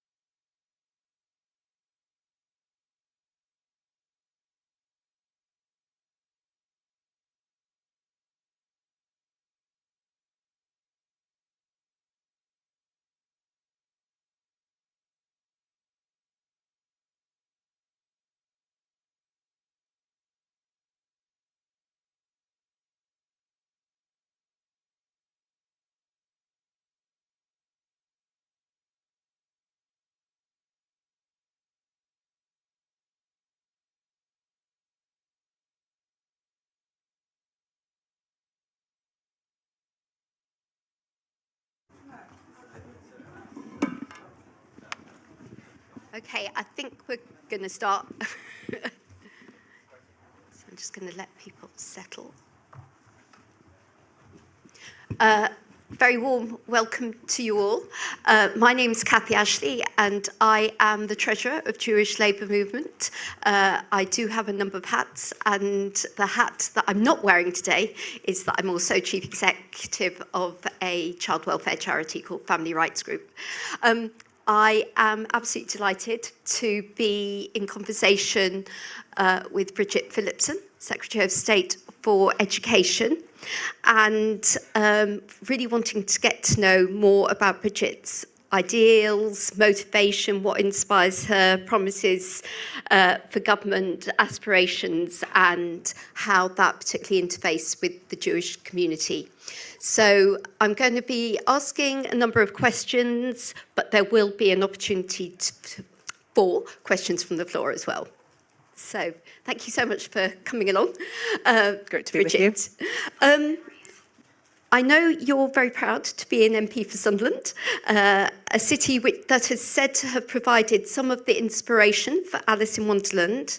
That story has themes of curiosity and imagination and finding your way in the world. So what's your vision for a wondrous childhood for children in this country today? Yeah, great. Thanks very much. It's really great to be with you. And I suppose my starting point is that I want the best start in life for every child, so that every child, every family, they have the freedom to make the choices about what's right for them, that when our children are born, they're set up to succeed. And that's why we've had so much of a focus as a government on the early years, because we know that so much of those life chances and so much of what goes on in children's later lives is determined in those crucial early years. But also, as you'll know through your professional work as well, if we can support families at a much earlier stage before things start to go more seriously wrong, then we can make sure that a loving family is the reality for every child. And that's what I want, families filled with love, where children can succeed.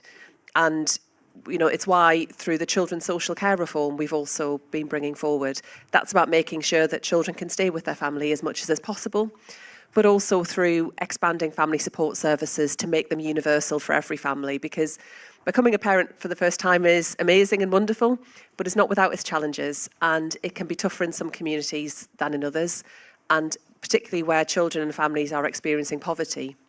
We know that has a huge impact, and that's why I'm so proud of the work that we've been doing across government on lifting the 2-child limit to make sure that we're lifting children out of poverty, almost 500,000 children to be lifted out of poverty by the end of this Parliament.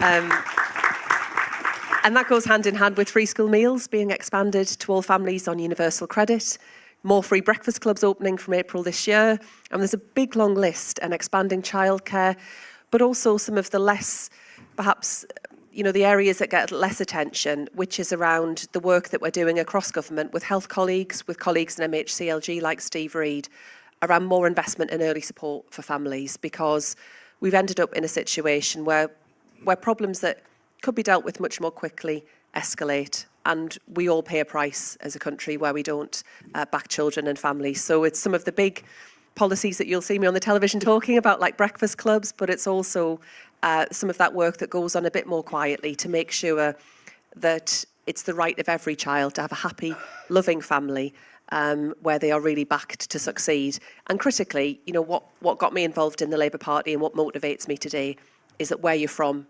shouldn't determine where you end up in life. It should be by virtue of your hard work, your determination and your drive, not your family background. And yet for too many children still today in this country, the town you're born into, the family you're born into, that determines too much, and I came into politics to change that. Thank you. And I think you got the reception from the audience in terms of the popularity of, I recognise it still needs to be sold more in terms of the public, but the popularity of getting rid of the 2-child cap limit and the importance around addressing child poverty. And I don't think we can shout loud enough, particularly around some of the changes in terms of free school meals and family hubs, etc.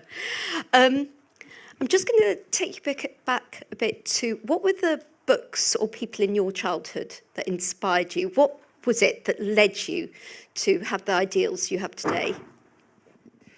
I've never been someone that's tended to focus often in some of the big, the big figures, the kind of great man of history theory, and it's usually men, let's be honest, that the people that tend to get spoken about. Some of the people that made the biggest difference to my life were those who, when I joined the Labour Party as a teenager, made me feel welcome and felt involved, and it was about almost being part of a family, being part of that community. But just to give a few examples of things I've read more recently that have really made me think about what I believe.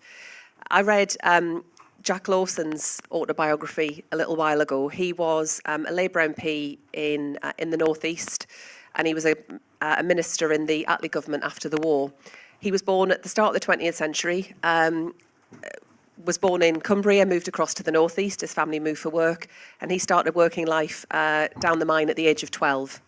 But from there, through the chance to go into education later on in life, he was able to achieve some amazing things for working people through the trade union movement. And the book that he wrote about his autobiography, A Man's Life, it's a slim volume, but it is really powerful. And some of the truths in that are still as powerful today as they were when he wrote it back in the 50s, particularly that working people deserve the very best, and that those who work hard, often toiling away, as he described it, on low pay, deserve joy and beauty and good things in life. And they also deserve a brilliant education with the knowledge that brings freedom. And, every year we have the big celebration of the Durham Miners' Gala in the North East. And one of the most powerful banners I always think there is from one of the mining communities is that knowledge is power. And that was always so true for working class people, that the chance to get an education and to get on, that was how you could be set free. And Roy Hattersley wrote a brilliant book called Choose Freedom. And that's in that vein, which is how we use this power of the state to set people free. Freedom's often understood as a right-wing concept. Around the time he wrote that book, Thatcher spoke quite a lot about freedom in the kind of right-wing context. But actually, we believe that the choices that people make ought to be genuinely their own. And the constraints of poverty, the constraints of lack of access to good things like a brilliant education have over many, many years held back too many working class people. And that I believe we ought to recapture that language around freedom as how we give people the choices about how they live their lives and make sure that where you're from isn't destiny.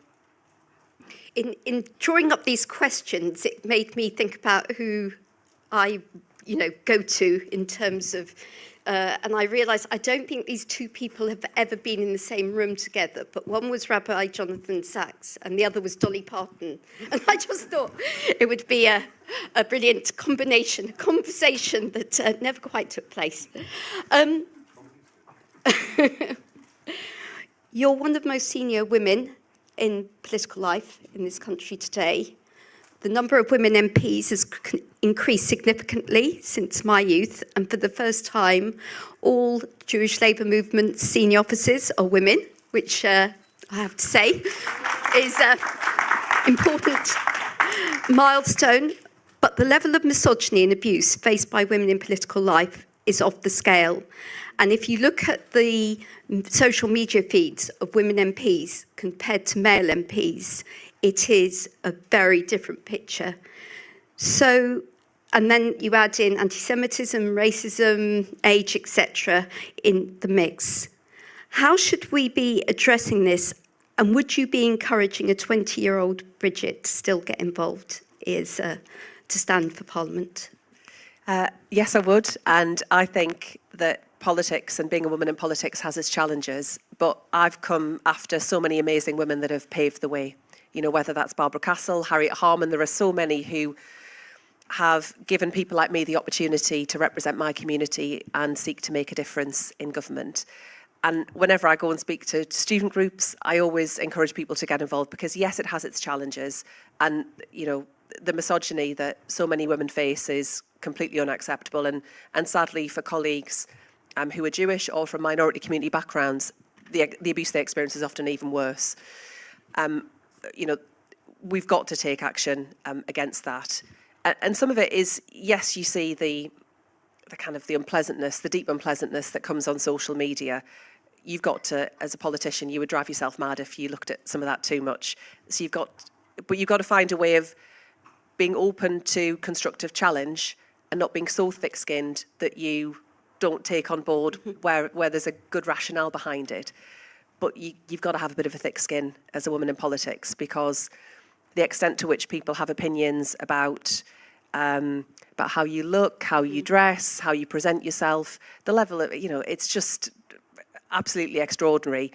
And also the extent to which often you're just patronised and treated like a bit of an idiot. But I've had that quite a few times in my life. I'm sure I can live with it. And you just get on and focus on the things that really matter. So I was going to say, how do you personally manage that? Because it's one thing in theory, and as you say, I don't think there's a woman in this room who hasn't experienced it some way, but there is a level at which how you do it while still listening. So, yeah, how do you manage that, and how do you switch off at times to just remain sane? That you have to not engage too much on social media and don't read the comments below the line on newspaper articles would be my other strong advice. But you just have to remind yourself that the bad behaviour and the appalling abuse sometimes that you see on social media does not reflect the country at large. I spend a lot of time still knocking on doors, speaking with my constituents, being out there across the country.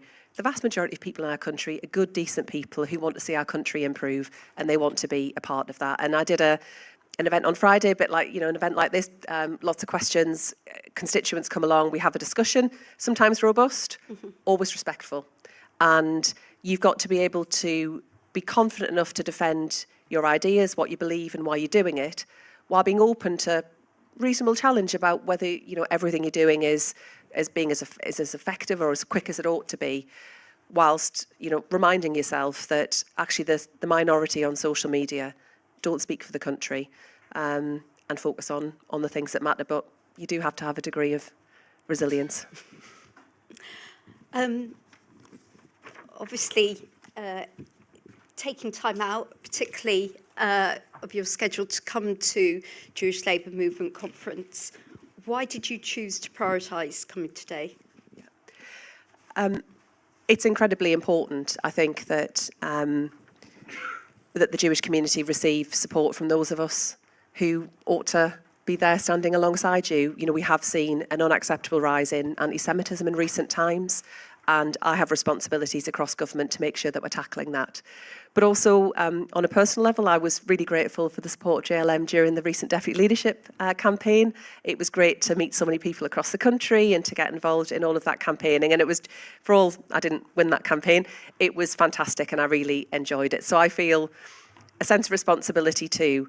But also I know that many of you stayed and fought for the Labour Party in the darkest of times.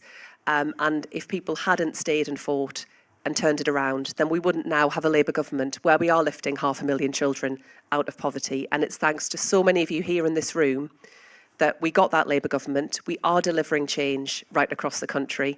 So I'm here because I feel it's important to be here to stand alongside you.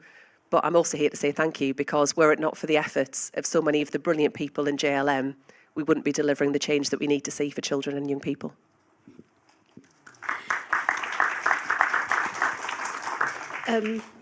Many Jews, including my dad, who came to the UK during the war as a child refugee from Nazi Germany, felt a great sense of pride in this country and its democratic and civic institutions. And some of us got involved in the Labour Party in our youth and progressive left, seeing that as a refuge against anti-Semitism, against the far right, and also a route to more socially just.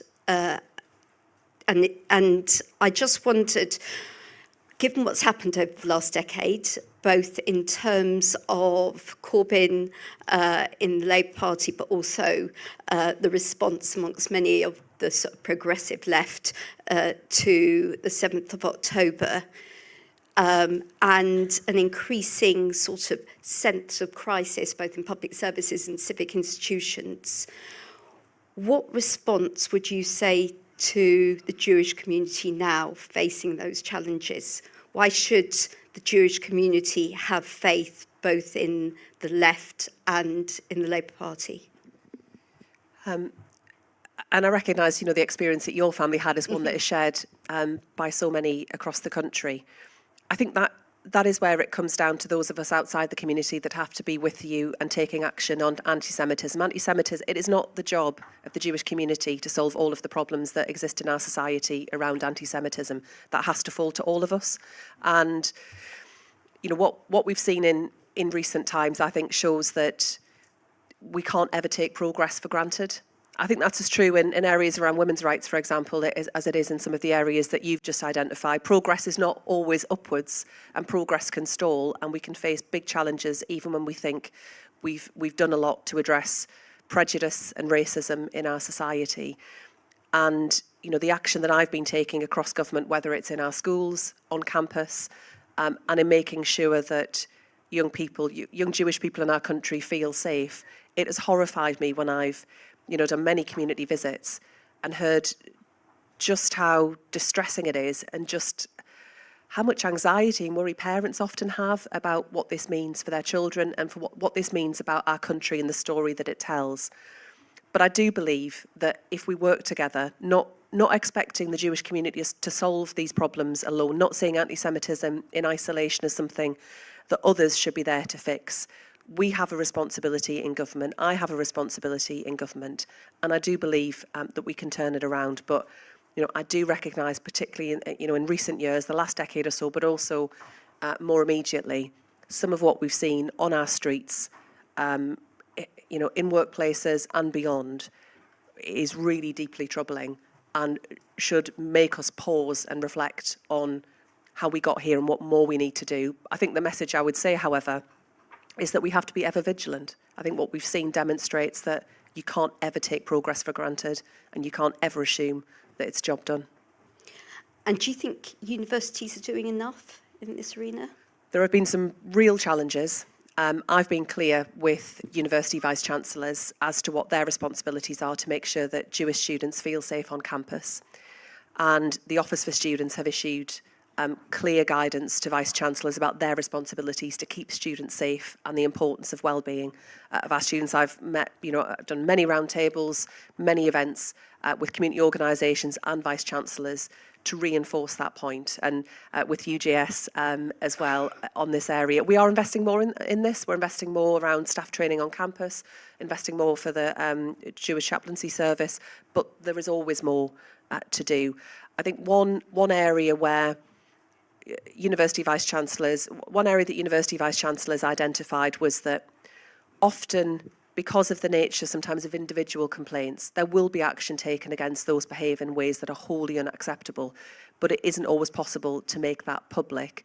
But that reinforces the need for universities to have very strong relationships with their Jewish societies in order to build and maintain that kind of confidence, because sometimes action does happen, it can't be reported on, but confidence in coming forward and reporting where there have been incidents of anti-Semitism is really important as well.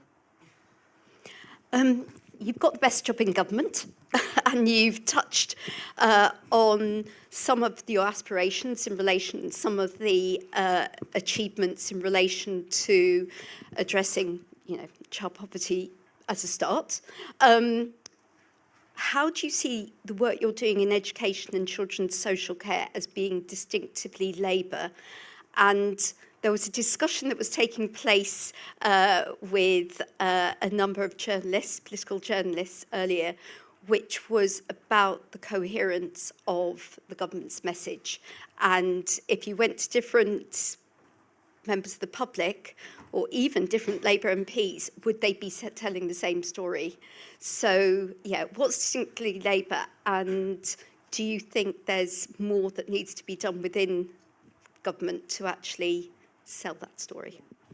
I think it goes back to what we were talking about before, which is I see it as being intrinsically Labour that we believe that the power of the state is there to set people free. And that's as true in education as it is in children's social care. But also that we don't believe that we can just leave everything to the market and hope that that will deliver what's needed. So take childcare, for example. We're delivering a massive expansion of access to early years education and childcare for families, which is going to make a big difference to children's outcomes. But we know that there have been areas in the country where those places just weren't available and where we need to improve the quality. It's why one of the very first things we did was launch and plans around school-based nurseries. The first 300 have already begun opening. There's more to come, and a big expansion of state provision in primary schools to make sure that we're creating really brilliant, high-quality early years education places. So it's a combination of the intent around what we deliver, but also that market shaping, and that's especially true in children's social care, where, as you will know better than most people in this room, we have ended up in a situation where children can experience, really traumatic things in their early years. They need the state to step in, but what we've seen increasingly is that private companies have stepped in and have been delivering excess profits off the back of that trauma and what some of our young people have experienced. It's why we brought forward a bill really quickly, the Children's Wellbeing in Schools Bill, which will take action to address that profiteering that we're seeing in children's social care. But of course, that alone isn't enough, because we've got to make sure families have got the support they need to stop more children ending up needing institutional care in the first place. And that's the thread that runs through it. And it goes back to the point about childhood. What I would want for my children is the same as that which I would want for every child in our country. We've got to be ambitious, we've got to expect the very best, and we have to deliver that money up front in order to make it happen. And that's where our Best Start Family Hubs, which is all about building on the best lessons of Sure Start to put in place family support services, I think show a real difference between this government and the last Conservative government. But it's also about, sometimes when, I've spoken in the past a bit about my background and how that shaped my politics. And I do so because I think it is useful in explaining what I believe, although I always found it, if I'm honest, slightly awkward sometimes to have to do so, but you have to overcome some of these things as a politician. The reason I sought to do that is because I think it's so easy. If like me, you might have grown up with not very much, but you've got to where I am now, to somehow think that those who don't achieve what I've been able to do, or have continued to experience other difficulties, just haven't worked hard enough or haven't done the right thing. And this has always been at the heart of my belief that we need to talk about social justice and not social mobility. We haven't got a good society where we just think, so long as we lift out a lucky few, everyone else will rise alongside it. It has to be about equality and fairness for everyone, rooted in a sense of our beliefs and what that means. And not just thinking because you get some people like me that have done well despite the odds, that means it's easy for everyone. Life's more complicated than that. And I mean, without going on my hobby horse, a quarter of homeless population and a quarter of adults in prison are care experienced. So not only do we have, 12,000 more young people in the care system than we did a decade ago, but we are so letting them down in terms of outcomes. And I know your minister has talked previously about it being the sort of civil rights issue of the day, but is it driving across government? Because I know I'm passionate about it, you're passionate about it, but is it something that sort of actually is recognised that this isn't just an education or DFE issue? Absolutely, and together with David Lammy, the Deputy Prime Minister, we co-chair the Care Leavers Ministerial Board, and every minister from all relevant departments have to come together and account for what they're doing, and we work together to push to do more. We are doing a huge amount to support care experienced young people, but we need fewer young people to have that, to have those experiences in the first place. So we need to address the market failure that we've got. We need to invest more in putting in place the provision that care experienced young people need. But what we also want is a society where children are able to stay with family who love them and can look after them, and not need for children to be moving far away from home, far away from their communities to get the support that they need. But it is incredibly sobering. Every month I receive, well, the department receives them, all of the time, but every month I receive what are called serious incident notifications.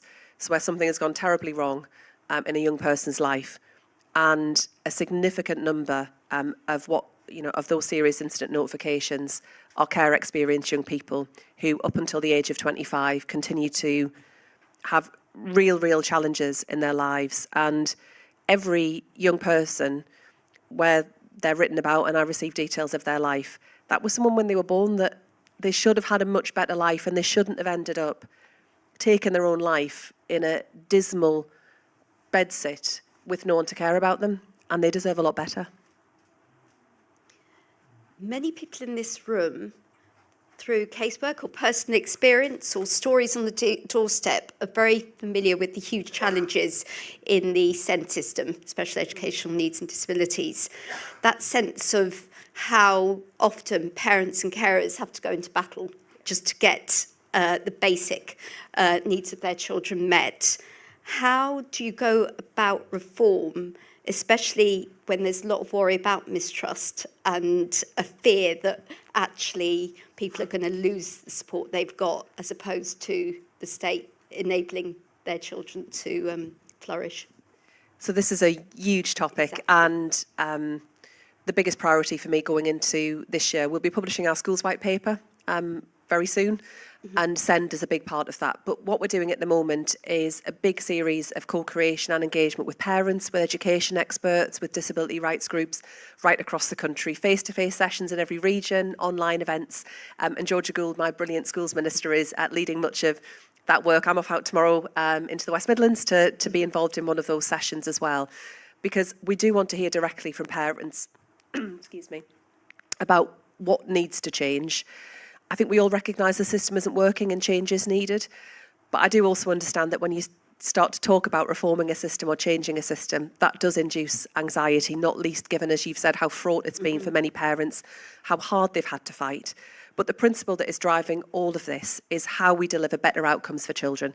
And children with SEND, their outcomes in educational terms, often around transition into adulthood, employment opportunities, are not where they need to be. But of course, children with SEND have a range of different needs. You know, we're talking about children often sometimes with quite distinct health and social care needs, as well as education need. And that's why, to return to the point earlier about work across government, yes, it's about what we do in the Department for Education, but it's also about access to speech and language therapy sometimes for young people, occupational therapy, but no two child's needs are the same. And, you know, the commitment I've given to parents, not least given that confidence is low, is that this is about better outcomes. We're already investing more to deliver this. And you might have seen just before Christmas, we announced £3 billion of investment into creating high quality education places, particularly in mainstream, but specialist provision in mainstream for young people too, because it can't be right that we're expecting children to travel very far away from home, out of their communities, when they should be able to go to a great local school with their friends, having the same life experiences as everyone else. The education that's needed running alongside that might not always be the same and will need to be tailored to need, but it's what most parents want. And, you know, you will have seen a lot of talk in the press about the cost to councils, the cost of the system, how this is working. We would need, even if none of that were true, and it's not the focus of the work, even if the pressures didn't exist, no one would objectively look at the system and think this is doing what we need it to do. So this is, you know, a huge piece of work that we're undertaking, but will be a transition over a number of years. This is how we deliver an education system into the 2030s for all of our young people, and SEND has to be at the heart of it. When so many young people do experience additional needs, this isn't a separate or an add-on. This is right at the heart of our education system.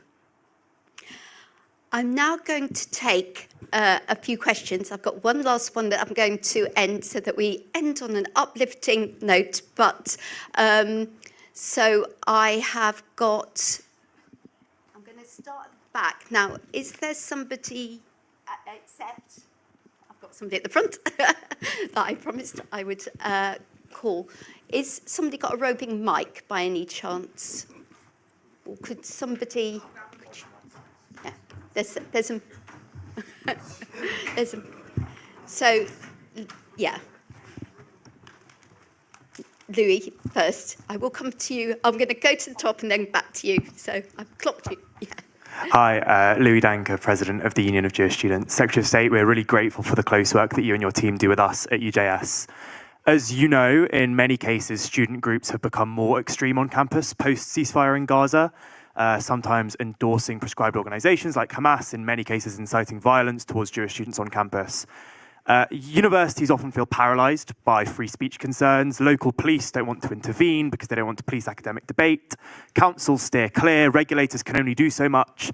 And so when everyone's responsible, no one takes the lead. So who do you think should, and what do you think needs to tangibly happen next? I'm going to take three at a time. So, Karen, and then there is someone just further along to you. Sorry. Is this on? Oh, hello. Thank you very much indeed. I'm a registered social worker. I work in a local authority. I've worked with Kathy for many years. I want to respectfully challenge one of the aspects. I mean, the Children's Wellbeing and Schools Bill is a brilliant piece of legislation. I think the government's doing some great things. But in terms of children's placements for children who are in the care system, and how the government is honest with the public, we have now pilots and being established what are being called regional care co-ops. Now, everybody knows or thinks they know what the cooperative movement is, what co-ops are in terms of economic organisations, and the regional care co-ops are not co-ops. They are about Question. Yeah, it's coming.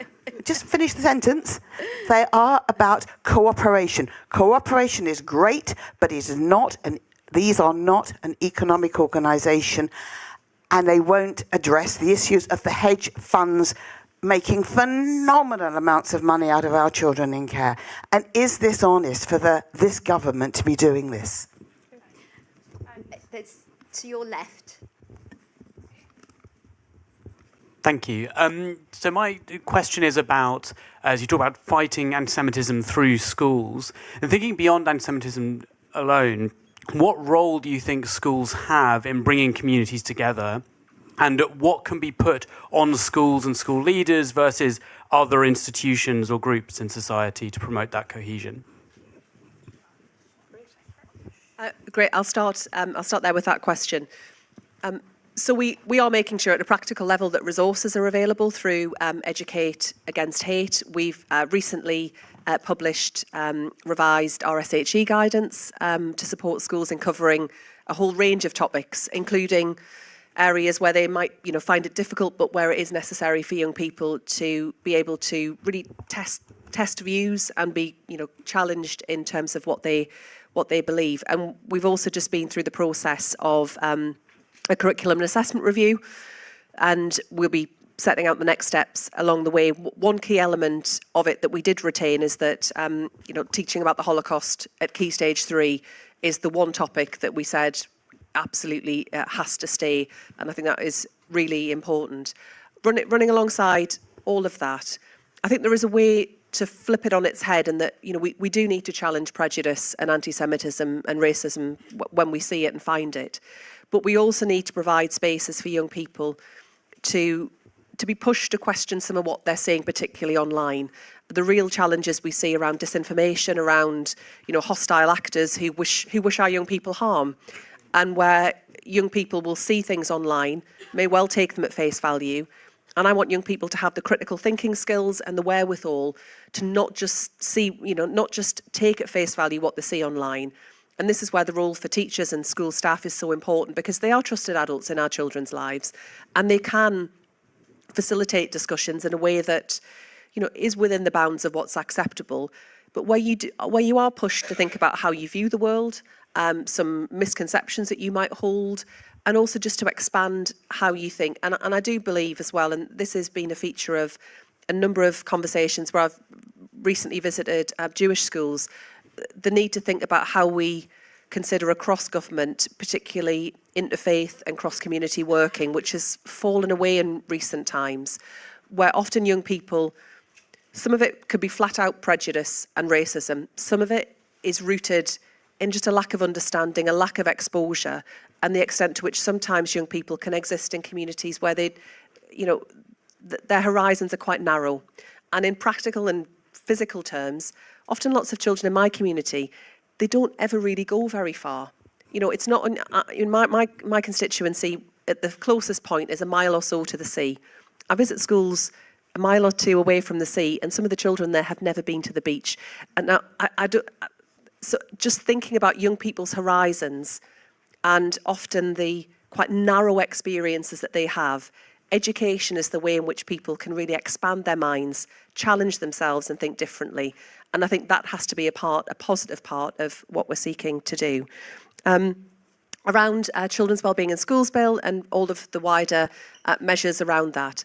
I mean, obviously the part of the rationale around regional care cooperatives is that we want local authorities to be able to work together to make sure that they can get good quality places for young people. In an ideal world, and the world that we will create into the future through the passage of the legislation, we want to bring down the need for local authorities to have to find so many of those, particularly placements that aren't fostering or kinship and involve children being sent far away from home. But there's a combination of what we need to do to stop more young people coming into the system and the action we need to take around the system that we've got now.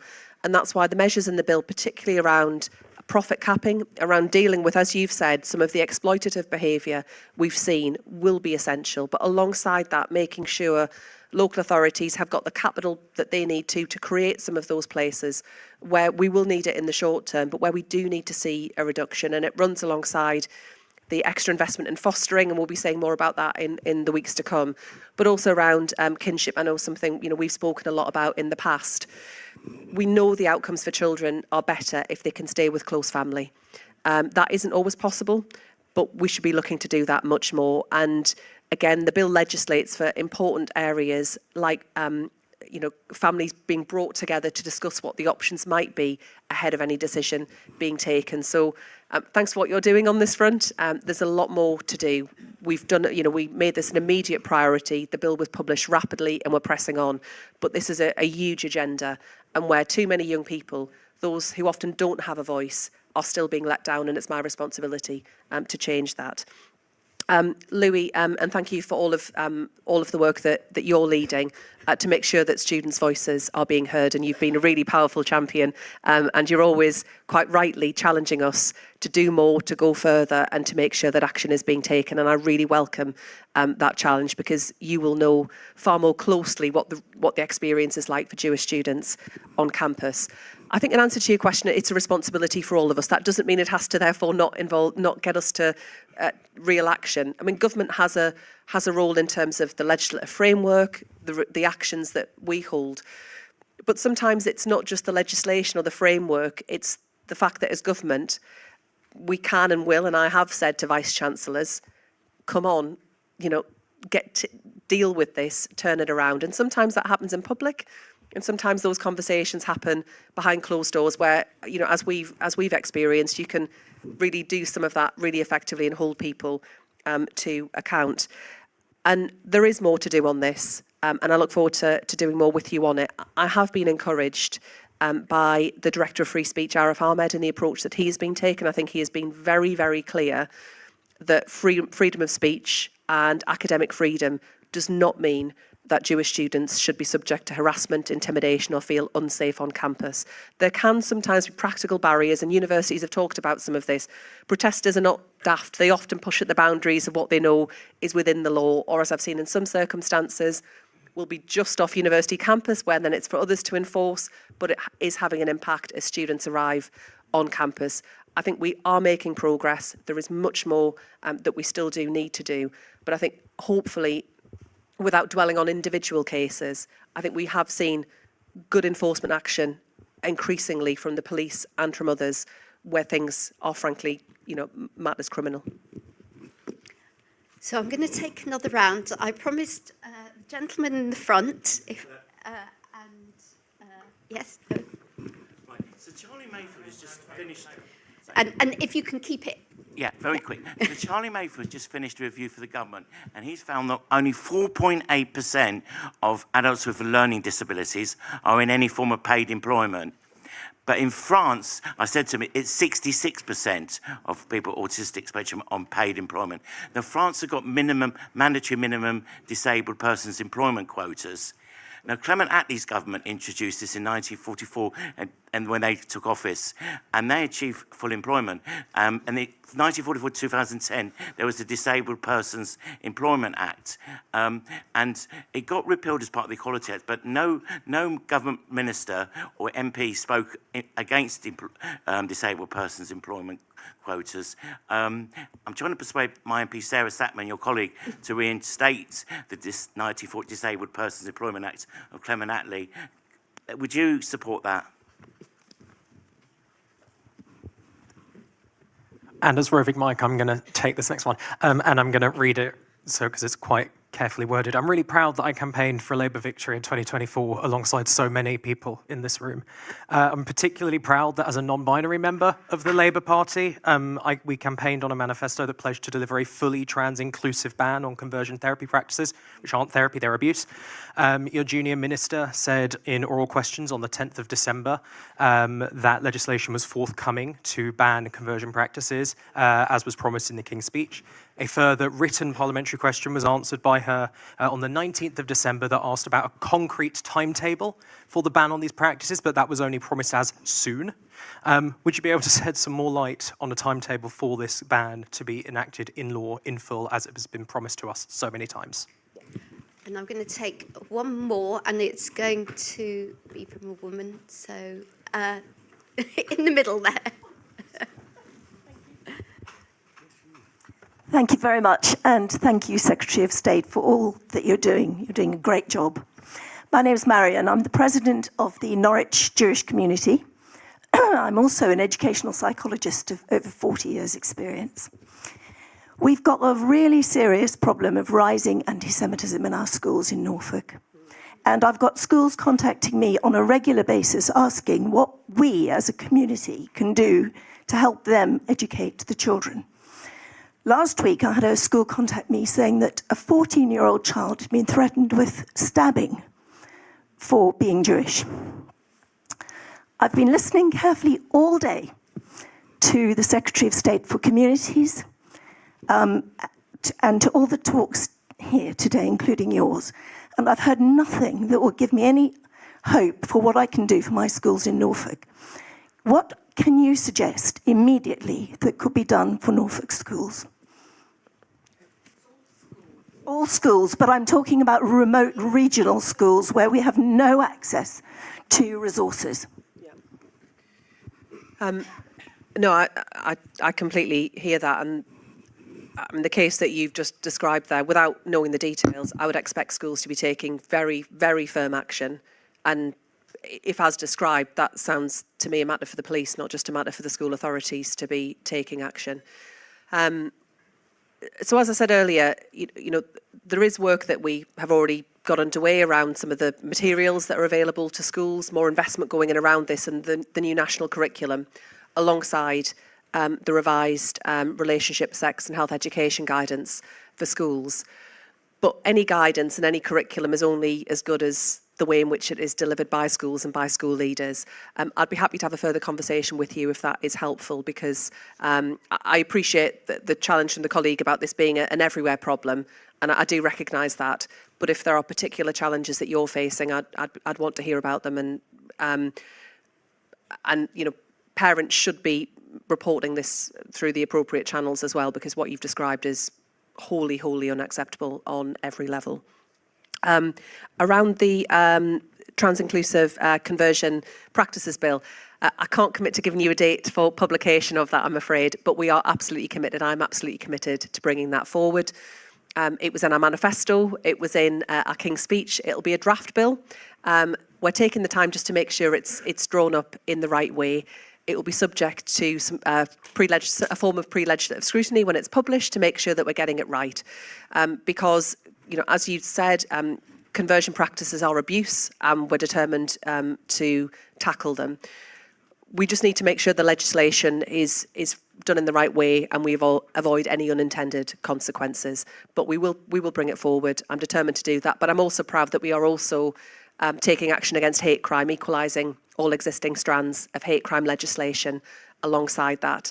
And the wider action we've taken more recently, for example, around the Etherton Review for around LGBT armed forces, and other areas around access to HIV treatment and testing. So there's a lot of work that's going on across government on this, but I appreciate this is an area where people are keen to see progress, and both Liv and I, who's the junior minister you talked about, are really keen to make sure that that is a reality.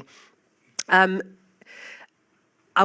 sure you're picking this up with Sarah. I will also pass that on. The one thing I can tell you that we're doing at the moment is that we've been consulting on how we can bring in disability pay gap reporting, so to understand the differences that exist there. Charlie Mayfield's review, which was done for the Department for Work and Pensions, is fantastic. He's someone who has shown real leadership in terms of the organisation that he led, the business that he led, and their commitment to making sure that there were employment opportunities, including for disabled people too. And this goes back to what we were talking about around SEND. You know, we need to, as far as possible, prepare young people for the world to come, and that includes young people who are disabled or who have additional needs as they transition into adulthood. We're not doing that well enough at the moment, and we're not providing enough opportunities to make sure that we can kind of bridge that and make sure it's properly supported. But I will take away the wider point you raised, that I will go away and look at it further. But we also, just more widely, and this is all of the work that Pat McFadden has underway at the moment, we've got 1 in 7, 1 in 8 young people who are not in education, employment or training. We've got a really big challenge as a country about how so many people are shut out of the opportunities that should be there for everyone. That's our young people, but it's also many disabled people in our country too. Can I just ask about supported internships in the NHS hospitals? Yep. That's paid, NHS hospitals, and it's paid by the taxpayer, and have a shortage of resources. So could the government guarantee young people with education health care plan a supported internship in a local NHS hospital? So we are looking to expand those further, but this also connects to the youth guarantee that's been launched around making sure that all young people have got either paid employment or an internship, or are back into education or training. So this is a big challenge for young people more widely, but there are additional barriers, of course, that disabled young people face too, and we will be doing more on that. I'm just going to finish with one last question, and it's a question which both is aimed at sort of epitomising optimism and hope, which I think in a climate where we can feel very despairing and fear, etc., is meant to lift. But also I'm just interested from your perspective, and it's bringing together, you've previously spoken about how you know personally the difference that the Labour government has made. And you've said, they took me from a council house in the northeast to the cabinet. They offered opportunity and spread freedom, lifting children out of poverty. So, what is the story you'd like a child in your constituency, or indeed across the country, to relay about this Labour government if they were in this room in 15 years' time? That we transformed the life chances of children, particularly from the early years right through into school and beyond, and that we demonstrated there should be no ceiling on their ambition through lifting children out of poverty, but also creating more opportunities to have a brilliant education through the new curriculum that we'll be introducing, delivered by the brilliant extra teachers that we're delivering as a government, the breakfast club that they were able to access so that their parents could get to work, and also the chance to get into an apprenticeship or university and go as far as their talents will take them. I suppose just as a final kind of couple of remarks, being in government is hard, and we haven't always got everything right in our 16 months or so in government. But we spent 14 years arguing for the things that we wanted to do, unable to make them happen. I've represented my constituency since 2010, and almost all of that time has been in opposition, where I saw things get harder and more difficult for people, where families were really struggling. Now we're in a position to actually deliver, whether it's child poverty, through our colleges, through expanding opportunity around childcare and breakfast clubs. That makes a real and tangible difference. And if we're not hopeful and optimistic and positive about the direction of our country, no one else is going to do that for us. And whatever the difficulties we face as a country, whatever the volatility that's going on in the world, we will win again by inspiring a sense of hope and optimism that our country's best days lie ahead of us, that our country is on the right path, and that our children will have better life chances than we enjoyed. And we're a long way away from that still, but we will make major, major progress in this Parliament. And it is down to the hard work of so many people in this room that we have the enormous privilege as a Labour government to be able to do that, that I have the enormous privilege to be Secretary of State for Education. So whatever the ups and downs, and they won't go away because government's hard, every day more children are being lifted out of poverty, more children are having opportunities, more parents are having better life chances because of all of the campaigning that the people in this room delivered and the government we elected. Thank you.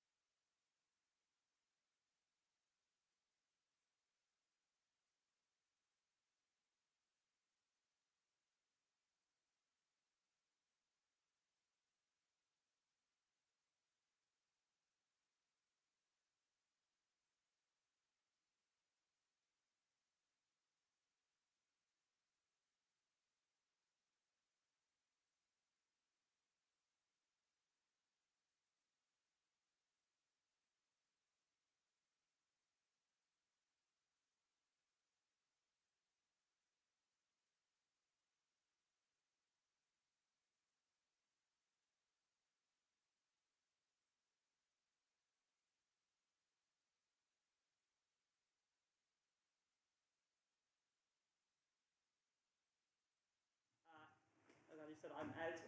I am the Director for Research at More in Common. A little bit about More in Common for those who don't know us, if I can get this to work. There you go. More in Common, we are a public opinion research agency and think tank. We specialize in understanding division and polarization in the UK, which is sort of the office that I'm based in, but we have offices around the world. So we have an office in the US, in Brazil, in France, Germany, Poland, in all of these countries, trying to understand what are the forces driving people apart and what are the issues that are really divisive. And then most importantly, where are the public's shared starting points on those issues? We take our name from, as you'll know, Jo Cox's maiden speech in Parliament, and we try to sort of honour her work through the things that we do. I'm here today to talk about two pieces of research that we've done most recently. In the UK, we cover a range of different issues that are particularly divisive, so I personally have done lots of our work on immigration, on climate change, but today we're going to be talking about this research we put out towards the end of last year, which was all about UK attitudes to the conflict in Israel and Gaza. This report, called After Choosing Sides. Big disclaimer, I guess, before I talk about that, which is that we did this in November 2025, and every time we tried to write this report, which we were supposed to write at the start of last year, we had to almost rewrite it completely and redo all the field work because things kept changing in the Middle East and it quickly became dated. So even though this report is only 2 months old, you'll see there are still things which I imagine if we repeated some of these questions today, attitudes might have changed even in the last 2 months because the situation there is so fast moving. Underpinning all of our research, though, is our segmentation and our understanding of Britain. And this comes from our sort of regular focus groups, polling, research on the general attitudes to the public. And we try not to just go into these issues looking at it through the lens of a single issue. In fact, I'll show you in a moment, most people in Britain are really not engaged in the Israel-Palestine conflict. They don't have strong views on it other than wanting the war to end there and not wanting to see sort of suffering going on. But what we do know when we look at these issues is we try to go upstream and to actually figure out what do people really believe that underpins their issues, not just on Israel-Palestine, when most people aren't engaged in it, but what's sort of common across their attitudes to that conflict, and then their attitudes to, say, climate change, and then immigration, and a range of other divisive issues in the country. So we have this sort of psychological approach which goes upstream, which I'll talk you through in a moment. And that all came from, most recently, this big report we did in the summer called Shattered Britain, where we polled 20,000 people with about 60 focus groups around the country. This really sort of massive undertaking looking at the social psychology of the British public. We called it Shattered Britain for a few reasons. Actually, when More in Common started out our work in the UK, we used to do this exercise, and we still do it, where you ask a representative sample of the British public, if you had to describe Britain today in a word, how would you describe it? In 2019, that was, as you remember, the height of the sort of Brexit wars. Boris Johnson was Prime Minister. There was a big push. Jeremy Corbyn was also sort of the head of the Labour Party. The top word that came up when we asked people to describe Britain in a word there was divided. And More in Common was set up as this sort of division think tank to really understand division. When you ask people today how they would describe Britain in a word, you get broken. And that's followed by expensive, struggling, a mess. I mean, divided is up there, but it's not anywhere near as high up as you'd think it would be. And when we do these focus groups with the British public, you do get strong sort of indications of things are divided and distaste for division, the rise of reform, things like that. But actually, what's more common is you hear from everyone that things just aren't working, and they feel that they're both sort of personally exhausted, that they feel that public services aren't working, that they can't trust politicians, and it's given this sense of, I mean, it's why we ended up calling the report Shattered Britain. It's not necessarily just a sense of division, but a sense that things aren't working and that people are exhausted. So I'll go into the division in a moment, but it's worth sort of talking about, and you can read the report online and see sort of much more detail about these, but we sort of come across sort of 4 different drivers of what makes people feel so shattered, basically. One is a crisis of trust. People really do not trust not just our politicians, but increasingly they don't trust our institutions so much anymore. So there's a stat here in the report, which is fewer than 1 in 5 people would trust politicians to look after their bag while they went to the loo. This trust is sort of pervasive, and it's not even necessarily like you might see in America, a hyper-partisan level of trust, where they don't trust the people on the other side, but they do really trust the people on their own side. In the UK, we don't have that, and we're much more likely to have all politicians, all elites, all institutions are useless and we can't trust any of them. It's much more widespread. Secondly, you have this real sense of exhaustion, again, a sort of sense of shatteredness that I talked about.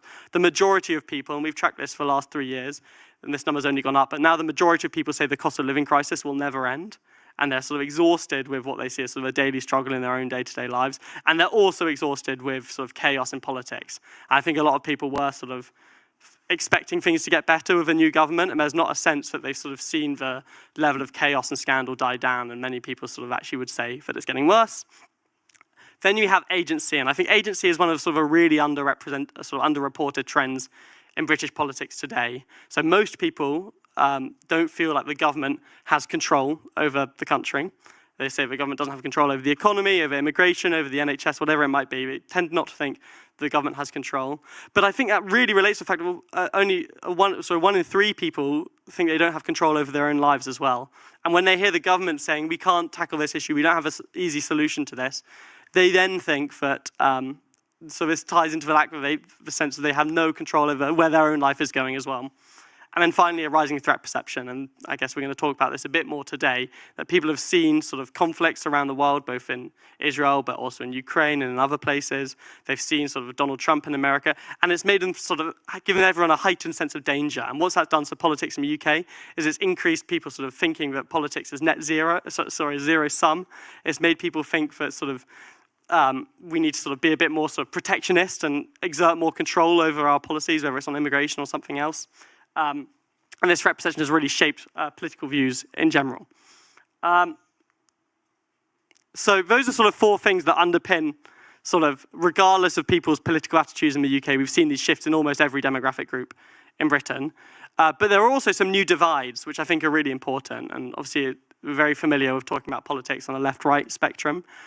This report goes into much more detail on a range of other divides, which I think are equally, if not more important. So we use this segmentation, which I'll show you in a moment. And we put in a range of variables, ask people a load of questions, nothing to do with their demographics, so how old they are, what gender they are, nothing to do with their politics, how left or right wing you are, just these sort of psychological questions that go a bit more upstream, but can be predictive of people's views on something like climate change, like immigration, like Israel, Gaza, for example. One of these, for example, is need for chaos. If you look at the 2024 general election and you look at right-wing voters in Britain and you want to distinguish between who voted for the Conservative Party and who voted for Reform, you can really sum it up with this one question we ask, which in the social psychology literature is called the need for chaos, which I think is a nicely sort of dramatic word. But there's a group of people who will say that when I think about institutions, we need to let them all burn. And there's a group of people who say, when I think about institutions, we need to protect and preserve what we've got. And that question really neatly predicts basically whether people voted for the Conservatives or for Reform in 2024. And it also predicts a range of other attitudes in the UK.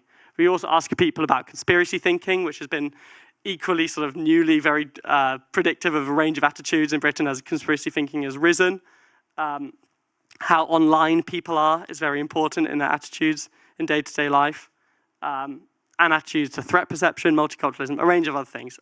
You can go onto our website and do this quiz, and it will tell you which segment you come out in. These are the 7 segments. I will go through them in a little bit of detail, just so that it sort of shapes the rest of the presentation. Like I say, we try not to sort of think about these segments as being on a spectrum from left to right, because it is more complex from that. But you can see further on the left here, and definitely the most left-wing segment are progressive activists. The thing that's unique about progressive activists, though, is not necessarily that they have left-wing views. So the incrementalist left, for example, also a fairly left-leaning segment. Progressive activists are unique because politics is a really important part to their identity, whereas none of the other segments, that's the case. In fact, progressive activists are actually the only segment who are more likely than not to say they enjoy talking about politics. They're also much less willing to compromise on the issues that they care about and tend to be less open to alternative viewpoints on the issues they feel very strongly about. Obviously, they're also very passionate and drive a lot of social change in the UK and get involved in lots of protests and things like that. The incrementalist left share a lot of the values of progressive activists, but they have a very different sort of sense of what's necessary to create change. So they are much more willing to compromise on things. They're generally much less political and that they try to sort of switch off from the news. They don't see any good in sort of watching the news. So whereas a progressive activist might sort of go to a protest or sign a petition to express their values, the incrementalist left are more likely to volunteer in their community, for example. In fact, they're a much more sort of community-oriented and locally sort of rooted segment than progressive activists who are much more sort of online and globally minded. Established liberals, in political terms, you might think of them as like Cameronite Tories. They're socially quite progressive, but economically kind of tend towards free markets and things like that. Unique about them is they have a very low threat perception. So they are the most optimistic about the way the world is going, which can sometimes be sort of, makes them quite unique from the rest of the country. When the rest of the country is so pessimistic about things, established liberals can sometimes appear to the other segments as being a bit sort of head in the cloud, as it were, they might say. Skeptical scrollers are really unique in that I sometimes think of this segment only really exists because of COVID. If you talk to them in focus groups, they are very politically disengaged, but they seem to know a lot about politics. They can be very cynical and skeptical of politicians, but they, having spent a lot of time online, will often sort of know, if I talk to them in a focus group, they'll know, they'll have heard, I'll put something to them, and I'll have heard 3 or 4 different takes on it already just from sort of scrolling through social media. They are the least likely segment to vote in elections, but the most likely to sign online petitions, just to give you a sense of how bizarre they can be. They're the most likely segment as well to say that the COVID pandemic was exaggerated to control people, for example. Rooted patriots, you can think of them as your typical red wall voter, so socially quite conservative. Economically, though, they are quite left-wing. They are very anti-elite. They really do want to tax the rich. They are also defined psychologically by a very high threat perception. So they're very alert to dangers around them, which makes them very cautious about things. Actually, is part of what makes them much more skeptical about immigration. It actually also makes them very concerned about climate change as well. This very high threat perception and sense of danger. And as I'll show you in a moment, this group is not the core group of Reform's voter base, and it's because that sense of caution makes them a bit worried about something new. Traditional conservatives, kind of what it says on the tin, a very nostalgic group, really values tradition and authority. They are, of all the groups, amongst the highest trust in our sort of institutions. So they do, while they are sort of don't necessarily like our current government, they are very trusting of British institutions and traditions. That makes them very different to dissenting disruptors, who are your sort of populist right group. They are very, very angry at the status quo. They score the highest on those need for chaos questions. And they have sort of much less respect for traditions, and they tend to think that traditions are sort of there, put there by the elite to hold them back. To give you a different viewpoint of this, you can see politically where we are at with all the parties. So in the election last year, Labour won, 3 or 4 of the segments, basically.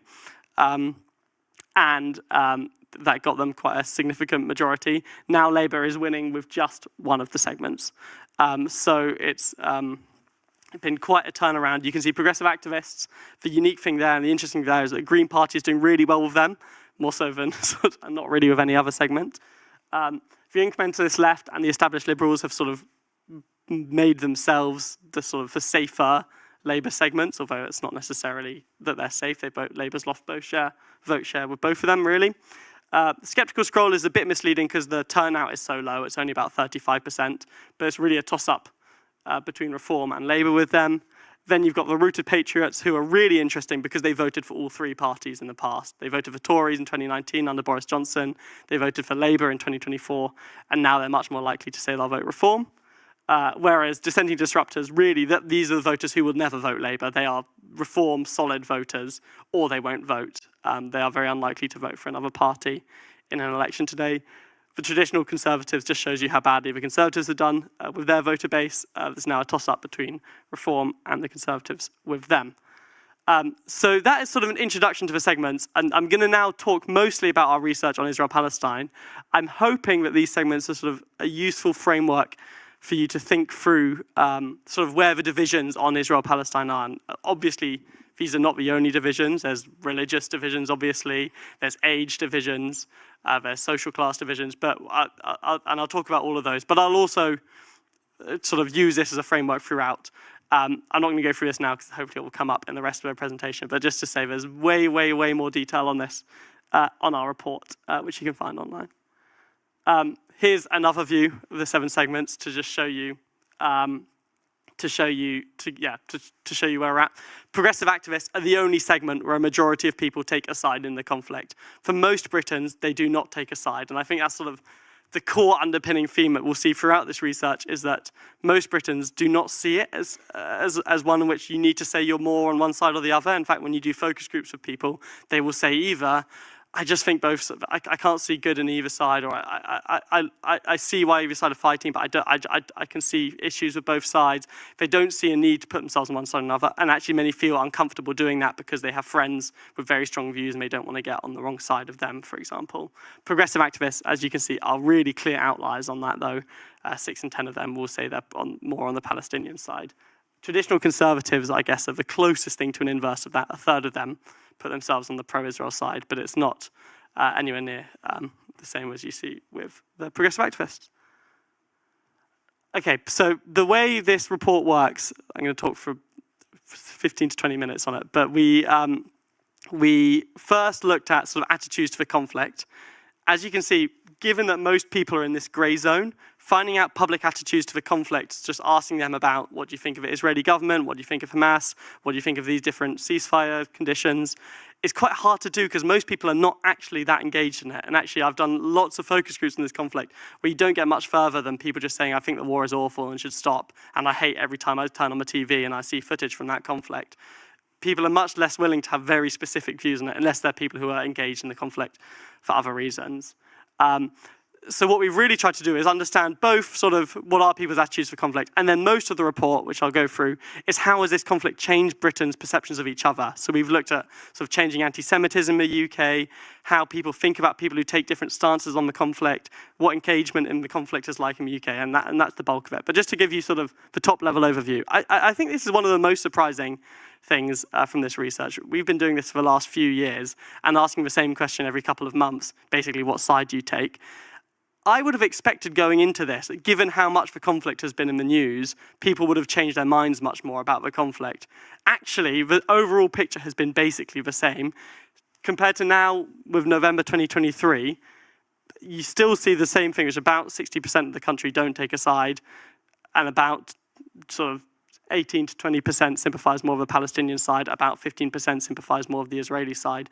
That big picture hasn't changed. I think it's very easy. I'm someone who reads the news a lot and spends a lot of time on Twitter, sees a lot of people in these green and blue boxes talking about the conflict. I think most people do not see people talking about the conflict who are in these grey boxes. That is still the majority of the country and has been basically unchanged for the last 2 years, despite everything that's happened. I think it's just a really sort of doesn't get talked about enough, honestly. There are a number of reasons for that, and there are a number of sort of starting points that people have, sort of regardless of what view they take. So I won't talk about these too much now because I don't have too much time, but we go in the report and these sort of 5 starting points. Even if you're in the pro-Israel side or pro-Palestine side, people tend to believe these things sort of regardless of people's views on the conflict. So people, as I said, really just want the war to stop. They think there's been too much harm done to civilians. People really don't like Hamas.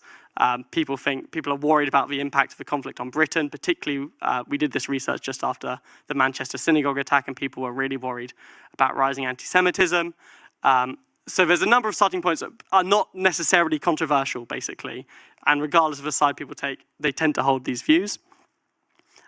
I think what's important, though, is sort of trying to understand better the people in the grey, in the middle on that chart. Why do people not take a side in the conflict? And we spent most of our time talking to those groups because I think they're the most sort of misunderstood or poorly understood or not looked at enough.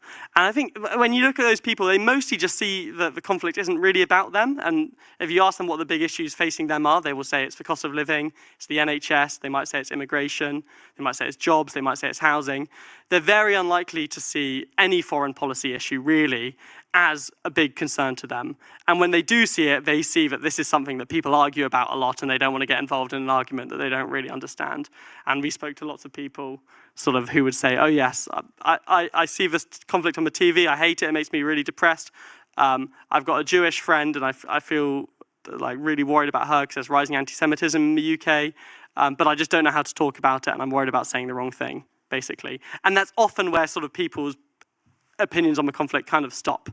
They don't have much more to say other than, I've seen it on TV, I think it's awful. In fact, a lot of people are sort of switching off from the conflict, deliberately avoiding the news because they just find it so depressing they can't see a solution to it. Again, now we've had sort of a few more months of sort of fragile ceasefire.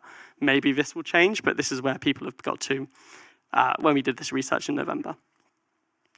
Progressive activists, outliers on many things, are very different in that they are much more engaged in the conflict. So you can see here, there's a stat which is something like, yeah, they're just a tenth of the country, but a quarter of the people who've posted about it on social media. So if you see a post on social media about the conflict, it's a 1 in 4 chance it's come from a progressive activist, for example. They're much more likely to have strong views, and obviously these are the people you're most likely to hear from about the conflict. I'll skip over this. We did lots of research in the report about attitudes to the Israeli government, to Hamas, to Israeli citizens, etc. The top line is that British public really don't like Hamas. They support Israel's right to exist, but have some sort of, I can just show you this chart on Israel actually. Here you go, 7% of people think that Israel's response has been completely proportionate, but most people just put themselves in the don't know, or people tend to put themselves in that don't know box in terms of has Israel been proportionate in the war. But overwhelmingly people support Israel as a concept. They just have some qualms with some of the actions of the Israeli government in the war. Okay, this is, for me, the most interesting part because this is what we can measure, even in a context where Britons are quite, or can be quite disengaged in the conflict. How has the conflict changed people's views of each other? So I'm sorry, this is a sort of a mega chart, but so hopefully I can talk you through it a bit. This chart basically shows you what people think of other people depending on the views they take in the conflict. So if we look at the top left chart, this is what do people think of people who post on social media in support of Israel. You can see progressive activists, this yellow bar, they have a net -41 score, i.e. they're much more likely to think worse of someone who posts in support of Israel on social media than think positively of someone. In fact, everyone tends to think negatively, nowhere near as much as progressive activists, but most 6 of the 7 segments tend to think negatively of someone who posts on social media in support of Israel. This is not necessarily because they're posting in support of Israel. For many people, it's just because they're posting about the conflict at all. In fact, if you look at people posting in support of Palestine, you also get 4 out of 7 segments thinking worse of someone for that. And if you look at the bottom right, people who did not post on social media about the conflict, every segment would think better of people who don't post about the conflict on social media. This sort of comes down to, I think, the British public sort of just like reluctance and sort of distaste for people who become overly political about things online.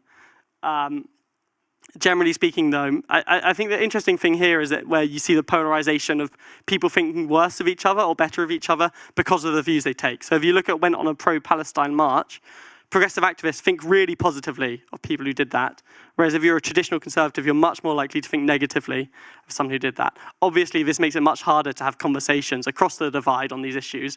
When going into it, you think better or worse of the other person because of the views they hold on the conflict.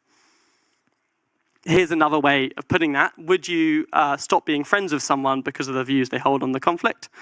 So on the left, we have, would you stop being friends with someone who posted strongly in favor of Israel? And if you look at the third line down as people who support Palestine, 43% of them would stop being friends with someone who posted on social media in support of Israel. Similarly, on the other side, would you stop being friends with someone who posted in support of Palestine? 46 of people who support Israel say they would stop being friends with someone if they post on social media supporting the other side. Again, this is an issue where it becomes much harder for these two sides to talk to each other if they're much less willing to be friends with people who hold opposing views to them. And again, it's all tied into sort of people thinking more negatively of each other for the views they take. You'll see the people who say they support both sides equally on either side or both sides, they're much more sort of ambivalent about it, as you would expect. Here's one of the reasons, sort of looking into why this might be the case, and we've tried to do a few different experiments, which I'll come to in a moment. This is one of my favorite sort of graphs we did in the report.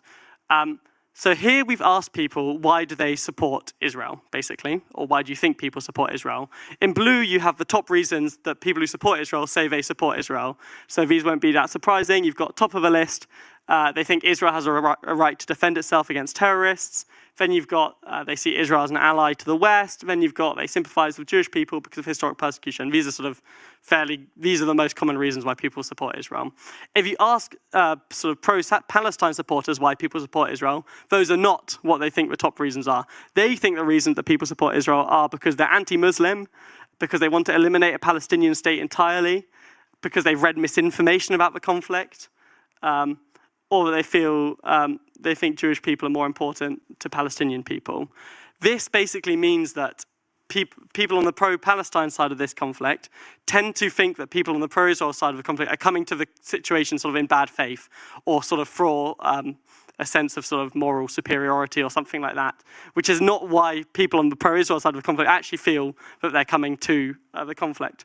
You can see this exactly the same on the other way around. So people who support Palestine, they will say they support Palestine because they see Palestinians as victims of occupation and displacement. They think Israel's been too aggressive in the conflict, and they identify with Palestine as an oppressed or colonized people. If you ask pro-Israeli people why people sympathize with Palestine, the top reason is that they're anti-Semitic, followed by they don't believe in Israel's right to exist, followed by they're influenced by misinformation or social media. So there's a sense on both sides that the opposing side is coming to the argument in bad faith and supporting it sort of for the wrong reasons, which is not necessarily how people on those sides view their own sort of thinking itself. Again, this makes conversation between the two sides much harder because they're thinking the worst of each other when they go into any discussion about the conflict. We've done a fair amount of research on perceptions of anti-Semitism. There's more on this in the report. But I just think this graph is so interesting because rarely on a tracker graph do you see a spike like this, which is the red line is, do you think Britain is unsafe for Jewish people? You see it spiked a bit in the summer riots in 2024 and then spiked massively just after the Manchester synagogue attack, where more people said Britain was unsafe for Jews than safe for Jews for the first time. And we have seen in all our focus groups on the conflict now, people always go back to that Manchester synagogue attack as a sort of a turning point for them, actually, where they saw, well, we kind of knew that this was happening, we'd heard the reports, but this was a really visible account of sort of something that went seriously wrong. And it sort of frames a lot of people's sort of thinking about sort of not necessarily just the conflict, but more sort of relations between religions in Britain today.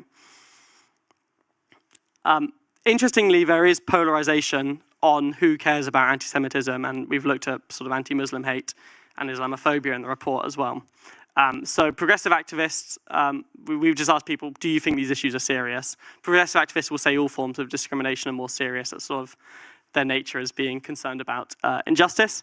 But what's interesting about them is they are one of few segments sort of who will say that Islamophobia is more serious than anti-Semitism. I mean, if you go on to the right, they're much more likely to say that anti-Semitism is more serious than Islamophobia. There's lots of stuff going on here. I think the polarization on Islamophobia is much more to do with immigration than it is to do with Israel-Palestine, for example. And when we've talked about Islamophobia in focus groups, people will often say on the right that they can't talk about Islamophobia because they feel like if they talk about immigration, they're going to be accused of Islamophobia, for example.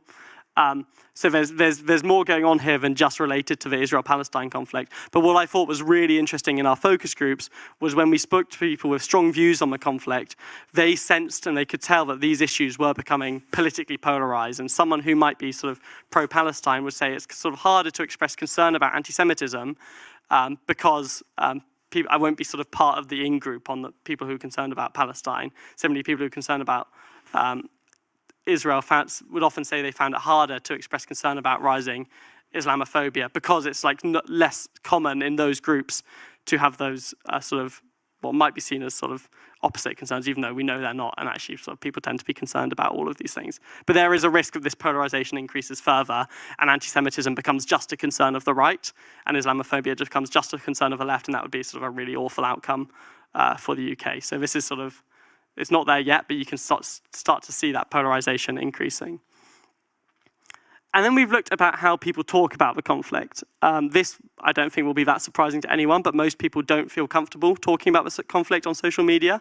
And people who do have a view on the conflict feel much more comfortable. Actually, it's people who support Palestine feel more comfortable than any other group talking about the conflict on social media. This has the effect that the people you see talking about the conflict on social media much more likely to have stronger views on it than the public as a whole.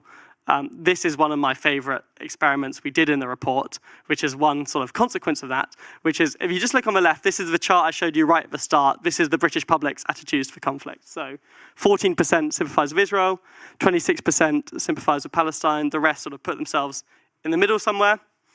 Can I just step away from this mic? Can you hear me if I just shout? Yeah? No? Okay, no. On the mic, okay. Then if you look at people who sympathise more with the Palestinian side, you get quite a different picture. People on the Palestinian side think the majority of people are on their side, actually. They slightly overestimate how many people are pro-Israel as well, but they really underestimate how many people don't take a view. Again, this is most likely, you can imagine, because where they're engaging with the conflict on social media, they're much more likely to see people with the same views as their own. Similarly, people on the pro-Israel side think that they're in the bigger side as well. So they think that 38% of the country share their view, and only 31% sympathise with Palestine. That's actually more than the actual numbers. They think that a pro-Israel group is bigger, essentially. Again, we can imagine this might be to do with sort of social media, filter bubbles, also just sort of social networks where people are more likely to be sort of friends and hanging out with people who share their views. Again, this has a sort of really bad consequences in that if you think you are in the bigger side yourself, the way you talk about the conflict is going to be quite different and potentially quite off-putting to the people in the other groups, particularly these grey groups. So you can imagine these sort of people on the more pro-Palestine side of the conflict, if they think the majority of people are with them, they're not going to be so interested in trying to win over this grey group. They're going to start speaking a much more sort of absolutist language that might be more off-putting to the other people and actually might harden other groups against them.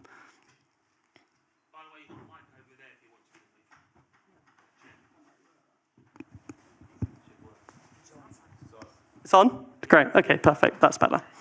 Thank you. Okay, we did a lot of work about language in the report because we had this hunch that when people who were engaged in the conflict spoke about the conflict, the words they were using were being understood completely differently by people on the other side. So we looked at words like genocide, we looked at, well, in this case, we looked at words Zionist, we looked at the idea of like colonialism, and we tried to understand basically what do people mean by these words when they say them, and what do people hear by them when they hear other people say them. I'm not going to go through them all now, but I think the Zionist one is really interesting. So here we've asked, do you have a positive or negative opinion of Zionists? And 22% of Britons say they have a negative opinion of Zionists, which is quite high. The majority of progressive activists say they have a negative opinion of Zionists. But even if you look at other groups like dissenting disruptors, 18% say they have a negative opinion of Zionists in the UK.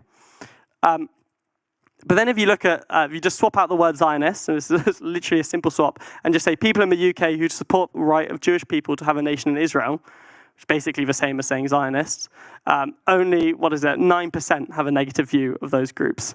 So clearly the word Zionist itself is having much more negative connotations than what the word actually means. And with progressive activists, that number falls from more than half to 22%, and that's as bad as it gets across all the segments.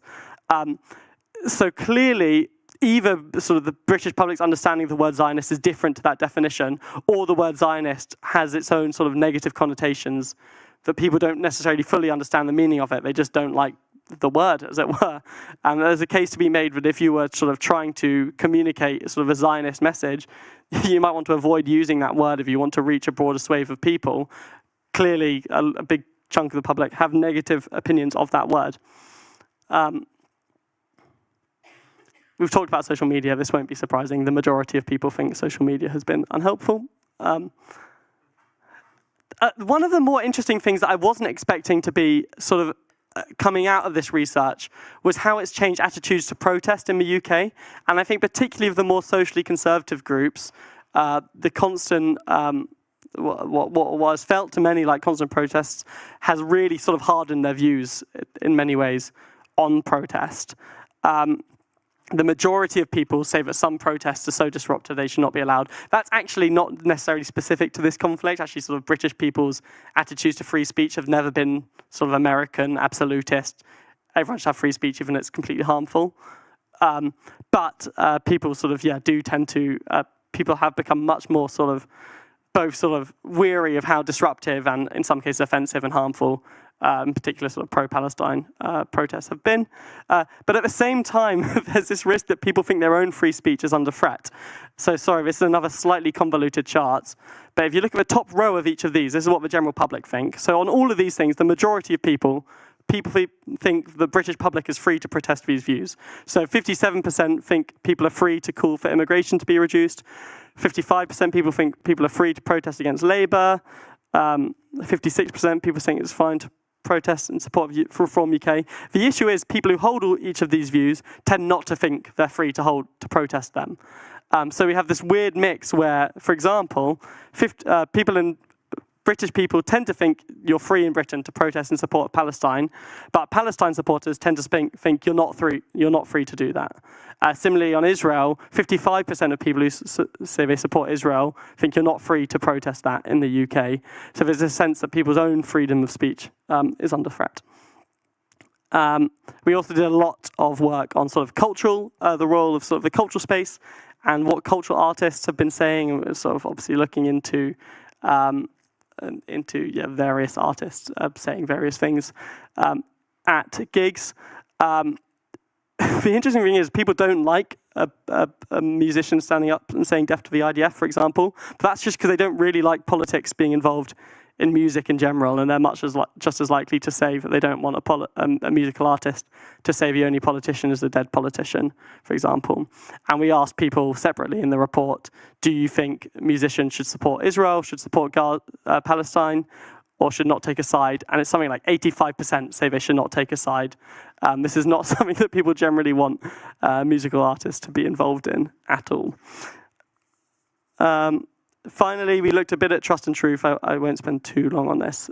But it's interesting how the conflict has changed people's the sources of news that people trust, particularly those two groups who do take a side on the conflict. So people who sympathize with Israel actually now more likely to say the BBC is biased towards Palestine than say the same about Al Jazeera, which is pretty crazy. On the Palestinian side, actually, pro-Palestine people have become more positive about the BBC in the last few years, and they're less likely to say it's biased, although 27% of them still say that the BBC is biased against them.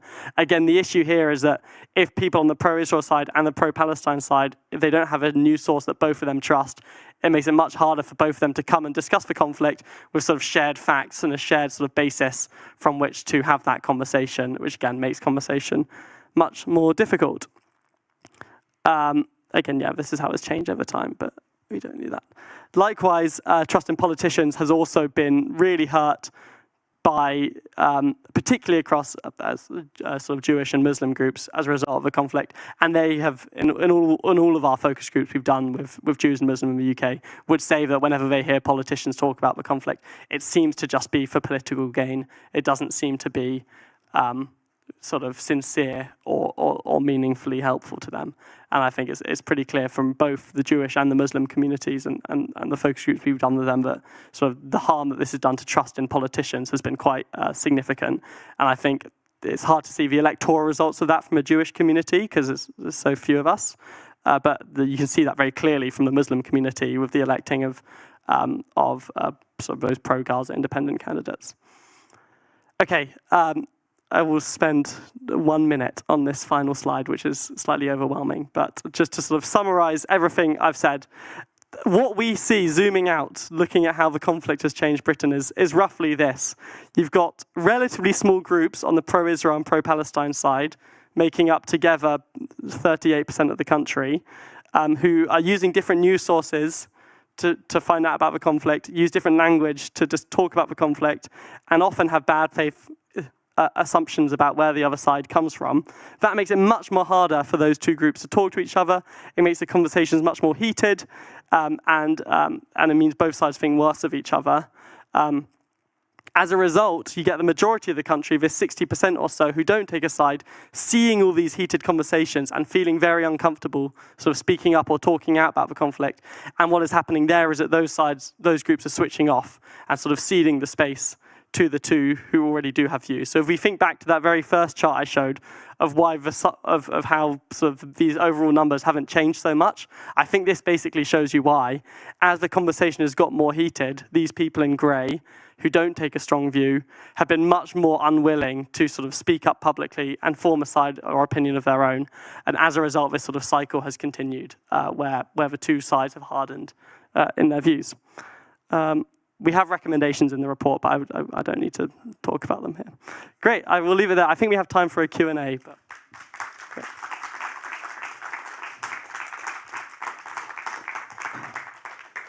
Any questions then? Shall I take, I'll take 2 questions at a time, yeah? I'm not sure if this is on or not. Hi, Ed. Thanks for your report.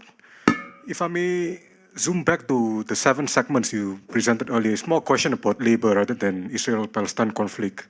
Which of the segments can we still win back, and how can we win them back to hopefully secure the next election? Thank you.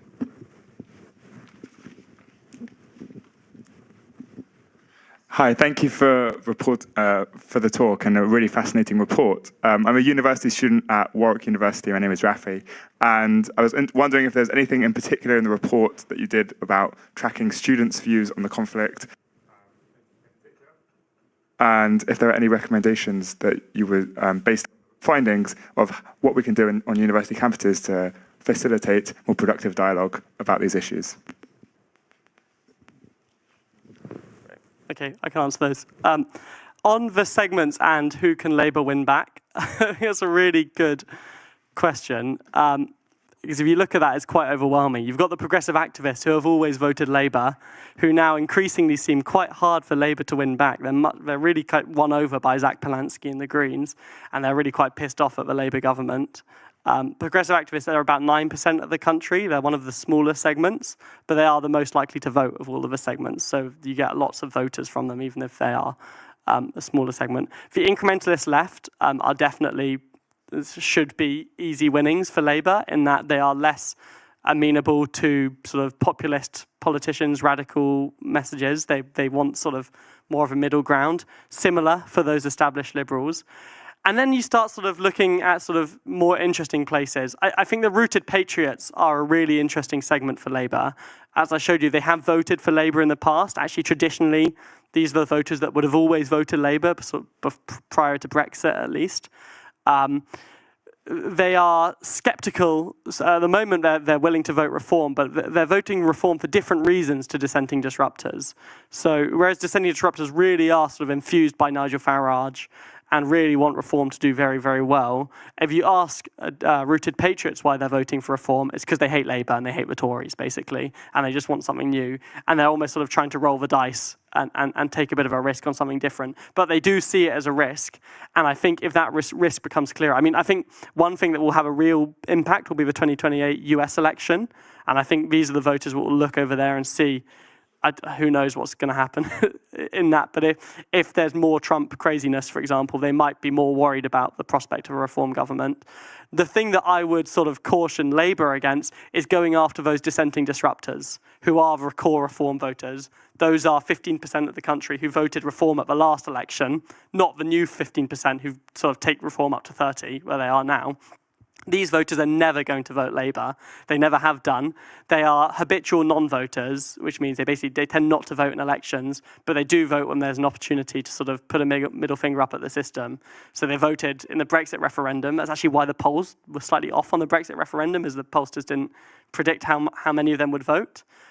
Some of them voted for Boris Johnson in 2019. Most of them didn't vote in the election in 2024. But these are sort of Reform success will be driving these non-voters out to vote. It won't be sort of winning them from Labour.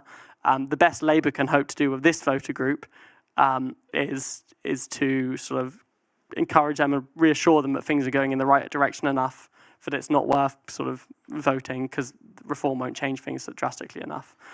One thing I will say very briefly there is that winning back reform voters for Labour is a different strategy for dissenting disruptors versus the rooted patriots. They're both concerned about immigration. Dissenting disruptors, though, much more likely to be concerned about multiculturalism in the UK, for example. Rooted patriots will just say they're concerned about public services and housing, for example. Anyway, I could talk about that for a long time. We wrote a report all about the rise of reform, which is called From Protest to Power, which sort of talks a bit more about the difference between those two groups, if you're interested.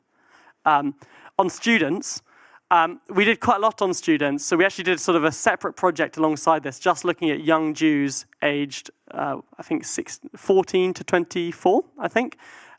So we spoke to lots of sort of young Jewish students about Jewish life on campus. And then we separately did a focus groups and lots of polling of sort of the wider student community. Students are interesting because I showed you the charts where everyone is grey in the middle. Students are one of those demographics where actually the majority are in green. I think 67% of students put themselves on the pro-Palestine side when we asked that question. And those numbers were not the same. The other interesting thing is they've changed a lot over the course of the conflict. So in 2023, that was, I think, about 20% of students said they were pro-Palestine. So they've changed really dramatically. And I think, it was quite clear when we've done focus groups with students that there's like a very strong sense of often social pressure on campus to sort of take a side, but also a sense that sort of there are fewer options available for sort of acceptable views that you can take on the conflict. And in particular, a thing I found really interesting is talking to students, how many of them feel that they can't not take a side. So they say, I actually don't really understand much about the conflict, but I've been told I have to post this on my story or I have to go to this event. Even though I don't understand really the details of what's going on, I don't feel qualified to speak out about it. Because it's just like, there seems to be less space on campus for those who are really worried about civilian suffering, for example, but don't know which side to land on, don't necessarily feel like they ought to, but they have been sort of pressured into doing it. On the recommendations, I think it was sort of making space for those people, really, to feel comfortable sort of not taking a view, basically.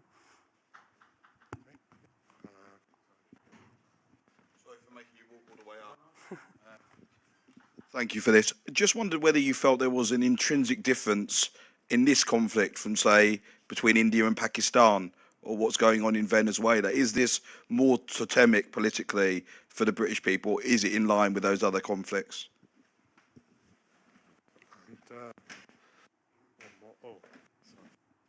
Thank you. Thank you for an astounding talk. You have my dream job, basically. I would love to be you. I'll say very briefly that kind of like my signature move going to protest is going to the counter-protest and speaking with the other side. I'm a Labour Party member. I go to reform conventions. I go to Tommy Robinson protests, like that kind of stuff. Talking about the first part of your talk, you spoke about 4 drivers for a shattered Britain, and you spoke about crisis of trust, lack of agency, exhaustion, and rising threat perception. And there are 2 things that I wanted to ask you about. Everything you said, by the way, is in line with what I'm seeing, speaking with people and so on. But I think maybe there are 2 undercurrents that I don't know if you see them as well. One is just how poor Britain is becoming. I think people talk about so many things, but underneath it, it's just the country became a lot poorer in the last 20 years if you compare internationally.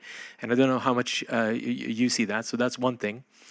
And the other thing that I found like just unbelievable at the Tommy Robinson protest is hearing Elon Musk speak there for 15 minutes. And the richest man in the world was speaking extremely divisively.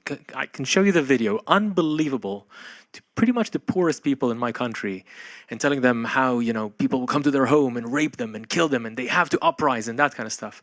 How much do you think the polarization in the UK is driven from outside forces? So economy and outside forces.